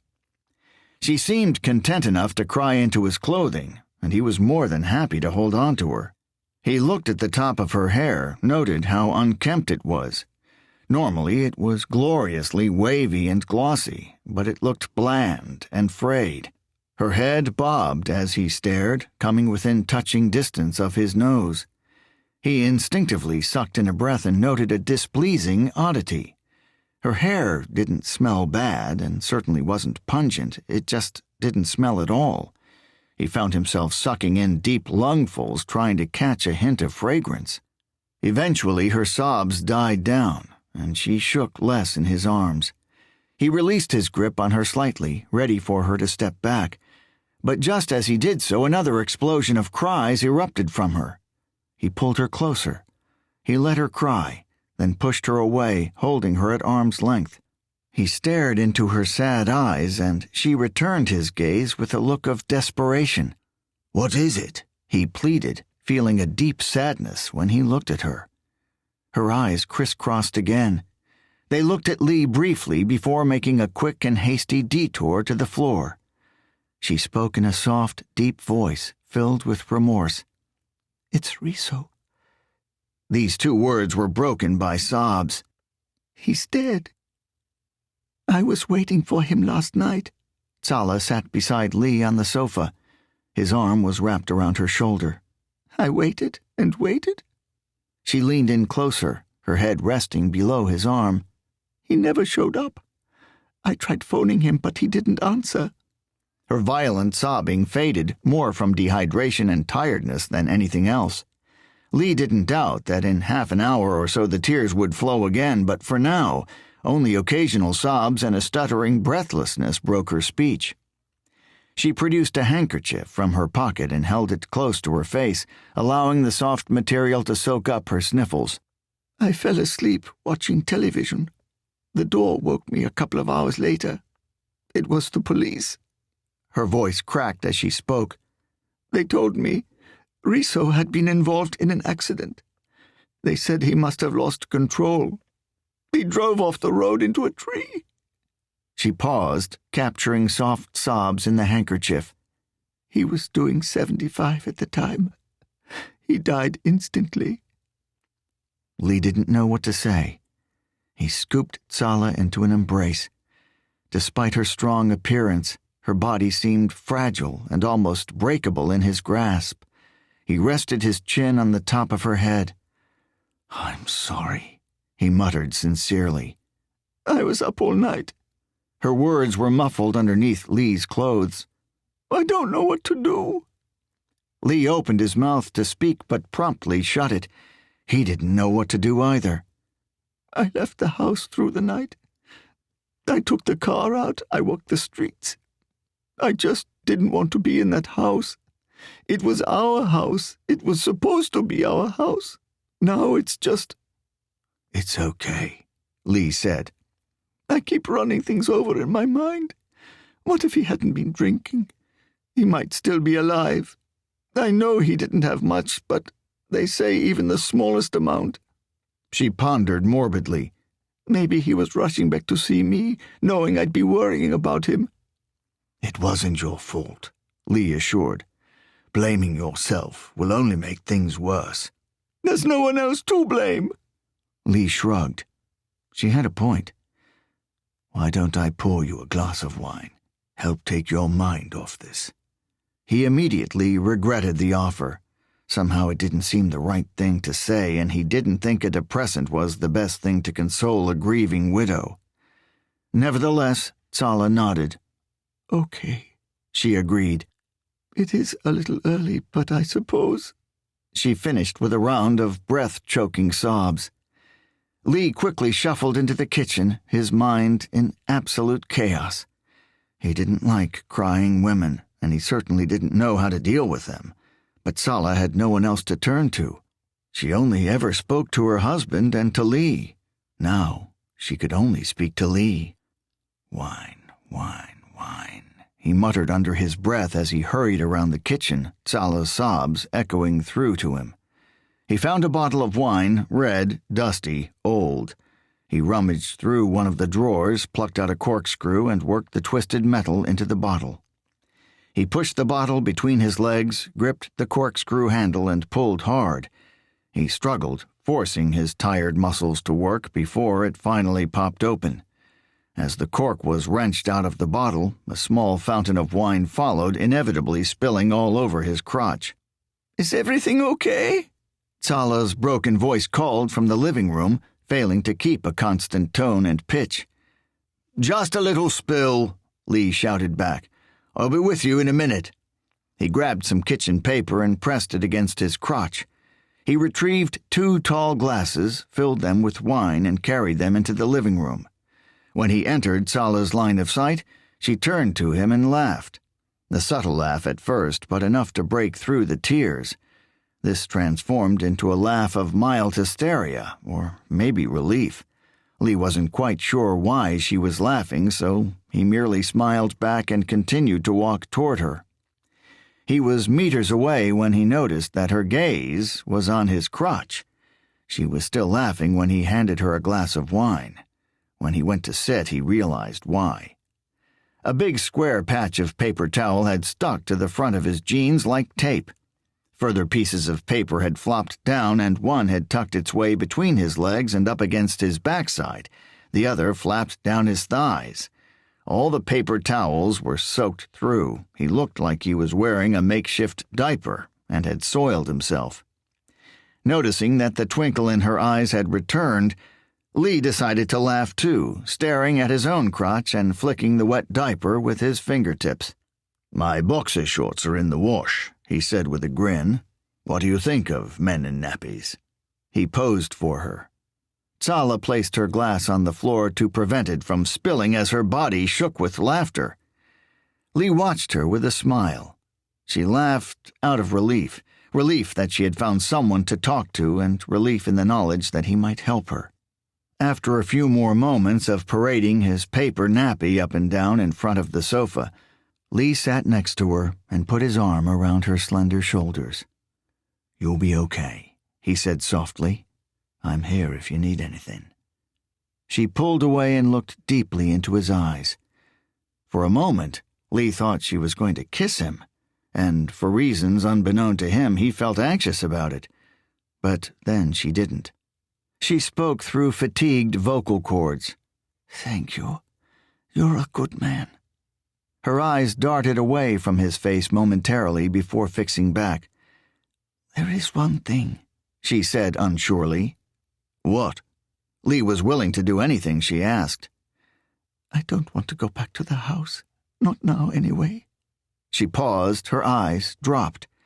Realizing her mood was on its way back down, Lee quickly interjected, "You can stay here." She rediscovered her smile. "You can stay for as long as you want." Lee made plenty of small talk, not just for her sake, but for his own, too. He didn't want her to start crying, didn't want to see her upset.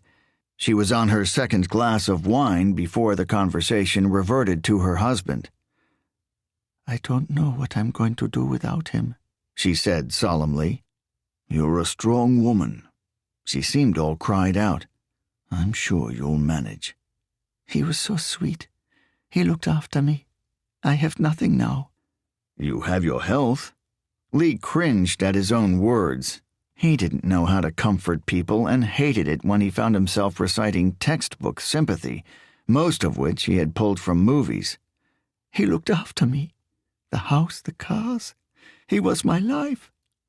"You can make your own life. You're a very intelligent woman." She smiled timidly.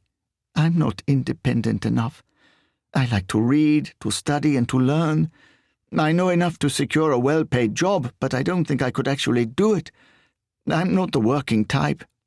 "I know what you mean." Tsala smiled at him. "I guess we are the same in that way." Lee nodded. "When I lost Jennifer, I thought everything was over. She provided for me. She gave me a life that meant I didn't need to work. I was allowed to do what I wanted and accept everything as a personal achievement and not as a marker toward a greater goal." He paused, his face twisted. "Does that make sense?" "Not really," Tsala said with a laugh. "But I understand what you're trying to say." "You can cope. You're a stronger person than I am, and I managed to cope." Tsala frowned and looked at him questionably. "Okay." Lee held up his hands. "Eventually, I coped." Tsala's eyebrows were still raised. "Okay, so I didn't cope, but you're stronger than me." She laughed and looked away, a grave expression on her face. "Maybe you're right." "I am right, I'm sure of it. If not, you can always live here with me," he said jokingly, a small part of him hoping she would agree. "Thanks."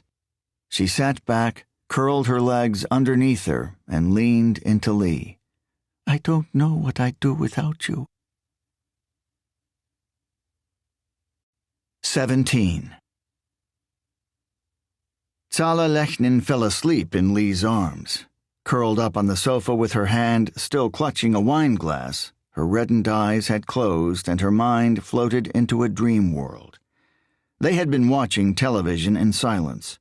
Lee was tired, and just as he was contemplating a strong cup of coffee or a couple of caffeine pills, he noticed a change in Tsala's breathing. It was heavier, sedate. Her body had also fallen limp, practically fusing with his. Maneuvering slowly so as not to wake her, he shifted and gently rested her down. He took the glass out of her hand and put it on the floor before grabbing a soft cushion, which he propped underneath her head. He stood back, looked down at her, and smiled. She stirred gently in her sleep, moaning softly. Knowing she would wake in a few hours, Lee made his way upstairs. The large house had one guest room. It hadn't been used in a year and had rarely been used before then. It was musty, cold, and stale. He would give Tsala his own room and spend the night in there. He stripped the sheets in his room and picked up a few unsightly objects, a stray sock, an old sweater that hung from the door, caffeine pills on the nightstand and codeine pills in the drawer. He also closed the curtains, opened a window, and switched on a bedside lamp. He switched off the main light, checked and admired the ambiance, and then headed for the ensuite, which he quickly checked over. He removed a damp towel from a radiator that didn't seem to be working and repositioned the bath mat and the toiletries. He popped his head into the guest room.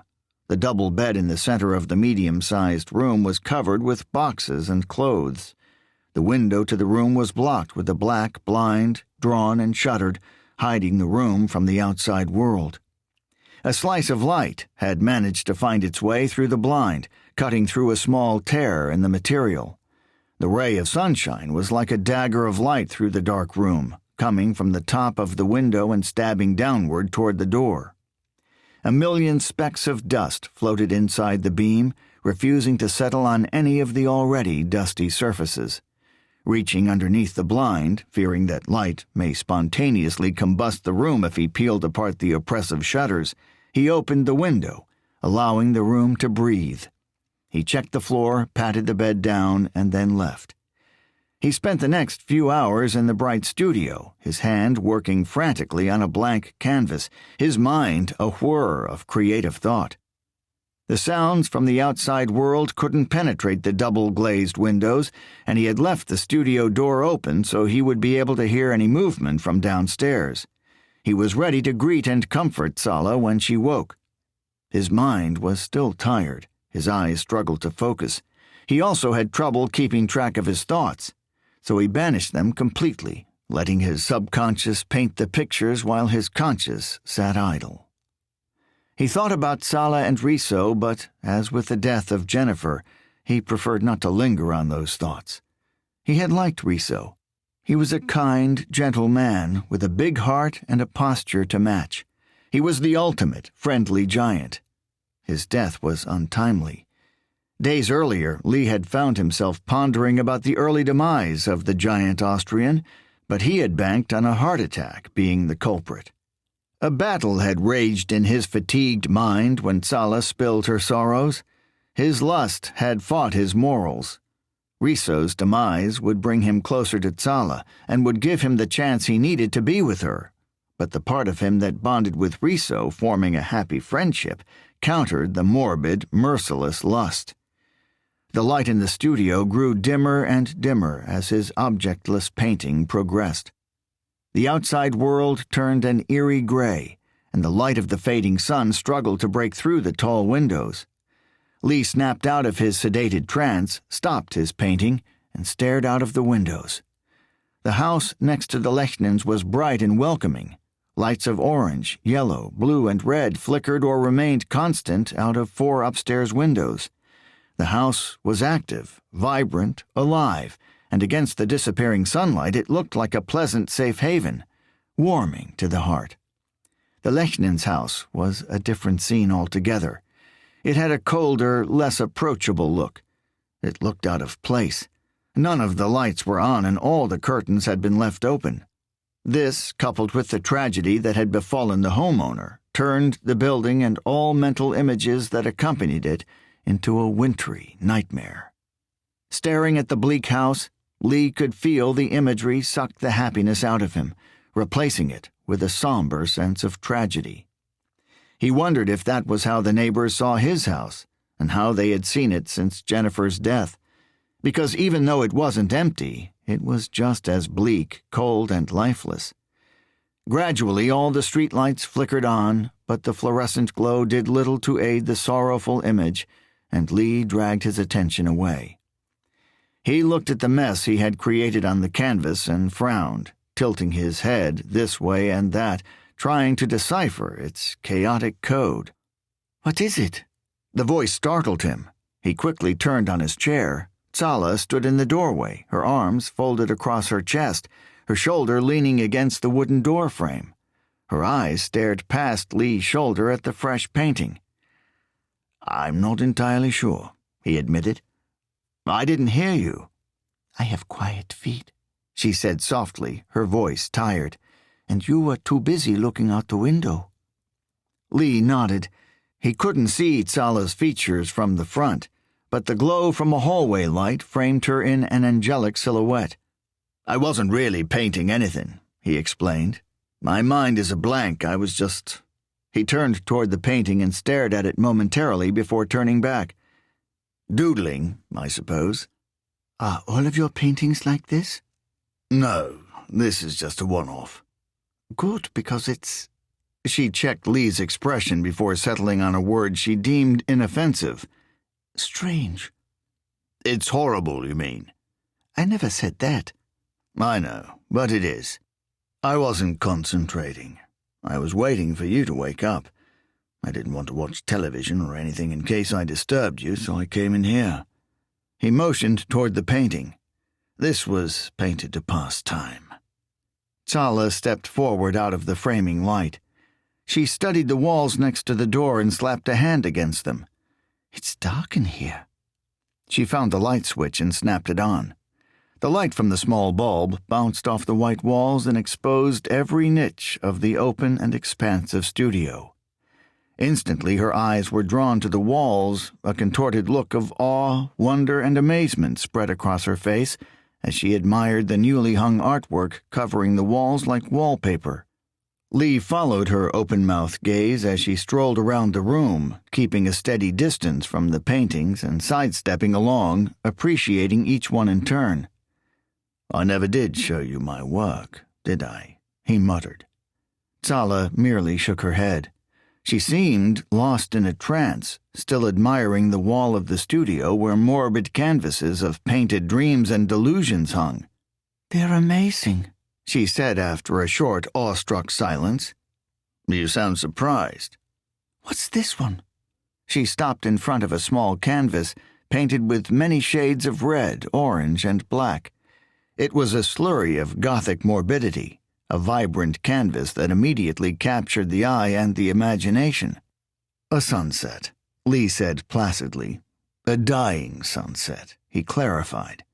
Tsala walked closer to the painting and lifted her hand to within inches of it, tracing a shape with her fingers. "It's amazing." "Thanks." Lee was starting to blush. Showing off his art made him unreasonably uncomfortable. "I painted it a few days ago." He watched Tsala move her face closer.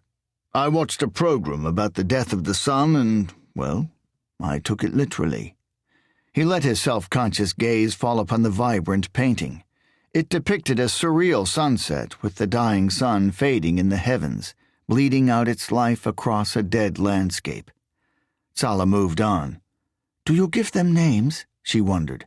"There's not much point. I'm the only one who sees them."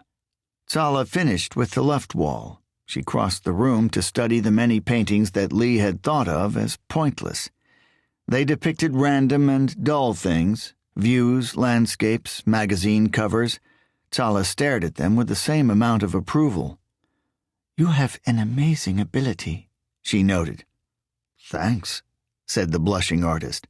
"They're so alive and exciting." She found a painting of the view from the studio windows, which depicted the Lechnins' house in the forefront. She walked closer to clarify her point. "Some are a little shabby, I'll be honest," she said as she quickly skipped past a bland landscape with a fiery sky. "You must paint quickly. How long did it take you to paint each of these on average?" "A few hours," he said with a shrug, delighted that Tsala, like Jennifer before her, was impressed by his work. She finished studying the second row and turned her attention toward Lee. She opened her mouth to speak but paused, her eyes on the wall behind him. Lee was confused at first, but he soon realized what had drawn her attention. His heart sank. He had devoted the wall behind him to his pictures of Tsala, a wall of devotion that he'd completely forgotten about in his fatigued state. Tsala, her mouth still slightly open and her attention fixed, walked past him, closed the door to expose the wall fully, and then stood back to admire. Lee didn't dare turn around. He was mentally cursing himself and wondering which excuse, if any, he could use. In seconds, her view of him could transform from talented painter to twisted stalker. For interminable moments, the room was silent. Lee slowly spun around on his chair and broke the silence. "Jennifer," he muttered in a soft tone. Tsala was studying a group of pictures to the left of the door. "They're all pictures of her," he lied. "You were right. She does look like me." Tsala sidestepped across the rows of portraits. "You loved her a lot. It shows." Lee nodded, feeling relieved. His eyes drifted along the rows of pictures to the end one, the biggest one. It was the one he had painted of Tsala while she was sunbathing. The Lechnins' house was in the painting, standing tall behind the sunbathing goddess. He wouldn't be able to explain his way out of that one. Before he could think of an excuse or a reason to pull Sala out of the room, her wandering eyes fell upon the painting and her legs followed. She stood directly in front of it, stared for what felt like hours. She spent more time looking at that one piece than she had all the other paintings in the room.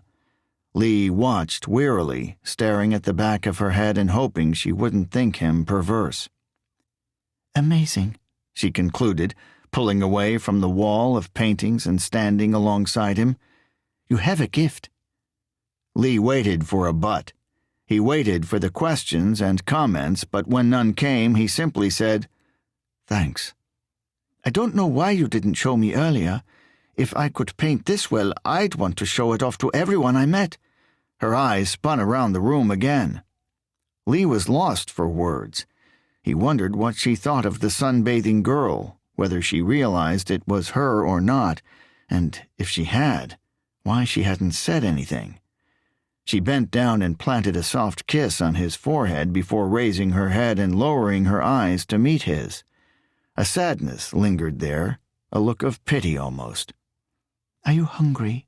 She wondered. A bit. What do you want to eat? I'll cook us both something. I'm not.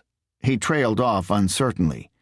Whatever you want, he said, noticing a twinge of happiness on her face.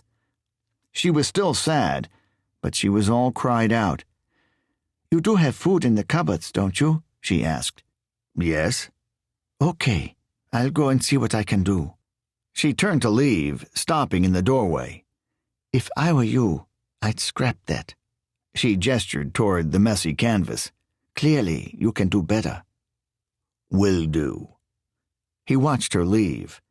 Her trousers hung loosely off her waist and flared out around her socks.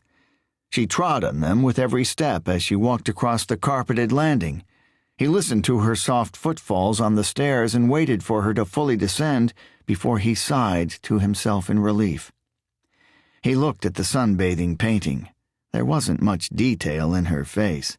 Lee hadn't really seen much of her face that day. The top half had been covered with hair and large-rimmed sunglasses. The bottom half had met with the glare of the sun, so most of the detail had gone into her sun-beaten body. She may not have recognized herself as the centerpiece of the painting, but she surely would have recognized the house and the garden. The left side of the picture even showed the driveway and a partial slice of the silver Mercedes. He shrugged the thoughts away, stood and walked over to the large windows. He clasped his hands, raised them above his head and stretched, yawning deeply. A black car, visible thanks to the moonlight and the radiance from nearby streetlights, grabbed his attention. It was parked to the left of his driveway, opposite the Lechnan's house. He immediately tried to focus his eyes on the person sitting in the driver's seat. He wasn't sure if the car was the same one he had seen the night before. He hadn't seen much, after all. But it was parked in the same spot, and its grayed-out shape and dark contours matched the vehicle from the previous night. As he strained to catch a glimpse of the man behind the steering wheel, a light suddenly burst on inside the car. Joseph jumped. The driver of the vehicle, wearing a full suit of black, including a black baseball cap and sunglasses, was staring right at him. He was looking up, his pale white skin ominous against the gray light. A storm of fear and worry built up inside Lee. They continued to stare at each other. None of them moved. Lee didn't even dare twitch. The man in the car slowly raised a gloved hand and pointed it at Lee, his finger aimed at him like an accusatory gun. He continued to watch as the hand moved to the man's neck. Holding there like a knife, the man made a swiping motion across his pale skin before he pointed back at Lee. An incoherent, horrified mumble escaped Lee's lips. Anger and fear welled up inside of him. The urge to turn was more prominent than ever. But before he could avert his eyes, the light inside the car flicked off, the driver's image now a block of pixelated blackness. Lee took a step away from the window. His heart pounded inside his chest, his hands sweaty, his whole body agitated.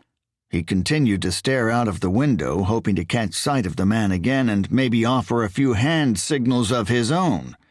But the car quickly pulled away, disappearing down the street. "Fucking weirdo," he spat, still standing at the window. What the fuck was his problem? He muttered to himself as his heart continued to race and his mind struggled to grasp an explanation. He walked back to the easel, stared at the messy painting, shaking his head in distaste. Taking the sheet of canvas, he ripped it up into 8 separate bits and dropped them into a waste paper bin. He then cleaned the palette of paint and washed the brushes thoroughly before heading out of the room, by which time the memory of the man in the car was just an annoying niggle stabbing suggestively at the back of his mind. 18.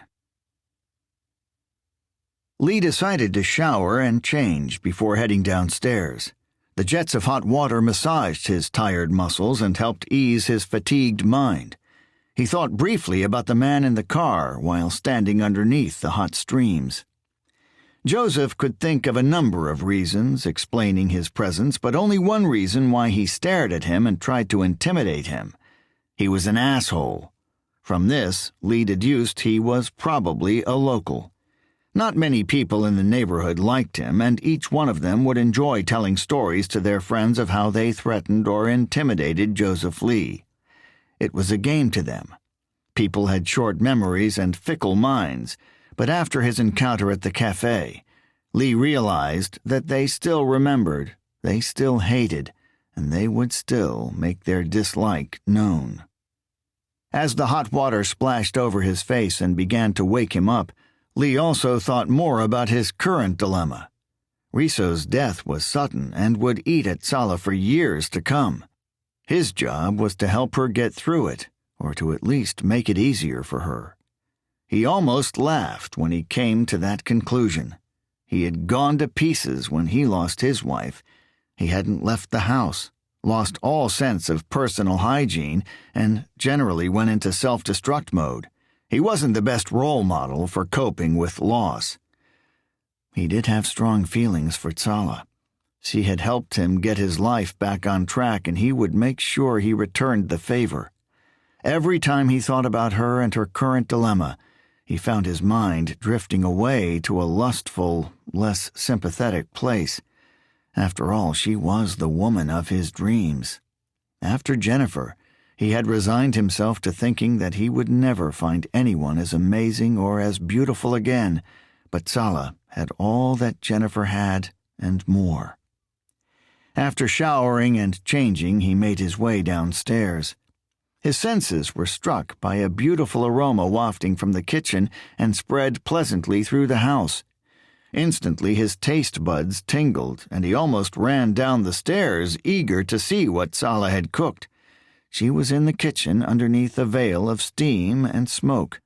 "What are you cooking?" he wondered as he strode through the wall of steam. Several pans were simmering away. Vegetables, whole and chopped, waited inside a glass bowl on the counter where Tsala stood.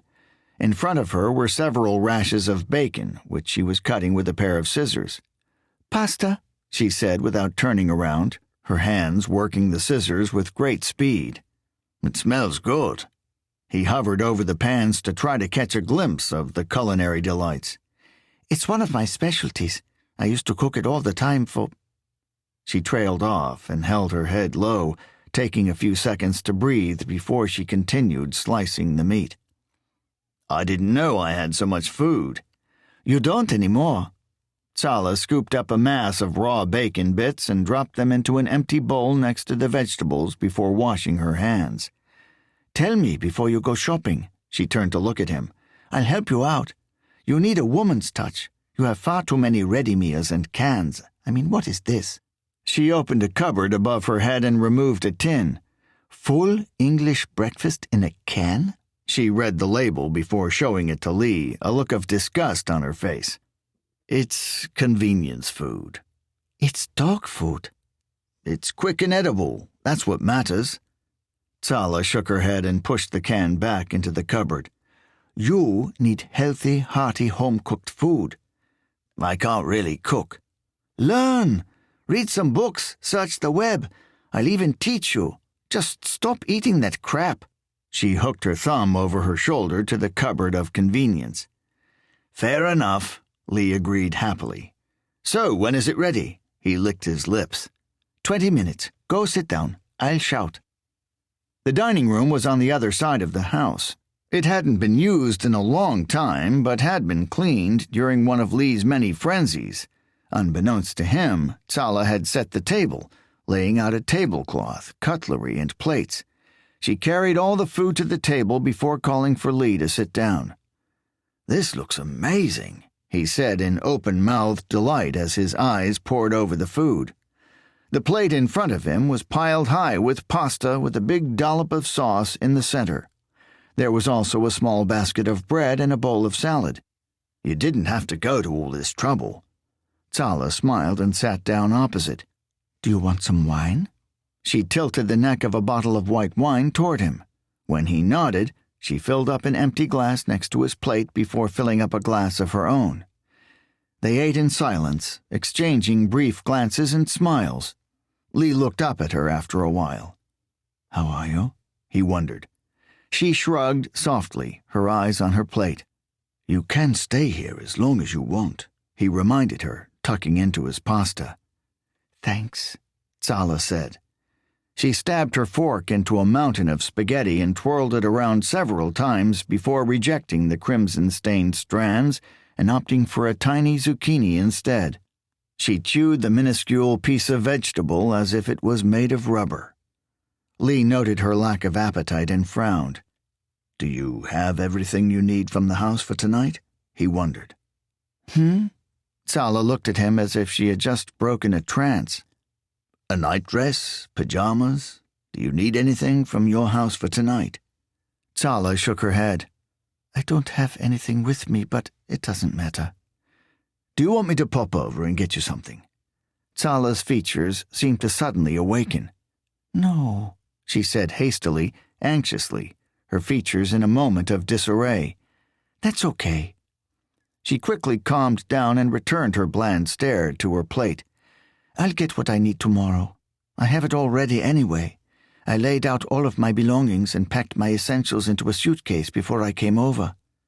"Why?" Lee asked, speaking with his mouth full and shooting breadcrumbs across the table. Tsala didn't notice. "To give me something to do, I guess," she replied distantly. "After I heard about Riso, I didn't know what to do, but I knew I had to get out of that house. I guessed I would probably go to a hotel just for a few nights."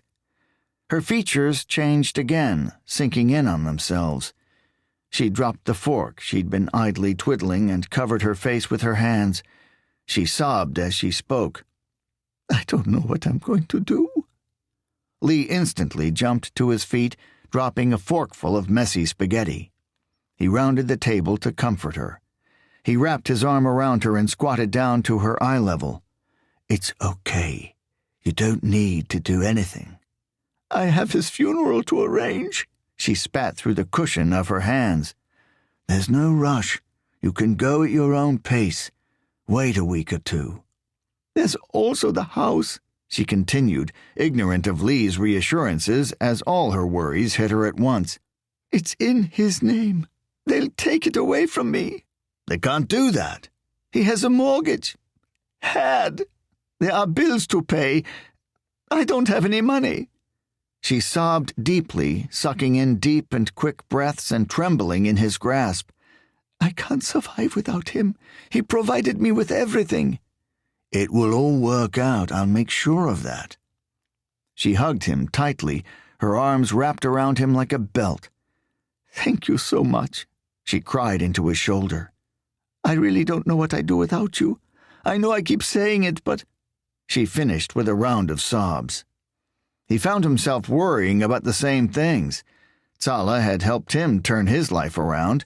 He had moved from a self-destructive hermit to a man who actually cared whether he lived or died, and all because he wanted to impress and please her, because he longed to be with her.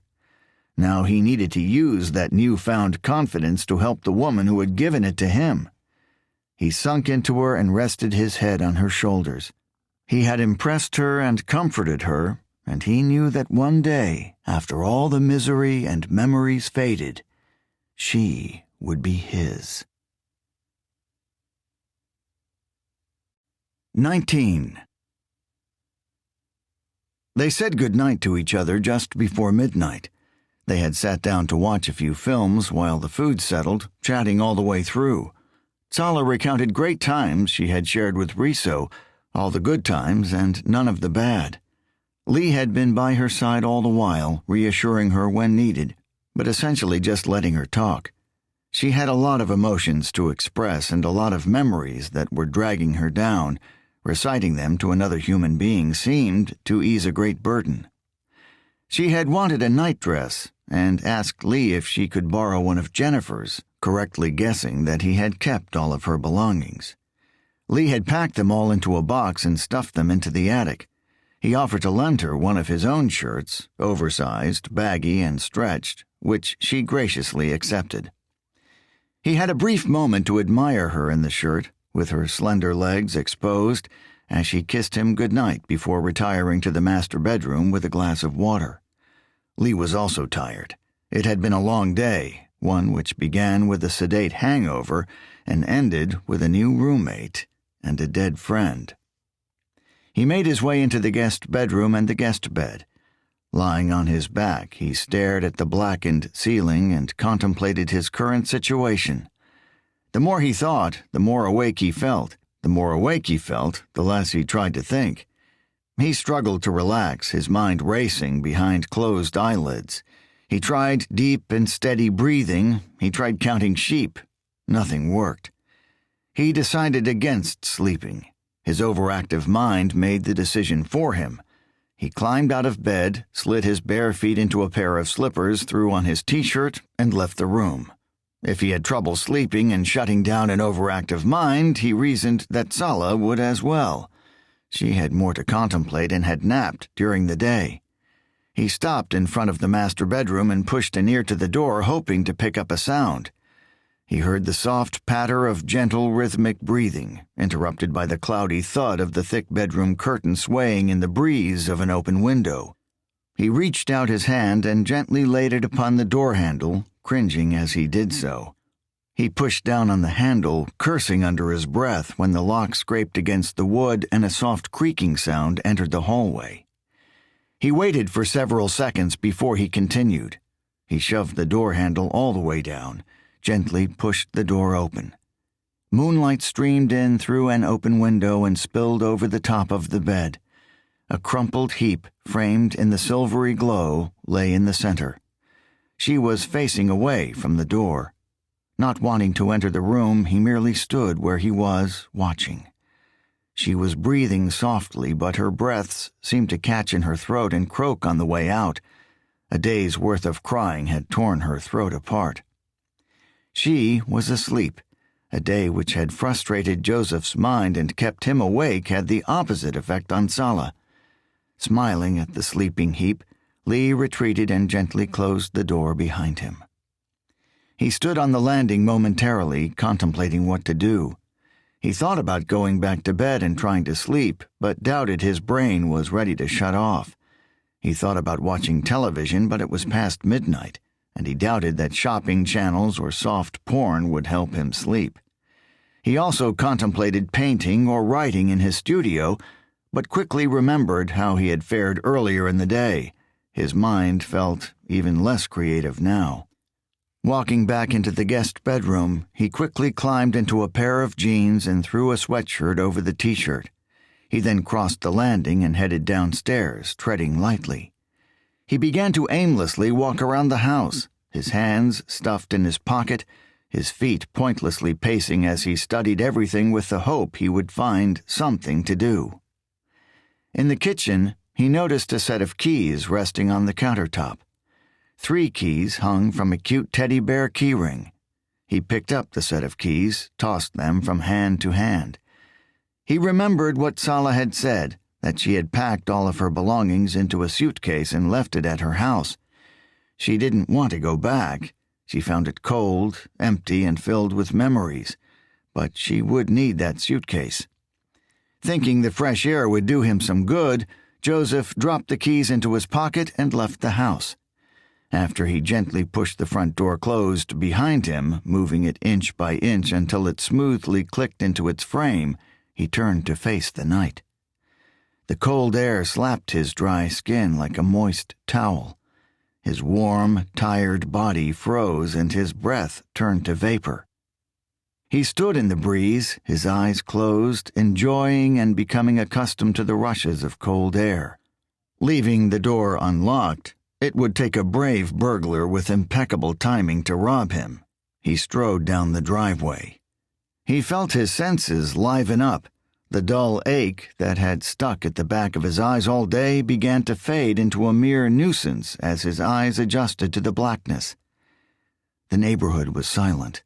All the neighbors had gone to bed awaiting early mornings at work. The Lechnan house was also silent, although this came as little surprise to Joseph Lee. When he walked across the Lechnans' property line, skipping over the lawn Riso had had high hopes for, but would now be left untouched, he noticed the Mercedes was missing from the driveway. The thought hit him as odd, but he pushed it to the back of his mind and made a note to question Sala about it later. He unlocked the door, shut it softly behind him before dropping the keys in his pocket and making his way through the house. A little voice inside him told him not to turn on the lights. He wasn't sure why. There was probably only one person who would know whether he was a burglar or not, and she was asleep in his house, but he listened to it nevertheless. His eyes had adjusted enough to the darkness for him to make it through the house with relative comfort. He worked his way to the stairs and began to climb. On the third step he missed his footing and clattered against the banister, just managing to stay on his feet. He gripped the banister hard as he made his way up the remaining stairs, nearly missing the final step before trying to climb an imaginary one. Feeling his way around the landing, his back to the wall, he discovered that all the doors to the house were wide open, leaving too many opportunities to fall backward. At the end of the hallway, he found the master bedroom. He walked straight into the room and straight into the corner of a cupboard door, which swung from a hatch at head height. He recoiled instantly, screeching in agony as the corner struck him in the center of his forehead. Tiny stars flashed through the darkness. He held his hands to his head, scuttled steadily to the bed, using his knees as a guide, and flopped down. "Fuck!" His voice sounded like a foghorn in the darkness. "Fuck, fuck, fuck!" he repeated angrily as a stabbing pain bolted through his skull. He rubbed his eyes until the stars began to disappear, but he stopped abruptly when he saw a flash of yellow light quickly enter and exit his vision. It had shone through the bedroom window, lighting up the room before disappearing again. The gentle roar of an engine sounded through the double-glazed windows. Lee rose to his feet to investigate. A large white van had pulled to a stop outside the Lechnans' house, its beaming headlights focused down the street. Lee watched curiously as the engine was flicked off and the lights faded.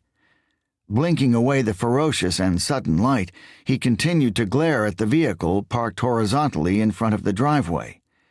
Through the faint, silvery glow of moonlight, he watched two men clamber out. The one closest to the house, the driver, stopped to pull up his pants and admire the empty house. The second man slowly made his way around the van to join his friend. Lee's heart nearly jumped out of his mouth when he recognized the passenger. He had a huge build, tall and muscular, with a shaven head and neatly fitting clothes. His horrified eyes strained to focus on the passenger's face. Riso? 20. The driver disappeared around the back of the van, leaving the tall figure standing solitary. Lee knew that posture. He knew that pose. His curious eyes glanced at the driver. The smaller man had retrieved 4 big duffel bags from the back of the van. He handed 2 to his friend and kept 2 for himself. Lee could only watch in bemusement and awe. He wanted to run, but he had nowhere to run to. He wanted to hide, but his muscles had seized from shock. He quickly glanced around the room. A line of built-in wardrobes covered the back wall, a small ensuite was a few strides away, and there was space to hide underneath the bed. Before he could attempt to drag his body into a hiding place, the two men moved. The big man moved first, quickly followed by the driver. Just as Lee managed to move his limbs, he heard the distinct sound of a key in a lock. The metallic sound reverberated through the empty house. He stepped next to the bed but stopped before sliding underneath. Curiosity got the better of him. He turned his ear toward the doorway and listened to the noises coming from downstairs where the two men conversed quietly, their whispers clear in the deathly silence. "We need to make this quick and quiet," a heavy voice instructed. "Quick, yes. Quiet, no." The reply was spoken in a lighter tone, an English accent.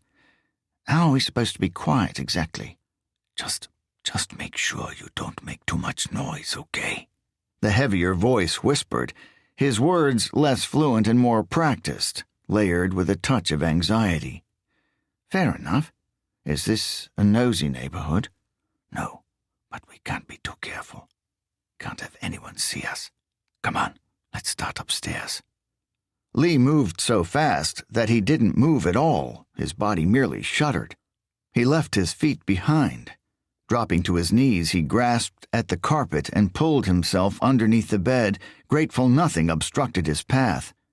The footfalls of the two thieves seemed to vibrate through to him as they climbed the stairs, when in fact he was simply reacting in fear to every soft thud, his heart jumping erratically. "You go clean out the office. I'll get the guest room," the man with a heavy tone instructed. "Make sure you get everything." The two men went their separate ways. Lee practically kissed the floor, staying as low as he could. He knew he had to get out of the house. If he could escape, he could run across the road and phone the police. He cringed at the thought. He hated the police. They had made his life a living hell. A big part of him wanted to stay and find out if his assumptions were correct. He was sure the heavier man was Riso. He certainly looked like him, and one of the whispering voices sounded like it was spoken with a foreign tongue. Duffel bags ruffled as items were stuffed inside, some clinking and clattering on their way in. Each noise seemed to speed up Joseph's heartbeat and add another bead of sweat to his palms and forehead. He considered getting out from underneath the bed and running. Even in the dark, he fancied his chances of finding the staircase and making his way down safely. His night vision had adjusted to that degree. He could be halfway across the road before either man had even realized something was wrong. But both of the men were in rooms next to the staircase, and the master bedroom was right at the end of the hallway. They would hear him running and would probably step out of the rooms they were robbing and obstruct him, beating him to a bloody pulp. There was also a strong possibility that they would simply turn on the lights as soon as they heard a noise. They could grab him and pin him to the floor in a matter of seconds, simply turning the lights back off before finishing him off. Numerous escape plans raced through Lee's head, but they all ended the same, and none of them were pretty. Regardless, he realized his body was moving, pushing itself out from underneath the bed of its own accord. He felt like he had drifted out of his body, and his rational mind stood over it, screaming obscenities at it, begging it to retreat. But the part of him that controlled his movements remained stubborn. "Done!" one of the men shouted. The noise startled Lee's instinct and sent it crawling back under the bed. Angry footfalls crossed the landing to meet with softer ones. "I said be fucking quiet!" the heavy foreign voice said in a venomous whisper.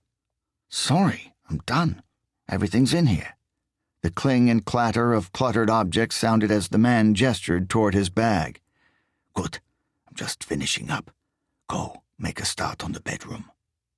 Lee's head dropped further to the ground. Inaudible vulgarities screamed through his breath. He saw the shape of shins and feet as one of the men clambered into the master bedroom. He wore heavy boots with thick heels that clunked against the floor as he walked, imprinting his boots into the soft carpet. He opened up the built-in cupboards and began stripping the clothes out and stuffing them into a duffel bag on the floor. The thief whistled while he worked, breaking into the theme from The Great Escape as he plucked clothes from the wardrobes. The second man stormed in seconds later, his heavy boots thudding against Lee's heart. "Shut up!" he ordered instantly. "I'm just whistling." "I told you to be quiet." Lee strained to hear the voice and decipher its identity. "Will you relax? No one can hear us. Every fucker on this street is asleep. Just in case." The whispers gradually faded. Lifting his face from the floor, Lee tried to steady his breathing as he listened intently to the two men. "So, what's the story with the guy who owns this place, then?" the whistling man asked. "I don't know." Lee detected a lot of bass in his voice. "He disappeared off the scene. I never knew him. I never met him." "How did he get your number?" The man with the English accent had an almost whiny tone to his voice. "I don't know." "Why threaten you? What did he have to hide?" "I'm not sure," the foreigner answered. "You were digging up his garden, right?" Lee suddenly became very aware and fretful of the conversation going on in front of him. "Yes, I figured it would be a good way to bond, and I didn't care that it wasn't my garden. I guessed that we'd have done the deal and left the country before the owner came back, if he ever came back at all." Lee was now confident that the voice was Riso. "But he did come back. A little too early, perhaps." "Exactly. So we rushed things a little bit. Zala is living with that little freak now, so we're going to be okay. The Khan is still on." Lee's heart stopped beating, he was sure of it. His whole body took a bullet of shock. Astonishment, depression, anger, and hopelessness all sparked inside of him at once. "How can you let your wife live with another man, especially a murderer?" the whiny man quizzed. "I don't think he actually killed his wife, and Zala says he probably didn't do it. Either way, I trust her." Riso's voice was strong and assertive. "She knows the game." "Fair enough." Lee pushed his face back into the fluffy carpet. His heart hadn't stopped beating, but it was beating so fast that the beats seemed to fuse into a constant throb. "I wonder if he has something to hide." The conversation continued above him with the unknown man asking questions. "What if there's something in the garden? You said you left the bottom part untouched, right?" "Yes." Riso's reply was somewhat impatient. "What if he was watching you? Maybe he knew you were living here all along and got a fright when you started to dig up his garden." "I don't know, and I don't care, and he's not the reason we're here." "But still, think about it. Why would he threaten you? Why would he ask you to leave and not just phone the police and get you done for squatting or breaking and entering?" "There's something going on, but that's none of our business. I don't care about him. I have more important things to deal with." "His problem could be a big one." "I've heard what happens in quiet little pieces of suburbia like this.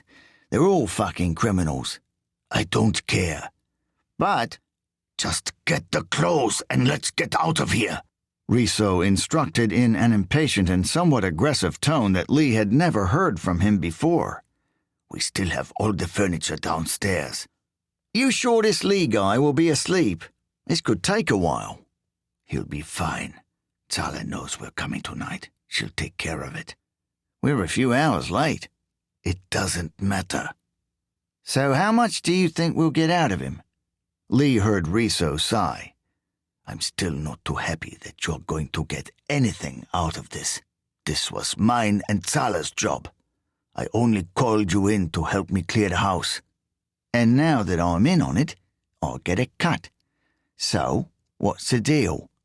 Is Zala going to actually marry him?" "No," Riso said abruptly.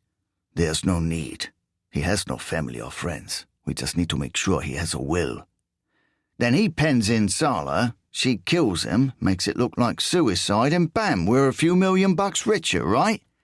"Something like that." "So is she going to fuck him then?" the Englishman joked. "No." Riso's reply was hasty and agitated. "Why not? It might help speed things along. Hell, if he's that lonely, he might just hand her everything he has as soon as she sucks his cock." A moment of pained silence broke the conversation before Riso spoke. "Stop talking and start working." Within minutes, they had stripped the bedroom and gone downstairs. 21. Lee waited underneath the bed in the darkness of the Lechnan's master bedroom, a stale carpet odor flooding his nostrils and lungs. He listened intently to the two men who had just finished removing the couch from the living room, escorting it out of the door and into the van with minimal effort. Riso wasn't dead. His death was a hoax, a small part of a big hustle. Sala, who had shed fake tears throughout the day and who Lee had comforted with genuine sympathy, was after his money and nothing else. The pieces of the puzzle began to fit together as he inhaled the dry carpet fibers and listened to the hushed commotion downstairs, the strange glances the couple had exchanged, the phone call Lee had overheard, the missing car, the forward, friendly nature.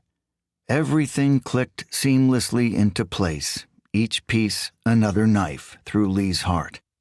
He had trusted both Riso and Sala. He adored Sala and changed his life for her. It was obvious that she liked him. The glances, the laughter, the conversations, the stares, the admiration, and the exchange of personal memories all pointed to an infatuation, and that had been enough to keep Lee's mind on the right track. But her flirtatious attitude was nothing more than a show, a committed lie to please him and trick him out of his wealth. He doubted that anything she had told him about her past was real. She probably made everything up just to get close to him, sharing her fake secrets and troubled past in hope that he would share his own. His anger came in waves, rushing through his blood like a shot of heroin. He wanted to climb out from underneath the bed and attack Riso. His blood boiled when he considered what he had done, and he wanted to seek immediate revenge. But he had enough logic left to stop himself from doing that, even in the face of his overwhelming anger. He continued to toy with the idea of running. The two men were now at the front of the house, but soon they would start shifting furniture around the back, taking it through the kitchen and dining room. He knew he could escape. They wouldn't be able to hear his footsteps on the stairs, and he would have enough time to run out the door and out of sight before they returned to the van. When the two men finally did make their way to the kitchen, their heavy boots sending vibrations throughout the house and allowing Lee to pinpoint their positions, he simply sunk his head into the carpet, defeated. Part of him wanted to get out of there as fast and as soon as possible. Another part of him wanted to stay, to wallow in self-pity for a while and wait for the two men to leave before he made his move. Before he could make up his mind, voices from downstairs made it up for him. "The van is full," stated the man with the English accent, his voice coming between heavy breaths. "We still have a few more things." "You should have brought a bigger van." "It's your van." Their voices became clearer the longer Lee listened, as if his ears were testing the connection and fine-tuning after each syllable. "You could have borrowed one. My mate, a friend of a friend, has a real transport company, and we could have asked him." "That's too many people. I didn't even want to get you involved in this," Riso stated firmly. "Hey," the man seemed insulted. "I've been your friend for fucking years. We've been to hell and back. I've done over a dozen jobs with you, for fuck's sake." "I know. I'm sorry. I didn't mean it like that. This was just for me and Sala. That's all I meant." "Fair enough," his friend agreed. "But now I'm involved, so what are we going to do? Do you want to drive the van back to the garage and drop some of this gear off?" "It's getting late." "It's 2 a.m. It couldn't get any earlier." "You know what I mean. We need to clear out before the sun comes up." "It's 20 minutes to the garage and back," assured the relaxed friend. "Plus 10 minutes to clear out the van and another 20 to fill it up again and clear off. We'll have plenty of time to spare." He spoke with greater confidence than Riso and was clearly less agitated. "Okay," Riso said unsurely. "Let's go." Lee listened intently as the couple thudded through the house and left via the front door, closing it silently behind them. He waited a few seconds, listening to the noises of the house and making sure the men didn't decide to make a quick return. He then rolled out from underneath the bed and jumped to his feet. He watched through the window as the doors to the van gently clicked shut. The driver started the engine, took one quick glance at Lee's house, and drove the van out of the street. Lee stood at the window with his hands on his hips. Through the expanse of studio windows opposite, clouded in darkness and glistening with the reflections of the streetlights, he thought he saw a light momentarily flicker on and off. He sagged his head to his chest, looked around. The bedroom had been completely stripped. Only the bed and the mattress remained. The cupboards had been thrown open and deprived of their contents. Several empty coat hangers dangled freely. He quickly turned and ran across the hallway, down the stairs and out into the fresh air. He didn't stop running until he came to his own doorway. The cool night had turned bitter, the once rejuvenating wind now aggressively attacking the world, tearing at trees, lifting litter into the skies and flapping at Lee's clothes as he entered his house. This time he wasn't careful or quiet, showing none of the finesse he had displayed upon leaving. He immediately walked into the living room and plonked himself onto the sofa, flustered. Running his hands across his face, sucking the cold from his cheeks to the palms of his hands, he dropped his head back. Before he could contemplate his next move, the lights inside the living room exploded into life, and a sly, sinister voice spoke to him. "Where have you been?" 22. Tsala Lechnin stood in the doorway leading into the living room, her hands folded across her chest, her fingers gently drumming on her forearms. She was still wearing Lee's shirt, but had covered her slender legs with the body-hugging pair of jeans she had been wearing during the day. Lee jumped when he heard her voice. Quickly turning toward her, he greeted her with a wide-eyed stare. "Tsala," he said softly. His words seemed to fall out of his mouth. I went for a walk." He stuttered, struggling to fabricate a lie with his breathless words. "You seem tired," Tsala said with a frosty edge. "Have you been running?" Lee tried to settle his breathing and calm his nerves. He replied with as much placidity as he could muster. "The wind started to get a bit out of control." He faked a smile as he struggled to retain eye contact. "I jogged half the way back. The cold practically sucked the air out of my lungs." He made a choking sound and followed it with a laugh. "I also freaked out a little in the dark. Thought someone was following me. It turned out to be a cat." "Couldn't you sleep?" Tsala said, seemingly warming to his lies. Lee faked a serious expression and lowered his head. "I started to think about Riso," he began, faking enough empathy to seem genuine. "I guess I was so busy thinking about you all day, making sure you were okay and whatnot. He was your husband, after all, and I know the pain of losing a spouse." He sighed softly, his head still lowered. "I was so wrapped up with you, I never really thought about how Riso's death affected me. I mean, I didn't know him for very long, but still, besides you, he was my only friend." Tsala's coldness ceased. "He was a good man, a good husband, and a good friend." Lee nodded, relieved but still worried. "What are you doing up?" Tsala hesitated before answering. "I was thirsty." She looked toward the kitchen. "I guess all that crying dried me out." "Why don't you go back to bed, and I'll bring you a cup of hot chocolate." "No, it's okay." Tsala refused, much to his disappointment and frustration. He didn't know what to do, but he did know that he wanted Tsala out of the room. She had turned from a beautiful goddess to an evil seductress, and he no longer felt comfortable around her. "Why don't you go put the kettle on?" the succubus said with a smile. "We can watch a bit of television while we have our hot chocolate." Lee nodded, thought about countering her words, and then headed for the kitchen, defeated. He noticed his hands were trembling when he retrieved 2 cups from the cupboard. Hearing Tsala approach from the rear, he quickly hid his hands in his pockets and turned toward her. "You should be sleeping," he said, wishing he had stocked something in his cupboards that he could slip into her chocolate. Tsala stared at him, her eyes boring deep into his. "I'm not really that tired," she said blankly. She walked around the kitchen counter and leaned on it, her attention never diverting from him. Lee coughed awkwardly, clearing his rapidly drying throat. "You've had a long day." "I'm okay, really." Lee nodded bleakly. He turned his back to Tsala and scooped teaspoons of hot chocolate mix into the empty cups. He stopped what he was doing when a beeping noise alerted him.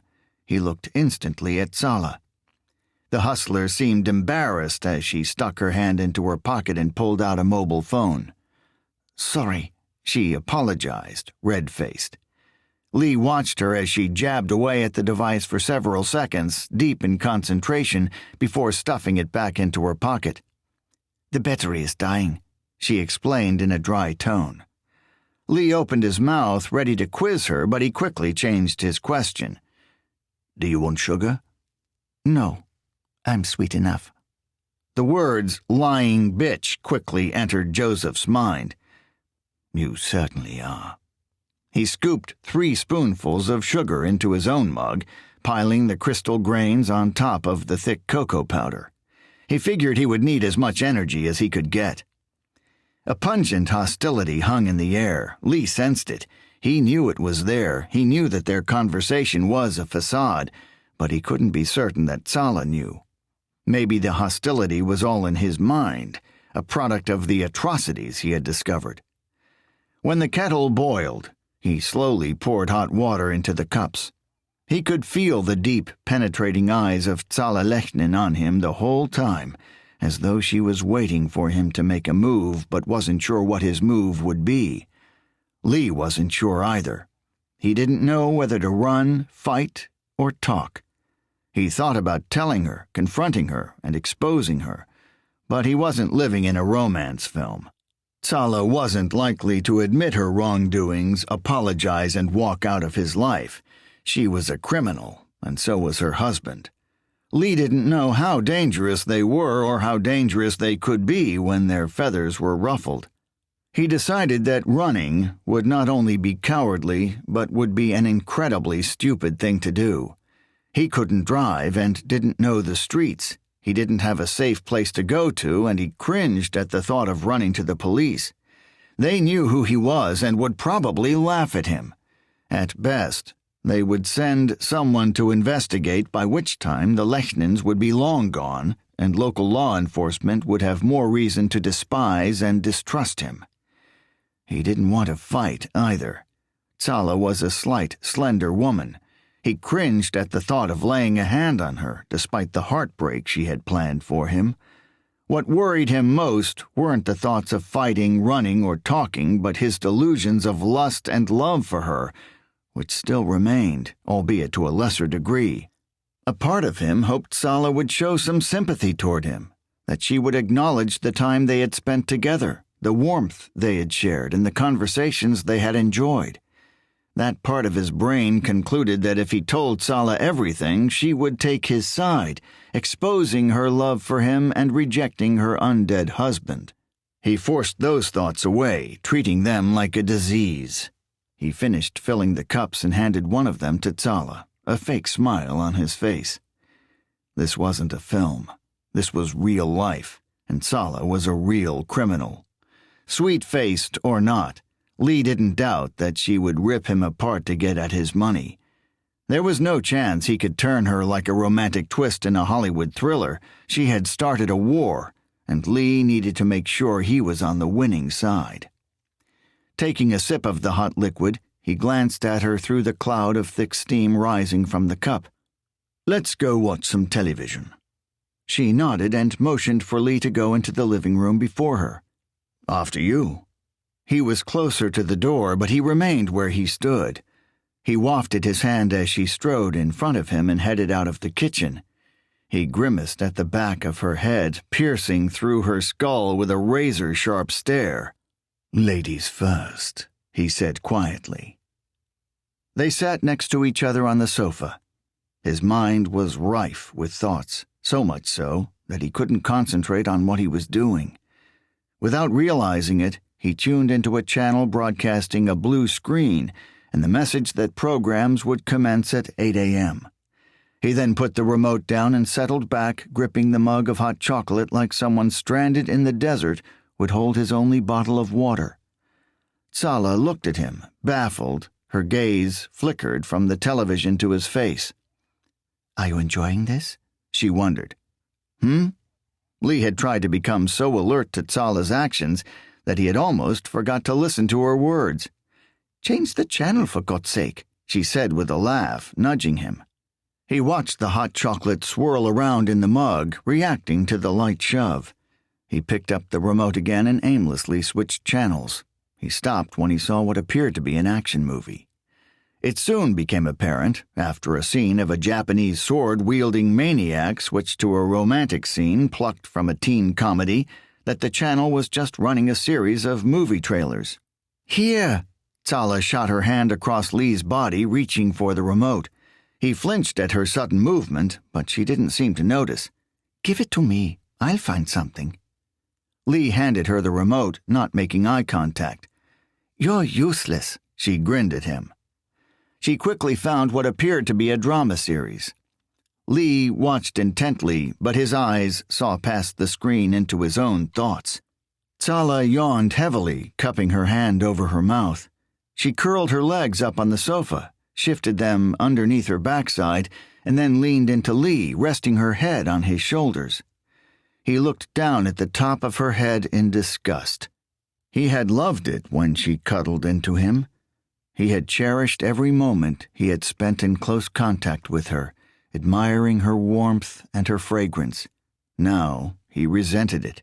He felt awkward and uncomfortable with her resting on him, like being hugged by a sweaty stranger in a nightclub or kissed by a 90-year-old aunt he hadn't seen since childhood.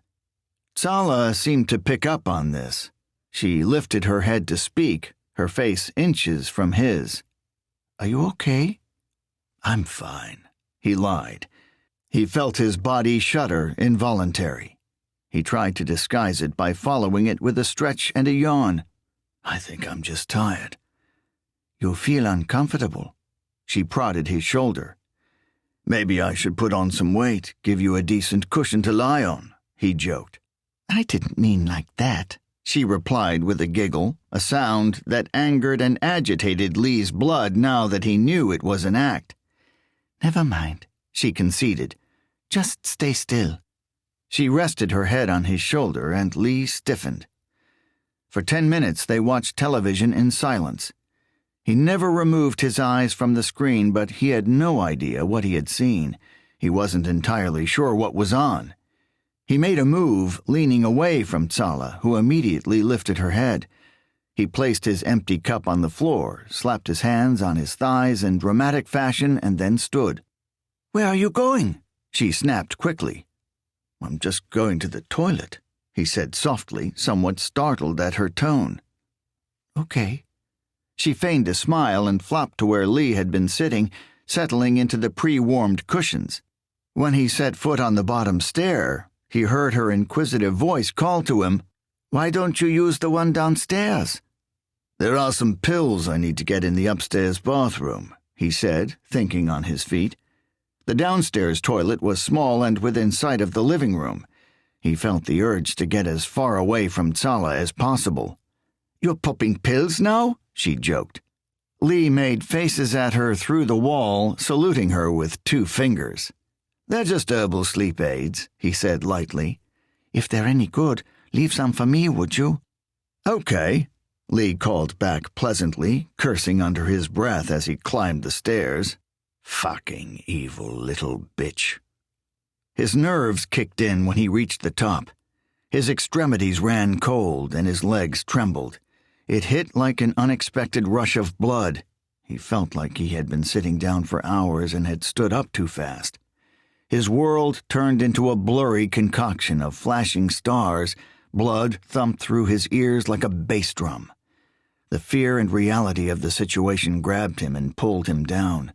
Using the banister, he slowly lowered himself to the floor until he was sitting on the top step, his arms still stretched above him, gripping the wooden rail. Holding his head in his hands, he waited for the dizziness to cease. He was in a mess that he wasn't sure he could break out of, and the more he thought about it, the worse it seemed. He remembered the conversation between Riso and his friend. They had only left to clear the van. Soon they would be back, and if they discovered that Lee had been eavesdropping on them, they wouldn't be happy. He waited for his vision to clear and found himself recounting Sala's words and trying to read her body language. She had watched him enter the house in a fluster, and his cover story had been weak to say the least. But if she knew he was lying, surely she would have run out of the house, looking for the arms of her lover and accomplice in crime. He analyzed the thoughts until his head hurt. He walked to the main bathroom and immediately spun the cold tap before sitting down on the edge of the bath. What had begun as an opportunity to be with a beautiful woman had quickly turned into a sick game in which he was the victim. He was having trouble coming to terms with the change. His dead friend had become a living enemy, the girl of his dreams had jumped into his nightmares, and the only person to trust him after the death of his wife, perhaps the only person who genuinely believed he didn't kill her, was a professional liar. What made matters worse was that the very woman who was causing all of his troubles was waiting for him downstairs. He had become a prisoner in his own home. He sat on the edge of the bathtub with his head in his hands for what seemed like hours, contemplating what had gone on before and wondering how to resolve the situation.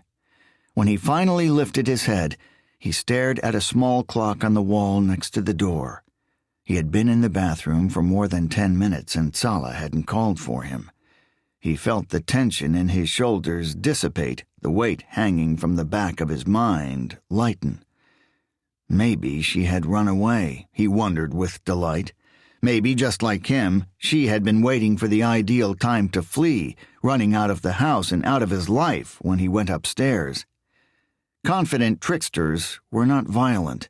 When trouble arose, they either talked their way out of it or they ran. By going upstairs, Lee had given her the perfect opportunity to flee. She could find her lover, leave the area, and count their losses. Ice-cold water rushed from the tap, splashing around the sink. He scooped up handfuls and splashed it on his face, bringing some life back into his tired features. He stared at himself in the mirror above the sink. A circle of red had formed around his left pupil. A deep, scarlet pool of blood enveloped the tiny orb. Black bags hung underneath his eyes in burrowed pits. His lips were cracked and dried, sporting spots of black, red, and flaky pink where the skin had begun to peel. He examined his lips like a child would examine a scab, picking to discover bits that wouldn't be painful to remove before violently detaching them with a pinched finger in a quick pull. He wiped his face and checked his appearance before leaving the bathroom. At the top of the stairs he waited, sucking in deep breaths to calm himself and keep his heart from exploding out of his chest. He could hear sounds from the television but nothing else. Steadying himself with a succession of deep breaths and a multitude of mental warm-ups, he began his descent. He let his head hang as he stepped off the stairs and into the hallway, his eyes passing over the spot on the floor that had haunted him for nearly a year. He lifted his gaze as he walked through the open doorway into the living room. Sala was nowhere to be seen, but Lee was petrified by what he saw. Fear hit his heart like a knife, and every muscle in his body tensed. "Hello, Mr. Lee." Joseph could only stare blankly, his body frozen. Riso Lechnin stood in the center of the living room, his tall and strong posture dominating the room. His arms were folded across his huge chest. His eyes showed a glint of sadism as he stared. "What's wrong?" he asked softly. "Not expecting me?" 23. Joseph Lee stared in disbelief at the dead man standing in front of him. He took a step forward, breaking the freeze that had engulfed his body, the ice cracking in his stiff muscles. He began to ask a question, but he wasn't given the chance. Something struck him from behind, a solid, blunt object smacking against the back of his knees. He lost control of his legs. They crumpled as though they weren't his own. The shocked face of Riso Lechnin flashed out of his vision as he dropped, sounding screams of anguish.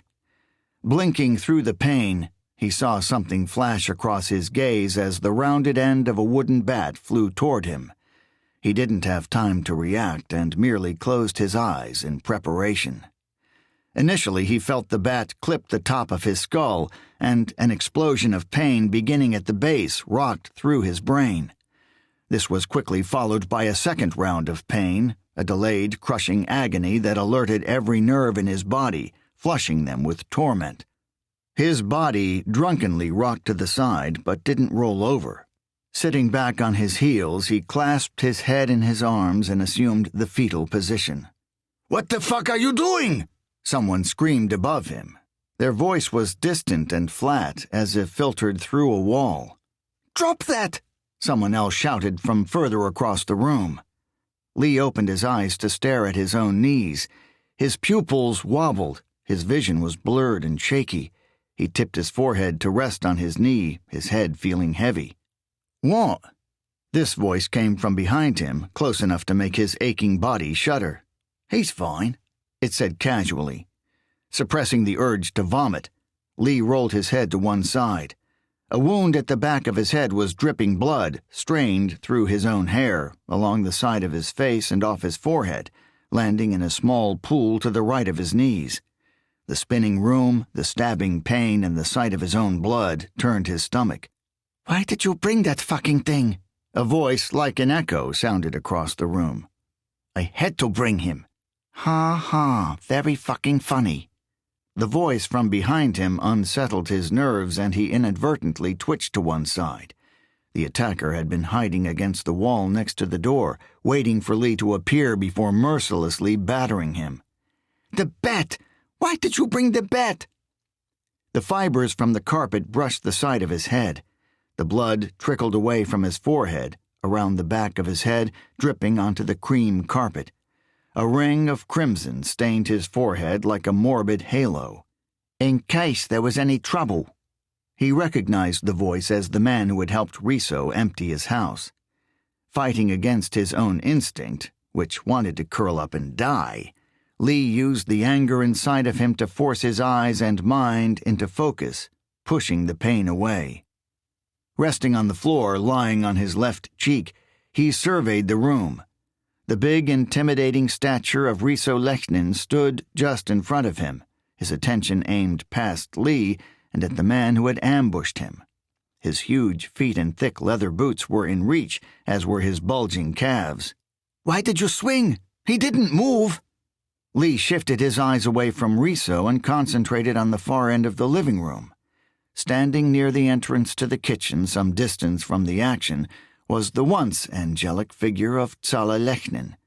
She expressed anger at her incompetent and trigger-happy accomplice, but she seemed to show little regard for Lee's predicament.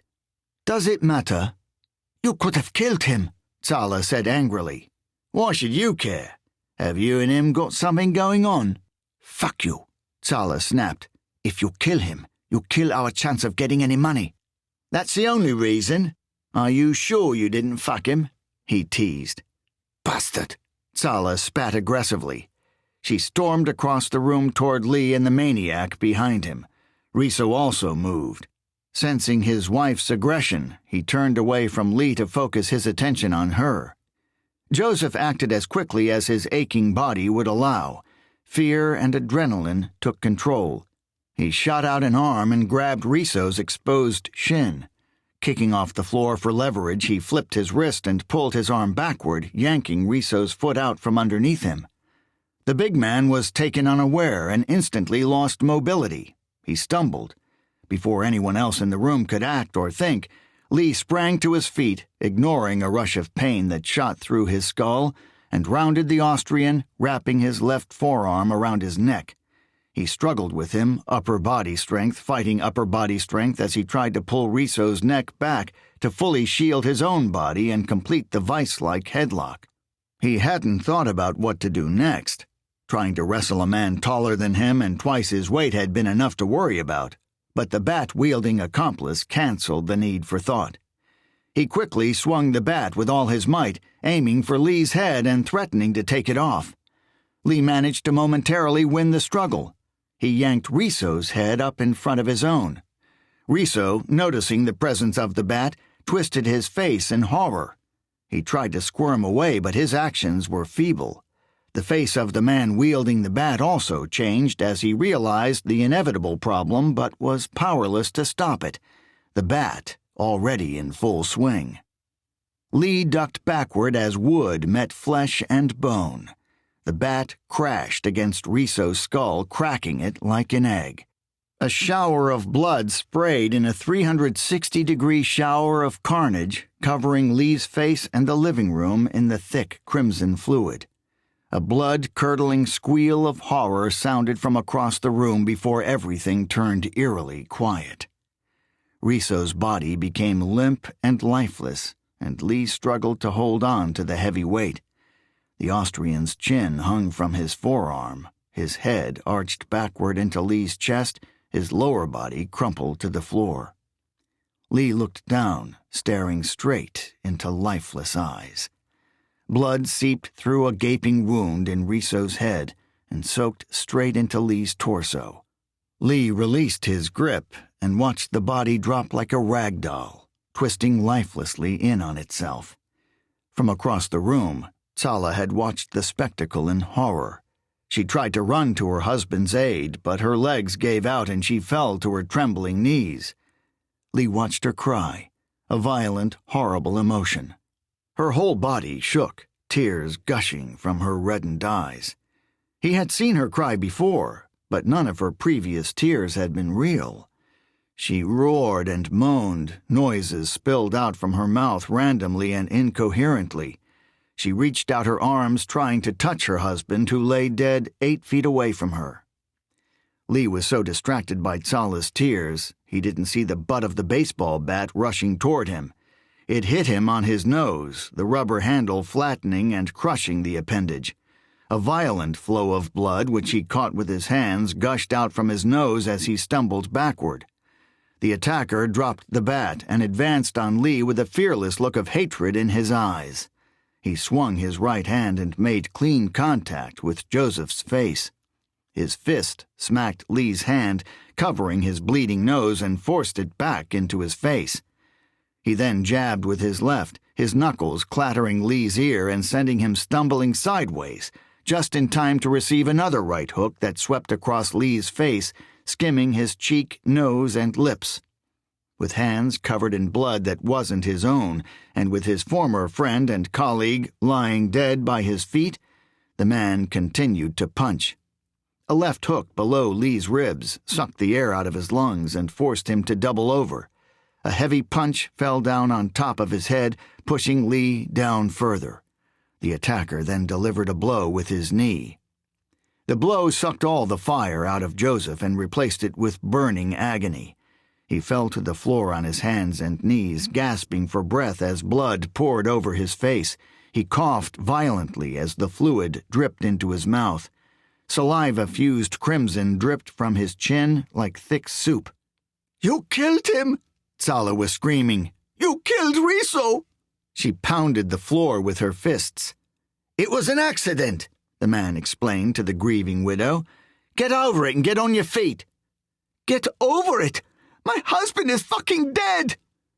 Lee lifted his head and smiled. Blood had stuck to his teeth. "Get over it, Tsala," he coughed. "It's not the first time, is it?" He laughed painfully. A leather boot wrapped around his head and sent him spinning across the floor. "Fuck!" he coughed, spitting a glob of blood on the carpet. "Watch your fucking mouth!" the murderer ordered. "What do you want?" Lee rasped. Your money, asshole. What do you think? And you think this is the way to go about getting it? Lee wanted to know. His adrenaline kicked back in. He lifted to a seated position and stared at the murderer. Shut the fuck up and don't move, the murderer ordered. He turned to Tsala. Does he have a safe or something? No, she spat. This isn't a fucking robbery. Do you know anything? Riso said this guy was loaded. He is. So where is his money? In the bank, Tsala screamed aggressively. Grief and anger had fueled together inside her, and the collage of emotion was aimed at the unknown assailant. You fucked this up, she accused. I don't know why Riso asked you in on this, but... He needed my help, the man argued. He had taken a few steps closer to Tsala. Without me, we wouldn't be here. Exactly. Look, you needed me to clear out the house. It wasn't my fault Riso died, he replied casually, showing little remorse. You were the one who fucking killed him. Lee edged closer to the door during the commotion. He inched past the couch out of view of Tsala, who would see him if he shifted any further. He peeped around the couch and watched her arguing as she kneeled on the floor. Saliva dripped down her chin and shot out of her mouth as she spoke. She resembled an angry dog. I didn't mean to kill him. Oh, well, that's okay then. Lee looked to the doorway. He calculated 5 steps between him and the exit, 5 steps that would be seen by Tsala. Then another 6 or 7 steps to the front door. If he moved quickly enough and didn't waste time opening the door, he could be out of the house just as Riso's killer had worked out what was going on and long before Tsala could jump to her feet. I'm sorry, okay? No, it's not fucking okay, Tsala growled. You killed my husband. You're a fucking incompetent freak, she barked. Lee made his move. He kicked off the floor like a sprinter from the blocks, moving low and with a great burst of speed. He reached the front door in a second. As his right hand felt the cold metal of the handle, he heard Tsala call out behind him, "Stop him!" He pulled open the door, burst out into the night, and gave the door a quick flick with his wrist so that it swung closed behind him. His feet wobbled as he ran, his legs shaky and weak. His world was still hazy, his body still in agony, but a shot of adrenaline urged him to continue.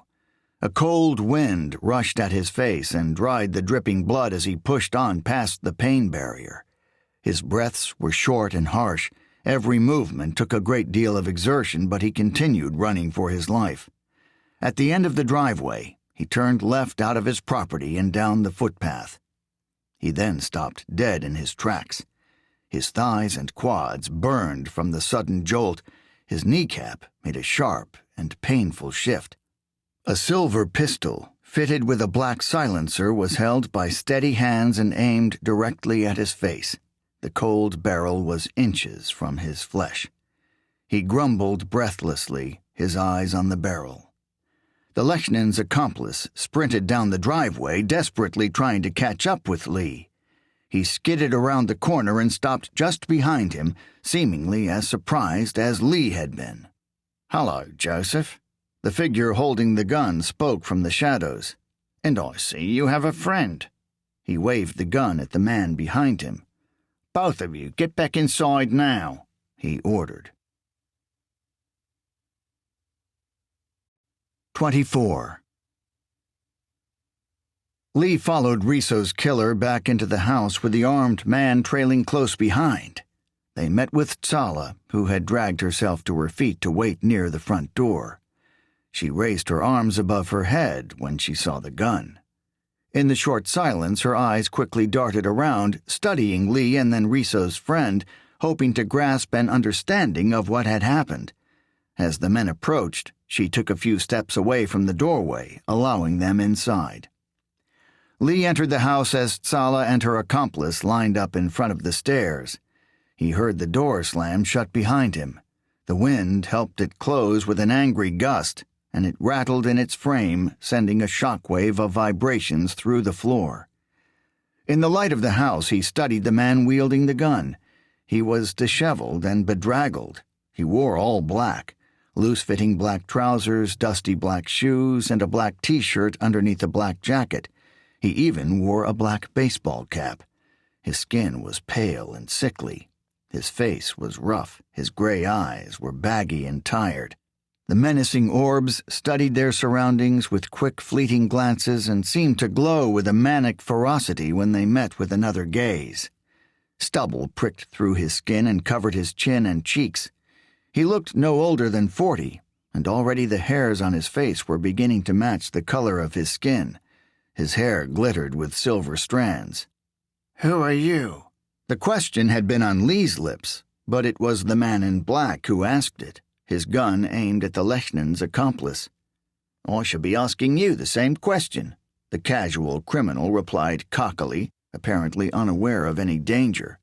"I'm the one with the gun," the newcomer reminded him sternly. "Fair enough. He paused, shooting a look at Lee. "Yes?" "I'm nobody," he said, smiling lightly. The gunman nodded. "Good," he said in a placid tone, nodding and smiling, before unceremoniously squeezing the trigger. The suppressor sucked some of the noise out of the shot, but the lethal device still thundered, shaking the house and causing Lee to grasp at his ears. The cocky accomplice, who had delivered the fatal blow to his partner in crime, dropped straight to the floor. His legs folded inward, his backside resting upon his heels. His lifeless face looked toward the ceiling, his dead eyes toward the heavens. A fresh bullet hole above his right eye leaked a steady stream of blood over his face, coloring his features. Tsala sobbed a muffled scream as she saw the man crumple to his knees out of the corner of her eyes. She didn't dare turn to look. She stared at the gunman, watching as he aimed the gun at her. "And you?" he asked, a sickeningly sadistic smile on his face. His deluded eyes seemed to sparkle, reveling in her fear. Tsala Lechnan," she quickly answered, clearing her throat. "Good." He paused, watching the fear in Tsala's eyes as he steadied the gun's aim around her face. He waited until fear ran uncontrollably through her body, forcing her into more tears. She closed her eyes and waited for him to pull the trigger.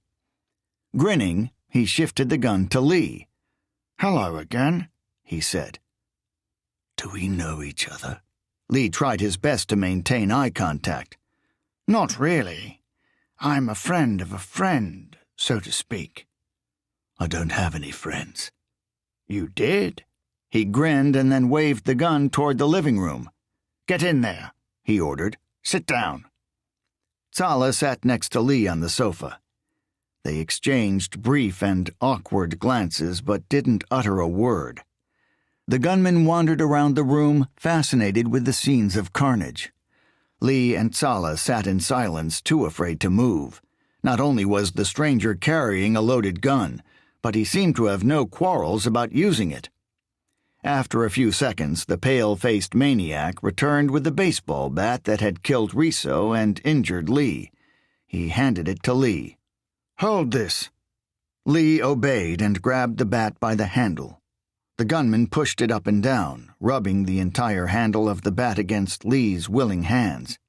"Thank you," he said politely, removing it from Lee's grasp. He produced a handkerchief from his jacket pocket and wiped away his fingerprints from the parts of the bat he had touched before tossing it to the floor, where it bounced off Riso's corpse and landed on the soft carpet. A breath escaped Riso's dead lungs as the bat bounced off his chest, almost unnoticed by the two men, but not by Tsala. The fear and tension in her body was now so intense she began to twitch and shudder uncontrollably. "What's going on?" Lee wanted to know. He felt increasingly awkward, angry, and pitiful sitting next to Tsala. He could feel her presence and her heat. He also felt the suppressed sobs and violent shudders that rocked her body. He knew he couldn't rely on her for a joint escape effort. Fear had paralyzed her, and loss had made her passive. The gunman walked around the sofa and stood in front of the television, demanding attention from both his subjects. His eyes were fixed lustfully on Sala, but he spoke to Lee. "I've been to this house before," he declared. "Who are you?" Lee demanded to know. He dragged his eyes away from Sala and focused a sly smile at Lee. "Patrick Rose," he said genuinely, reaching out his free hand for Lee to shake. Lee accepted the gesture and reached to meet the hand. "Fuck off!" The gunman quickly withdrew. "As if," he laughed immaturely. "What do you want?" Lee begged. "I could name a few things," Patrick said lustfully, his eyes bearing a hole through Sala as he licked his lips. "Fuck you." Sala tried to break her passivity, her words harsh but her tone soft. "Maybe later, darling." He blew her a kiss. "First, we have some business to attend to." He turned back to Lee. "You," he pointed aggressively with the gun. "You killed your wife a year ago and then—" Lee sighed. No, he shook his head. "That's why you're here. You're one of them. Don't you think this is a little extreme?" He barked with frustration and disbelief. "What are you talking about, piss stain?" The gunman spat the insult like a carefree teenager. "You think I killed my wife, so—" "Correction," Patrick interrupted. "I know you didn't kill your wife. I know for a fact," he stated with a sure nod. Lee nodded, thinking he was dealing with a deluded pervert. "Oh, in that case, where were you a year ago when I needed you?" he asked sarcastically. "I was killing your wife," Patrick replied plainly, smiling as he watched Lee's jaw drop. "You?" "Yes, me," he said proudly. "Only I didn't really—" "Why?" Where there should have been anger, Lee could only feel awakening remorse and bewilderment. "Because I loved her," Patrick replied bluntly, with a smile that suggested a lot more. Lee's eyebrows raised in confusion. "I was fucking her behind your back," Patrick laughed. "She had many late nights at the office, at my house. Every night for a year I pounded that sweet pussy." He flashed a sickly grin that angered Lee. "You're lying," Lee accused, hoping he was. "God's honest truth." He held his hand to his heart and laughed. "But why?" Lee was at a loss for words. He'd spent many sleepless nights thinking about meeting Jennifer's killer. Not only did he want to tear him limb from limb, but he had so many questions. He struggled to recall any. Patrick merely shook his head. "They were the best months of my life. Such a tight ass." His eyes flickered as he remembered. "It was a shame, really." "Why?" Lee felt his body tear in two. Half of him screamed in anger, the other half sat back in frozen disbelief. Sorrow sided with both halves. "It's a long story." "We have all night," Sala chimed in. Patrick looked at the Austrian with shock at first, but his features gradually converted back to their lustful roots. "Okay, little lady," he said. "Just for you. If you must know." He took a few steps back until he was leaning against the back wall. "I was married when I first started seeing her. At first it was only once a week, if that. It was just a sexual thing. I don't think she was too happy at home. She either wasn't getting any or what she was getting wasn't any good." He glanced at Lee, waiting for retaliation, but Lee was still in shock. "Things started to get more intense. My wife started to work away, so I made sure I worked at home." He winked at Lee, but he was still unresponsive. "Eventually, we were seeing each other every day. Then my wife lost her job." He shifted his position on the wall. "She was home all the time, complaining, nagging." A scowl crossed his face as he recalled. "I hated that fucking bitch." He took a deep breath before continuing. "One night, she caught me and Jennifer at it. She was supposed to be at her sister's house, but, well, she wasn't. Jennifer watched me argue with her. She couldn't help it. My wife dragged her into it.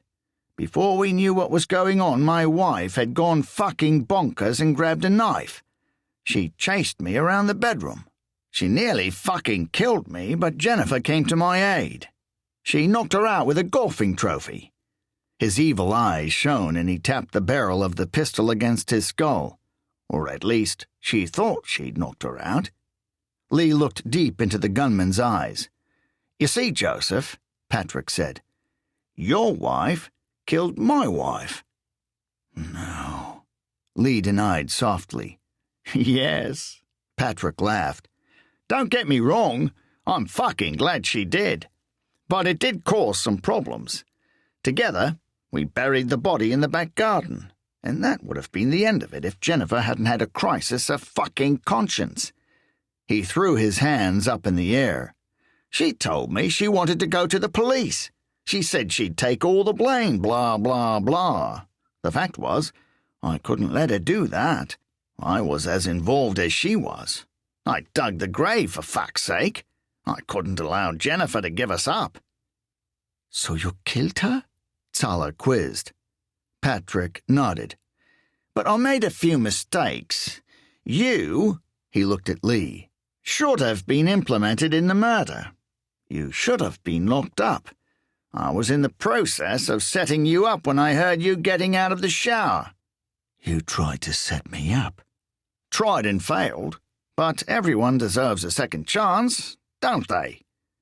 "You bastard!" Lee leapt up from the sofa and charged at the gunman like a raging bull. The man in black anticipated the attack, stepped to the side and rammed the butt of the pistol across his face. The metal crunched against his jaw, dislodging 2 teeth and reverberating through his cheekbones. He dropped to the floor at his attacker's feet. "Nice try," Patrick said blandly. "You know, you should have never been so trusting of Jennifer. She was a beautiful and sweet girl with a body that anyone would love to get inside." He retrieved something from the back of his memories that brought a lurid smile to his face. "All those late nights she spent at the office, all those neighborhood parties and visits," he said, making air quotes. Lee coughed violently and spat at Patrick's feet. "She hated the neighbors just as much as you. I mean, she spoke to them occasionally. She kept up appearances, but nothing more. It was all lies to keep you away. If she said she was going to see them for a coffee and a chat, she knew you'd refuse to tag along." He looked down at Lee and laughed. "She couldn't use work as an excuse all the time, so she used your social hatred against you. Whenever she popped out to borrow a cup of sugar, believe me, she was getting something a lot sweeter." Lee angrily swung for Patrick's leg, but his attempt was ushered away with a swift kick. Steel-toed boots crushed against his palms, and he recoiled. "I lived across the street from you, for fuck's sake," Patrick continued to gloat. "I was your horny wife's convenient holiday home." He laughed again. "Fuck you!" Lee screamed. Saliva dripped madly from his mouth, shooting out in torrents as he bellowed angry words. "You fucking bastard!" Patrick merely smiled. He concentrated his attention on Zala, smiling at her at first, as if he had just noticed her from across a crowded room and was trying to make a gentle approach. He then wondered, "So, have you two?" "No," Zala answered sharply. "You're not missing out on much, darling," Patrick assured. "Just ask Jennifer." Lee spat another glob of blood at the man above him, but was quickly pushed back to the floor by the heel of his boot. "You look a lot like her. I suppose that's the whole point, isn't it? That's why you came here, to con him. You hoped that this little unsociable bastard would pay attention to you because you look so much like his dead wife." He paused to look around the room, noting the 2 dead men. "Clearly you fucked up." "It's your fault," Zala said, her tone tired and defeated. "Rose," she said, as if plucking the name from her memory. It's your house. You were the one who forced us out. You're the reason Riso is dead." "No." Patrick shook his head slowly. "I didn't kill your husband. His own stupidity did that for him. It's rather ironic that you picked my house to squat in, though, don't you think?" Lee could hear Tsala sigh. "What do you want?" she asked. The knowledge of the assailant's identity seemed to dispel some of her fear. "I want you two to come with me." He kicked Lee, prodding him in the chest with the tip of his boot. "Get up, prick," he ordered. "We're going across the road to do a little digging." Lee stumbled out of the house with Tsala and Patrick close behind. Patrick, who had taken a liking to Tsala, held her by the hand as he ushered her out of the house. Lee wasn't sure whether the man was a sadistic joker who enjoyed toying with Tsala or whether he was a maniac who actually wanted to hold her hand and keep her close. Clearly he was a maniac, but to what degree, Lee had yet to discover. Lee trudged across the street with an apathetic mind. He had always wanted to discover the identity of Jennifer's killer, but everything that had come with learning that identity had taken him somewhere he didn't want to go. Not only was Jennifer having an affair, but she had killed someone. The image of the sweet and innocent woman who had loved him despite everything and would continue to love him had vanished. Inside of him, where there should have been anger or fear, there was only a black hole. "Hey!" Tsala screamed. "Shut your fucking mouth," Patrick said through gritted teeth. "You'll wake up the fucking neighbors." "You grabbed my ass." "You should be happy. You have a nice ass." It was a compliment. He gave her a wink. Lee found it hard to believe that Jennifer, his Jennifer, had found anything worth loving in the sleazy sadist. "You fucking pervert." Now, calm down. I hate it when we fight." The three crossed the road and walked down the side of what was, for a short time, the Lechnan's house.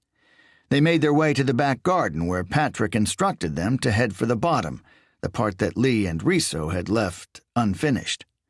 There were 2 shovels waiting for them. Lee stopped and waited for Patrick, who was cheekily trying to cuddle an aggressive and agitated Tsala. "Keep your fucking hands off me," she warned. "I really don't like it when you talk to me like that." "I don't fucking—" Patrick drove the butt of the pistol into her face. The metal crushed her nose and sliced through the skin on her cheek. She spun away and clutched her wounds. "Like I said, I don't like it when you talk like that." He reached forward and pulled her hand away from her face. He studied the marks. "Damn, look what you've made me do. We'll have to get that cleaned up before we do anything." He let her hand drop and turned his attention to Lee.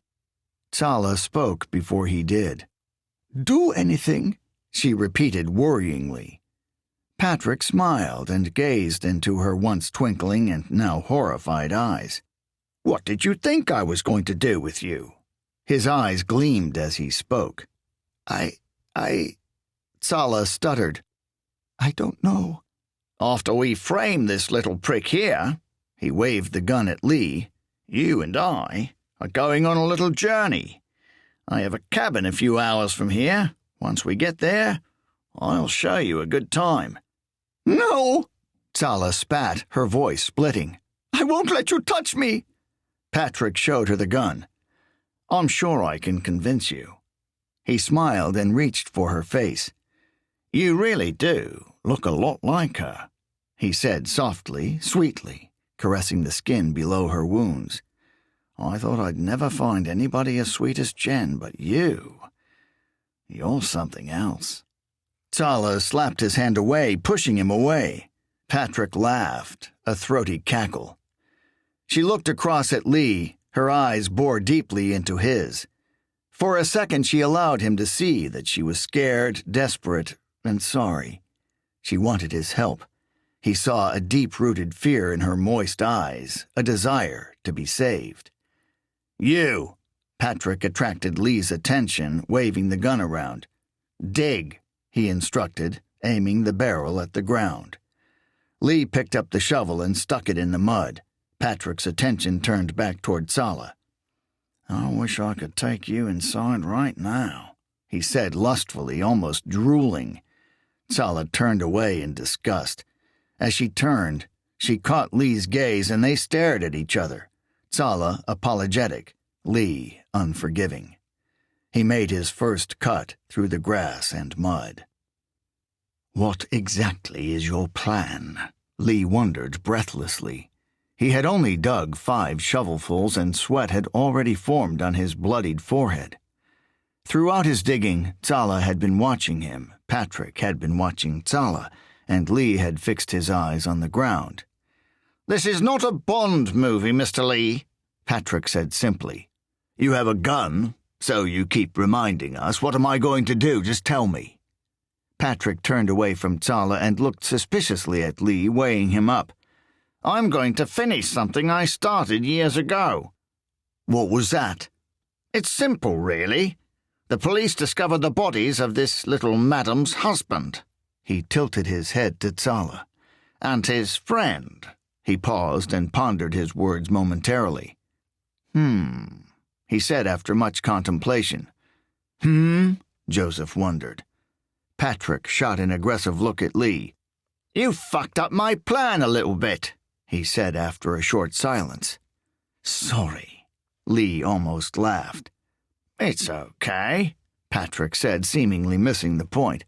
"I'm sure I can work a way around it." Lee nodded in disbelief as the maniac gently tapped the barrel of the gun to his chin, his mind running through a series of scenarios. Eventually he said, "If you hadn't killed that big fucker, things would have been a lot easier." "I do apologize." "I know." A light bulb flashed above the psychopath's head. "He was getting too close to discovering your truth, that you killed my wife and buried her in this garden. To shut him up, you killed him, disposing of his pathetic little friend in the crossfire." He seemed satisfied with his conclusion. "The police arrive, and after a bit of digging, so to speak, they find out that you killed my wife, which leads them to the conclusion that you and her were having an affair, ultimately giving you motive to kill Jennifer. They've practically been begging for evidence to lock you away, and once we get your prints all over her, they'll have what they want." "You expect me to just sit back and let you do that? I don't want to spend the rest of my life in prison." Lee wiped his brow, removing a line of sweat and blood. "I don't, and you won't." "Ah, damn. Now look what you've done. You've ruined the surprise. You see," he grinned sadistically, "I'm going to kill you. Well, technically, she will kill you." He motioned at Sala. "Before going on the run. You see, there's something little Miss Sweetfuck hasn't told you. She's wanted in 3 countries. If the police get their hands on her, she'll be spending the next 20 years behind bars." He smiled crudely, lifting a hand to gently stroke Sala's tear-stained cheek. "That would be such a terrible waste. So," he concluded, snapping out of whatever lurid fantasy his lustful brain had concocted, "I'll be taking her with me. Just to keep her safe, of course." Lee didn't react. He remained placid, indifferent. "So, why am I digging up your wife?" he wondered. "Because I buried her. There's too much evidence linking me down there. I want you to dig it up and shift that evidence onto you. You'll stick her in the van outside." He looked at Sala. "Your husband was so kind to leave me the keys. Well, they were in his pocket, but I'm sure he won't mind me taking them. I can make it look like Lee got scared and tried to move the body." Lee nodded and picked up the shovel to continue his work while Patrick lusted over Sala, keeping a safe distance from Lee as he did so. Joseph paused after only a couple of digs, his body aching. His head still throbbed from the earlier blow, as did his legs. The effort of digging exaggerated those pains and created more. He turned toward Patrick, expecting to be ordered to continue or whipped into action, But the gun-wielding madman was far too interested in Zala. He had forced himself closer to the bereaved Austrian. With the gun in his right hand aimed at her head, he scooped her in his left arm, dragging her body to his. He whispered things in her ear as she squirmed, her face a picture of disgust. "Get away from me," she begged, trying to shove him away. "You like to play hard to get, do you?" "You're fucking sick," Zala protested. She pushed him backward, swinging wildly with her left arm. Her knuckles struck hard against his temple, and he stumbled, just managing to retain his grip on the gun.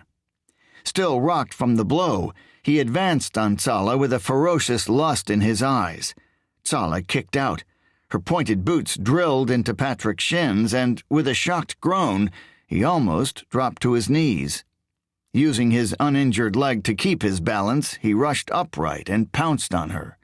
He wrapped a hand around her mouth, silenced her screams. He squeezed his palm tight, cutting her lip on her own teeth. "You shouldn't have done that," he said sternly, bringing his face close to hers. He drove his knee into her stomach. Instantly her face twisted as the breath was sucked out of her. She tried to scream, but to no avail. He slid his hand away from her mouth, grabbed her hair, and yanked it back with almost enough force to snap her neck. Zala squealed. "I think I need to teach you a lesson." He raised his hand above her face, showing her the ominous sight of the gun, her painful fate. "I hope this—" He finished with a muffled scream. The blade of a shovel crashed into his fist. A sickening sound of breaking bones and popping knuckles overlapped the agonizing yelp as his hand was smashed to a pulp. The gun flew from his grasp, spinning into the darkness. It landed out of view in the soft, muddy ground. Patrick looked down at his hand, horrified. 2 fingers had snapped and pointed backward. His middle finger had bent sideways and rested on the top of his palm. His little finger had been crushed, resting horizontally across his knuckles with the bloodied tip pointing toward his wrist. "You fucking bastard!" Joseph swung the shovel again, aiming for the gunman's head. The contact was clean and precise. The metal of the shovel slammed against his skull.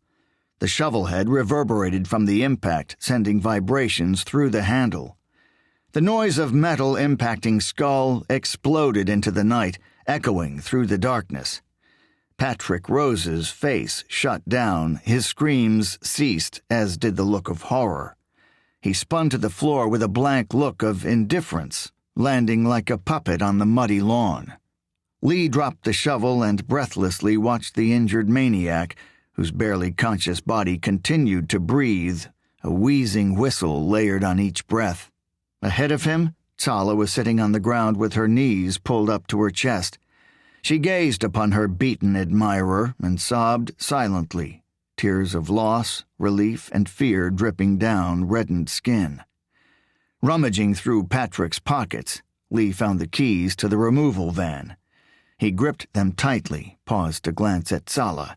She wasn't even looking his way, her eyes fixed on the black middle distance. He ran, skipping through the darkness as fast as he could. He could only see a few feet in front of him, but he continued on at full pace, using his memory as a guide as his feet crossed over the muddy lawn and hopped onto the edge of the decking before dropping to the concrete path that ran down the side of the house. He found the parked van. In his hand he held a set of 7 keys, all but one, a long, thin, and pointed key, looked exactly alike, and he had no idea which one fit the lock.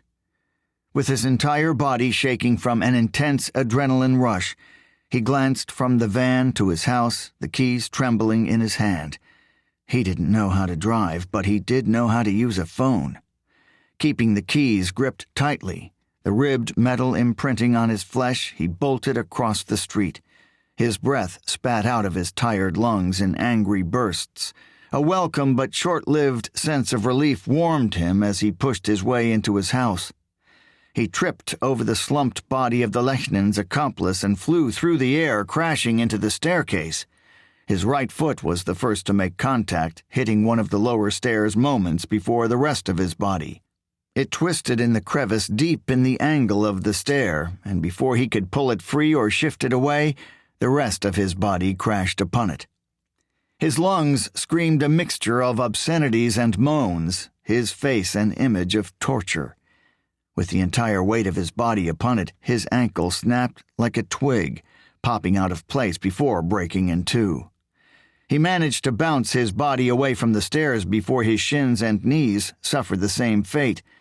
Using his damaged ankle and outstretched arms, he sprung from the stairs just as quickly as he had fallen upon them. He rolled backward, past the stairs, and over the dead man.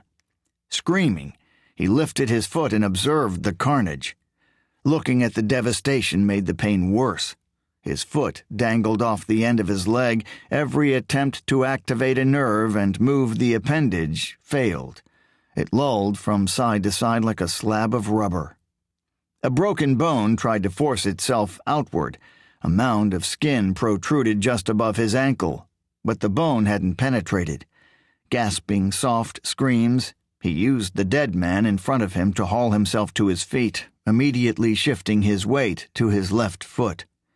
The dangling foot dragged along the floor as he hopped to the living room, using the wall for support. He reached for the phone, almost diving on it when he spotted it. With fingers trembling at subsonic speeds, he tried to dial 999, hitting the correct sequence of numbers after 6 messy attempts. "Police!"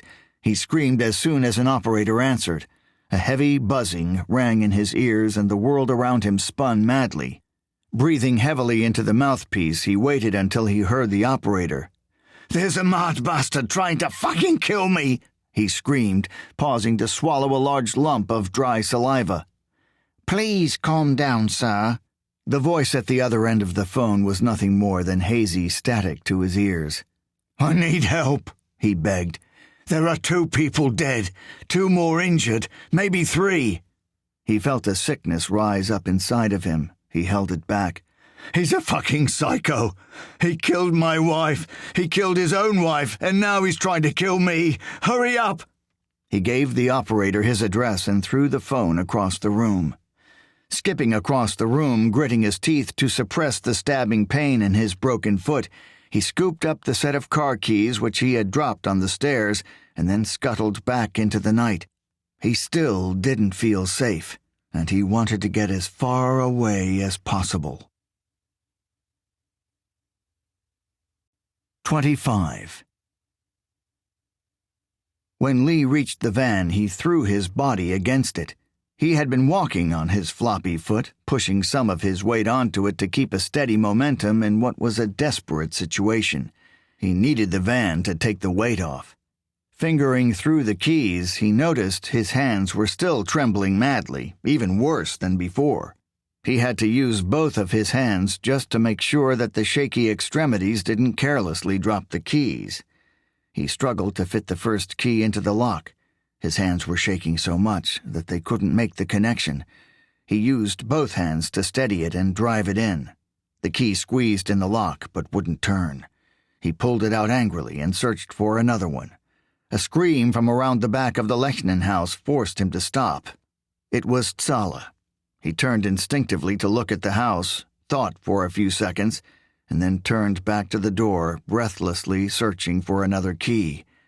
Another key, another failure, another trembling moment of anger.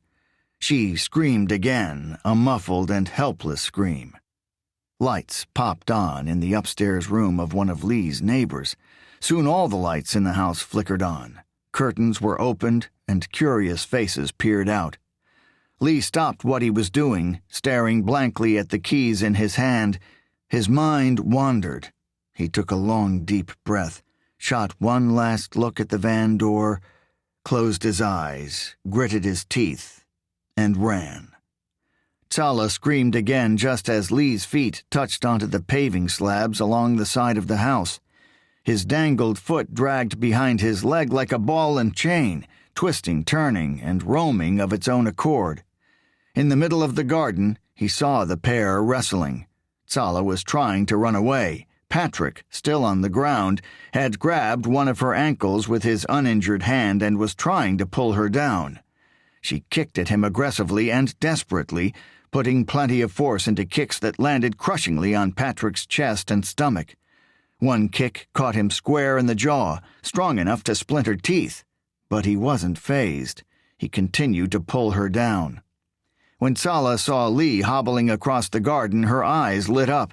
An overwhelming look of delight and relief spread across her face when he emerged from the darkness, red-faced, sweating, and determined. He rushed over to her and grabbed her arm, trying to help her out of the quicksand that was Patrick Rose. "She's mine!" Patrick spat. Blood sprayed out of his mouth as he spoke. "Get off her!" Lee demanded. He wanted to kick the madman, but knew he would either lose a foot or fall over. "She's mine!" he called again. Lee pulled away from Tsala and removed his hands from her arm, taking a step back. She looked at him with desperate, pleading eyes. She needed his help and didn't want him to leave. Lee had no intention of leaving. He fingered through the set of keys, picked out the long, thin one, and positioned it in the center of his palm, the rest of the keys pushed around the back of his hand out of the way. He grabbed Patrick's hand, steadied his aim, and brought the pointed key down hard. The key sunk into the flesh between Patrick's thumb and forefinger, cutting through his skin like warm butter. He quickly withdrew his grip, screaming like a cat caught in a bear trap. He pulled his hand underneath his chest. Tsala immediately threw herself at Lee, stumbling into him. "Thanks," she said breathlessly. Lee nearly fell backward. The extra weight caused a rush of pain which ran through his body like a bullet. Tsala instantly recoiled, noticing his reaction. She looked down at his foot and cringed. "Are you okay?" she asked. "Just fucking dandy," Lee spat through gritted teeth. He reached out and took her hand. "Come on." Patrick tried to grab them, throwing a line of blood and an assault of obscenities as he swung his bloodied appendage their way. They ignored him and set off down the garden, with Tsala doing her best to support Lee's weight, leaving the moaning murderer wriggling on the grass. They could hear action in the street. Nosy neighbors, curious watchers, poked their heads out through curtains and stood in doorways. When they reached the van, Lee tossed Tsala the keys. "You take them," he instructed as she caught them in her cupped hands, a startled, worried expression on her face. He stood against the passenger door, agitated. His eyes flicked from the side of the Lechnan house to the windows in all the other houses in the street. He had a dozen eyes on him, some of them hiding behind curtains or doors, others staring. He cursed at them under his breath, eyeing them each in turn, none of them able to see his snarled expression. "Hurry up," he called to Tsala. She fumbled just as messily as he had done. She dropped the keys, stared at them as they hit the floor, cursed her clumsiness, and then, shaking and with tears in her eyes, she bent to pick them up before nearly dropping them again. "Got it!" she shouted eventually, her words catching in her throat as relief kicked away a morsel of dread. She jammed the key in the lock and popped open the locks. She jumped in first, watching through the window as Lee struggled with his own door. He saw her agitation, saw her eyes move from him to the darkened house, to the ignition, and then back again. He yanked open the door, threw himself inside, and glared at her. She turned away, almost apologetic, ashamed. Lee didn't know where they were going, and he didn't care. He just wanted to get away. The police would sort out the mess he had created, but until then, the danger still remained. Tsala turned to him again. "Open the glove compartment," she instructed. Her breathing was rapid, worried. A strained string of moisture hung from her top lip to her bottom, stretching when she opened her mouth like the stitched lip smile of a puppet. "There should be a gun inside." Lee lingered on her lips, on her face, then turned away bitterly. He popped open the small compartment and looked inside. Buried amongst scrunched-up betting slips, notes, and sweet wrappers was a silver six-shooter, small enough to fit in the palm of his hand. "You carry a gun?" he asked, incredulous. A part of him still remembered the Tsala who wasn't out to get him, the Tsala who hadn't nearly gotten him killed, the Tsala who didn't just want his money and actually cared for his companionship. "It's not mine," she said, managing to steady her shaking hands long enough to slide the key into the ignition. "It's Barry's," she explained. "The guy he shot." The casual thief, the accidental killer, the indifferent victim. He had a name. Lee looked distrustfully at her but didn't say anything. Now wasn't the time. She turned the key. The engine spluttered and spat momentarily before dying with a whimper. She tried again, but it continued to wheeze like a dying smoker. "Fuck!" she screamed, smashing the steering wheel with her balled-up fists. "Calm down," Lee said softly, despising the need he felt to reassure her. "We have time." Sala turned to him, a flare of anger behind her eyes. "We don't have—" She paused, her words strangled, her mouth open. She remained in that eerie stance, staring blankly at Lee, until a small trickle of blood dripped out of her dried lips. Her body convulsed, coughed, and spat a torrent of crimson coating the interior of the car. She fell forward, resting on Lee's lap. He looked down to see a bullet wound in the back of her head, from which gushed a geyser of blood. He could feel her blood soaking into his crotch. Only then did he understand why his ears rang and why his world had momentarily shaken. He turned frantically toward the driver's side window. The glass had been penetrated with a clean circular hole ringed by spiderweb fractures. Through the hole, standing a few feet away on the driveway, stood Patrick Rose, a gun held loosely in his shaking and bleeding hand. The play had reached its final act, and as Lee waited for the curtain to fall, shocked neighbors fumbled for their phones, refusing to avert their eyes or to leave the safety of their homes. 26. Lee could only watch in horror as Patrick slowly staggered up to the car. He thought about pushing Sala's body away, climbing out of the car, and retreating to his house. But none of those tasks were easy or credible with a broken foot and a man following you with a gun. Reaching the driver's side window, Rose allowed himself to fall against the van, using it as a support. The vehicle rocked ominously under his weight. He grunted roughly, muttering a soft and disbelieving laugh through pain-raked gums. He smiled through the glass at Lee, waving to him cheekily with his gun. He motioned for him to roll the window down, and then pointed the pistol through the hole in the glass, reminding him of his intentions should he refuse. Lee stared at the barrel for a moment, struggling to find a way out. Every inch of his body was screaming at him to run, but he would be shot down before he even clambered out of the car. He gently lifted Sala's bleeding corpse from his lap. Her blood had soaked through his pants and was sticking to his thighs and groin. He didn't feel any remorse as he shoved her away. He had already mourned over the loss of the Sala he thought he knew. "Where do you think you're going?" Patrick wondered placidly, peering into the car like a police officer about to hand over a ticket. He stuck his face inside the van and ran his eyes over the slumped female form. "Such a waste," he said, shaking his head. "Just like Jennifer, but—" He brightened up. "That's women for you. They get what they deserve in the end.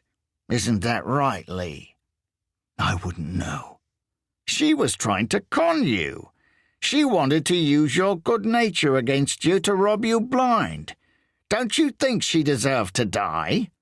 Lee looked indifferently at Sala, her body propped up on the driver's side, her eyes staring coldly into the roof of the car. Her blood was turning the beige interior into a sickly burgundy. "I'm not one to judge." She didn't deserve to die, no matter how much she had hurt him, how much she had tried to hurt him. He didn't think she deserved death. She was misguided, cold, unsympathetic perhaps, but they weren't traits that warranted death. He knew that, yet he didn't feel the slightest pity for her now that her body was growing cold and her blood was drying on his pants. "What comes around goes around, right?" She tried to fuck you over, and in the end she lost her husband and then her life.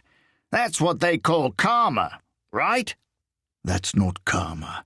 That's just an evil dickhead with a gun. Patrick laughed, softly, unperturbed by the insult. Don't you believe that everyone eventually gets what they deserve? Lee looked sternly at Rose. They stared at each other momentarily before Lee replied with a slow, meaningful nod, a warning that went unnoticed. Patrick smiled. And she certainly got what was coming to her, as did Jennifer. Jennifer was a fucking saint, Lee snapped. I don't care what you and her got up to. I don't care what she did. She was a good person. She committed adultery and murder, Patrick pushed. What about you? Lee wanted to know. How many people have you killed? How many lives have you destroyed? If there is such a cosmic force as karma, then believe me, you have a whole world of pain heading your way. Maybe, maybe not. Every rule has an exception, after all. Lee was lost for words, unable to understand the smiling sociopath. Fuck you, he said softly and without conviction. Get out of the car, Patrick ordered, waving the gun. Lee gently pushed the door open and slowly climbed out. He noticed the street had gone quiet again. Those watching the slaughter had now retired to the safety of their houses, hiding behind thick suburban walls and callous ignorance. No doubt the police had received more worried calls, though. Soon the area would be flooded with panda cars and riot vans. How can you still think of Jennifer as a saint? Patrick wanted to know as he motioned for Lee to join him on the other side of the vehicle. She cheated on you? She lied to you? She was telling you how much she loved you, kissing you goodbye, and then coming across the road to fuck me. She didn't care for your feelings, and didn't even think twice about my wife's feelings. Saints show compassion. She showed none. Don't you think she deserved to die? Lee, whose chin had been resting on his chest, raised his eyes to stare directly into the eyes of the maniac. I loved her, he said with commitment. She didn't deserve to die, and neither did Sala. What the fuck is wrong with you? What's wrong with me? Let me see. You cut my hand open with a key and busted the other one with a shovel, and you clouted me around the head. Lee couldn't help but smile. You had it coming. Patrick's face quickly flashed with anger, and he lashed out. He drove his head forward, bouncing his forehead off Lee's in a high-impact headbutt that sent Lee sprawling. Lee fell backward, holding his left hand against his head and keeping his right by his side. He bounced off the side of the van and sprang back upright again. He used the momentum to his advantage and jumped forward, flying at Patrick. Tired body slammed into tired body as both men wrestled to the ground. Patrick's gun flew from his grasp under the strain of the impact. It slid down the driveway, screeching against the concrete before slamming into the garage door with a metallic shutter. Fists, knees, and elbows collided as they each tried to gain an advantage. Patrick tried to use his teeth, snapping like a tormented alligator. He ate mouthfuls of clothing before he eventually gnawed on skin, taking a small chunk of flesh from Lee's upper arm. The bite was barely felt, and Lee responded by driving his knee into Patrick's groin. The psychopath squealed like a pig, then, freeing his hands, he grabbed Lee by the throat and squeezed. Lee flipped over, and the two men continued to roll, moving away from the van. Turning over on the cold tarmac in the wet grass, fists pounded flesh, fingernails grasped at skin, eyes, and orifices, knees and feet clawed at bone. A muffled blast of gunfire erupted between the two bodies, followed by a blood-curdling scream that spat out in shock and horror. After the deathly howl, the rolling stopped. The fight was over. They rolled away from each other and struggled to get to their feet. Lee was the first to rise. He stood with the aid of his rubber foot, applying weight to it with little care, apathetic to the pain. In his hand, he held the small silver gun taken from the van's glove compartment, a six-shooter now with 5 bullets in the chamber. He pointed the smoking barrel at the wriggling killer. "You fuck!" Patrick shouted, his voice strained through a sheet of agony. "I'm going to fucking rip you apart!" His hands gripped his stomach, holding back the blood that gushed from a wound above his navel. Lee stood over him, aiming the gun down. "Feel free to try." Patrick looked up at the weapon, staring directly into the barrel before moving his gaze to Lee's face. He released a stuttering, painful laugh. "Is something funny?" Lee wondered. "This is a turnout for the books, isn't it?" Patrick aimed the laughter at himself. "This certainly wasn't part of the plan." "You ruined my life," Lee accused.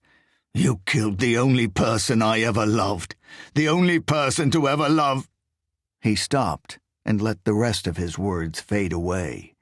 He wasn't sure of their validity anymore. Patrick laughed harder, at Lee this time. "You sad, sad bastard," he spat. "The only girl you ever loved, and she didn't give a shit about you. She was probably the only one to actually like you, and well," he laughed mockingly, "she didn't.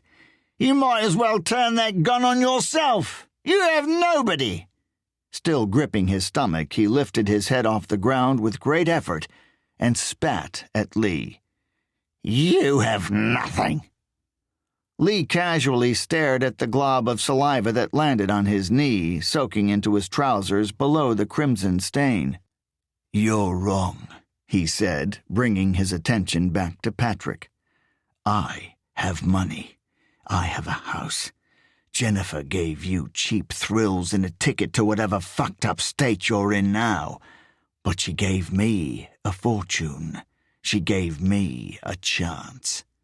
"The money would have been mine," Patrick spat. "We were going to live together. We were going to be together." His words lacked venom. "You still can," Lee said simply. "What?" He grinned broadly. "Give her a kiss from me."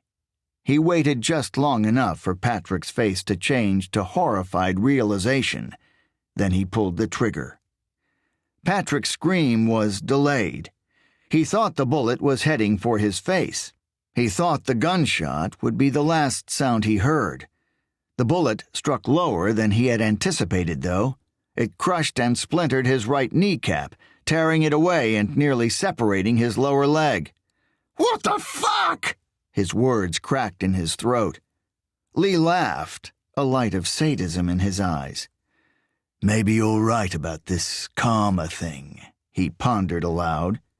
Patrick lifted his head to look at his knee and then dropped it back to the floor, wishing he hadn't.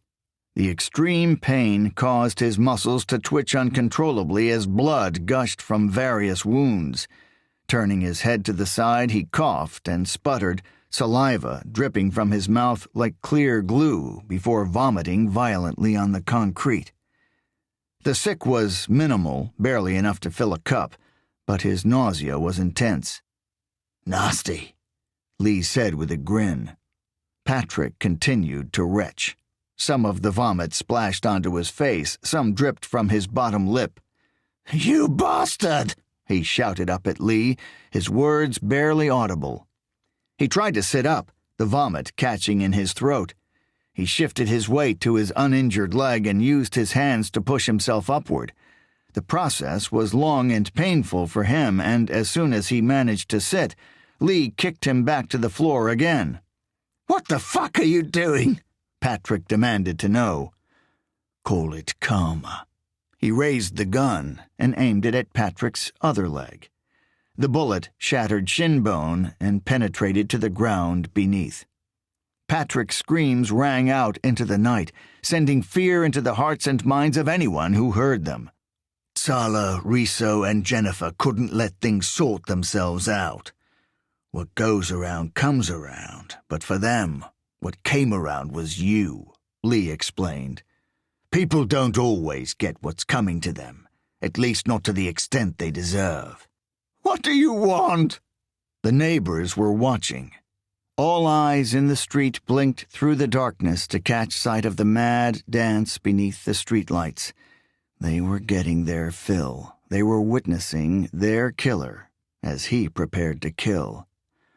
I want to make sure you suffer as much as possible, Lee explained. I have 3 bullets left, and probably about 10 minutes before the police get here. That gives me 3 minutes per bullet, and then one to finish you off before anyone can save you. He paused and grinned, beaming sadistically into the glassy eyes of the man who had killed his wife. So, tell me, Patrick, where would you like to be shot next? He aimed the gun at Rose's groin while he waited for the screaming man to decide. Epilogue. A year later. The young couple loved what they saw, and they saw everything. Here, a nursery, perfect for little Jimmy or Julie, now just a glint in their eye, but soon, fingers crossed, a double line on a pregnancy test. There, a game room, for him of course. He was the gamer, the pool player, the darts enthusiast, but she liked to dabble. Here, a spare room, for when their parents came over to visit. There, a second spare room for when he pissed her off, and she decided the spare room was too good for him. There were possibilities for a conservatory, a place to while away their summer nights and their spring holidays, to get drunk and watch the sun go down, to party and revel in their friendships, and an aviary, home to their 2 squawking parrots, which cost a small fortune, and were doted on hand and foot. It was perfect. I still don't understand why you're selling this place, he declared as he stood outside the house, fondly looking at the large facade, his wife tucked comfortably in the crook of his loving arm. And for so cheap. Joseph Lee reciprocated their friendly smiles and then turned back to his house, his home for many years. He gave them a casual shrug. It's complicated. Let's just say I need a new start. What about the neighbors? He asked, deciding to change the subject in case the homeowner changed his mind. Are they okay? Lee instinctively glanced over the road. The menacing structure of House 23 glared back. Does anyone live there? The man asked, following Lee's gaze. Lee calmly shook his head, a somber chill invading him. Not for a while. The owners were, He paused, looked at them each in turn, smiled as broadly as he could. A little crazy. They're not around anymore. Solicitors are still going over the estate. You know how it is. Ah, the man said with a nod. Bureaucracy. Something like that. And the rest of the neighbors? Lee glanced up and down the street. Curtains flickered, curious heads were already on the lookout. He caught the gaze of the next-door neighbor, an elderly woman, and she ducked back into her house out of sight. The same woman had pestered him at every opportunity she had over the last year. After the incident in the street over which Lee had been cleared, his vengeance ruled as self-defense, the whole mess judged to be the work of others. The little old lady had bugged him and annoyed him at every opportunity. She insisted he was a serial killer, even tried to get him evicted from his own home via a number of bizarre applications to a powerless council. He didn't mind. He was leaving now, but it had nothing to do with her. If anything, he wanted to stay just to annoy her and others like her, of which there were many. They're okay, Lee lied. You'll have a good life here, I can see it. The man and the woman exchanged smiles, shook Lee's hand, and then bid him goodbye. The house would be theirs in a little over 2 weeks. When the new homeowners had departed, and the curious, beady eyes of the neighbors tired of the actionless scene in front of the Lee household, Joseph looked at his house for the last time. He wouldn't be staying there tonight, or at all. He'd already moved out. His belongings, everything of value and nothing of Jennifer's, were already in his new house. A house miles away from the backward town that had annoyed, angered, and accused him for 2 years. His thoughts were interrupted by a sharp report from a car horn. He turned around to see a car pull to a stop behind him. Its occupant, a young woman wearing sunglasses to shade the glaring afternoon sun, her long golden hair draping over her sun-beaten face, climbed out of the car and offered Joseph a warm smile. "Saying your goodbyes," she said. He grinned and walked up to her. They kissed, hugged. He stood back, his hands on her shoulders, his eyes gazing into hers. He had met Emma not long after the ordeal. She was a nurse and had helped to patch him together after Patrick Rose and the Lechnans had beaten and broken him. They became close, and he had told her everything. She became as infatuated with him as he was with her. She wasn't rich, wasn't high class, and wasn't elegant. She was young, pretty, a little pudgy around the waist, but beautiful for it. She was sometimes shy, rarely outgoing, but often introspective, thoughtful, and meek. She wasn't what he would have thought of as his type. Yet from the moment he first saw her, first heard her speak, first received her tender and healing touch, he knew she was perfect for him. She was everything he needed and wanted, and most importantly, she looked nothing like Jennifer or Tsala. "Let's go home," he said softly.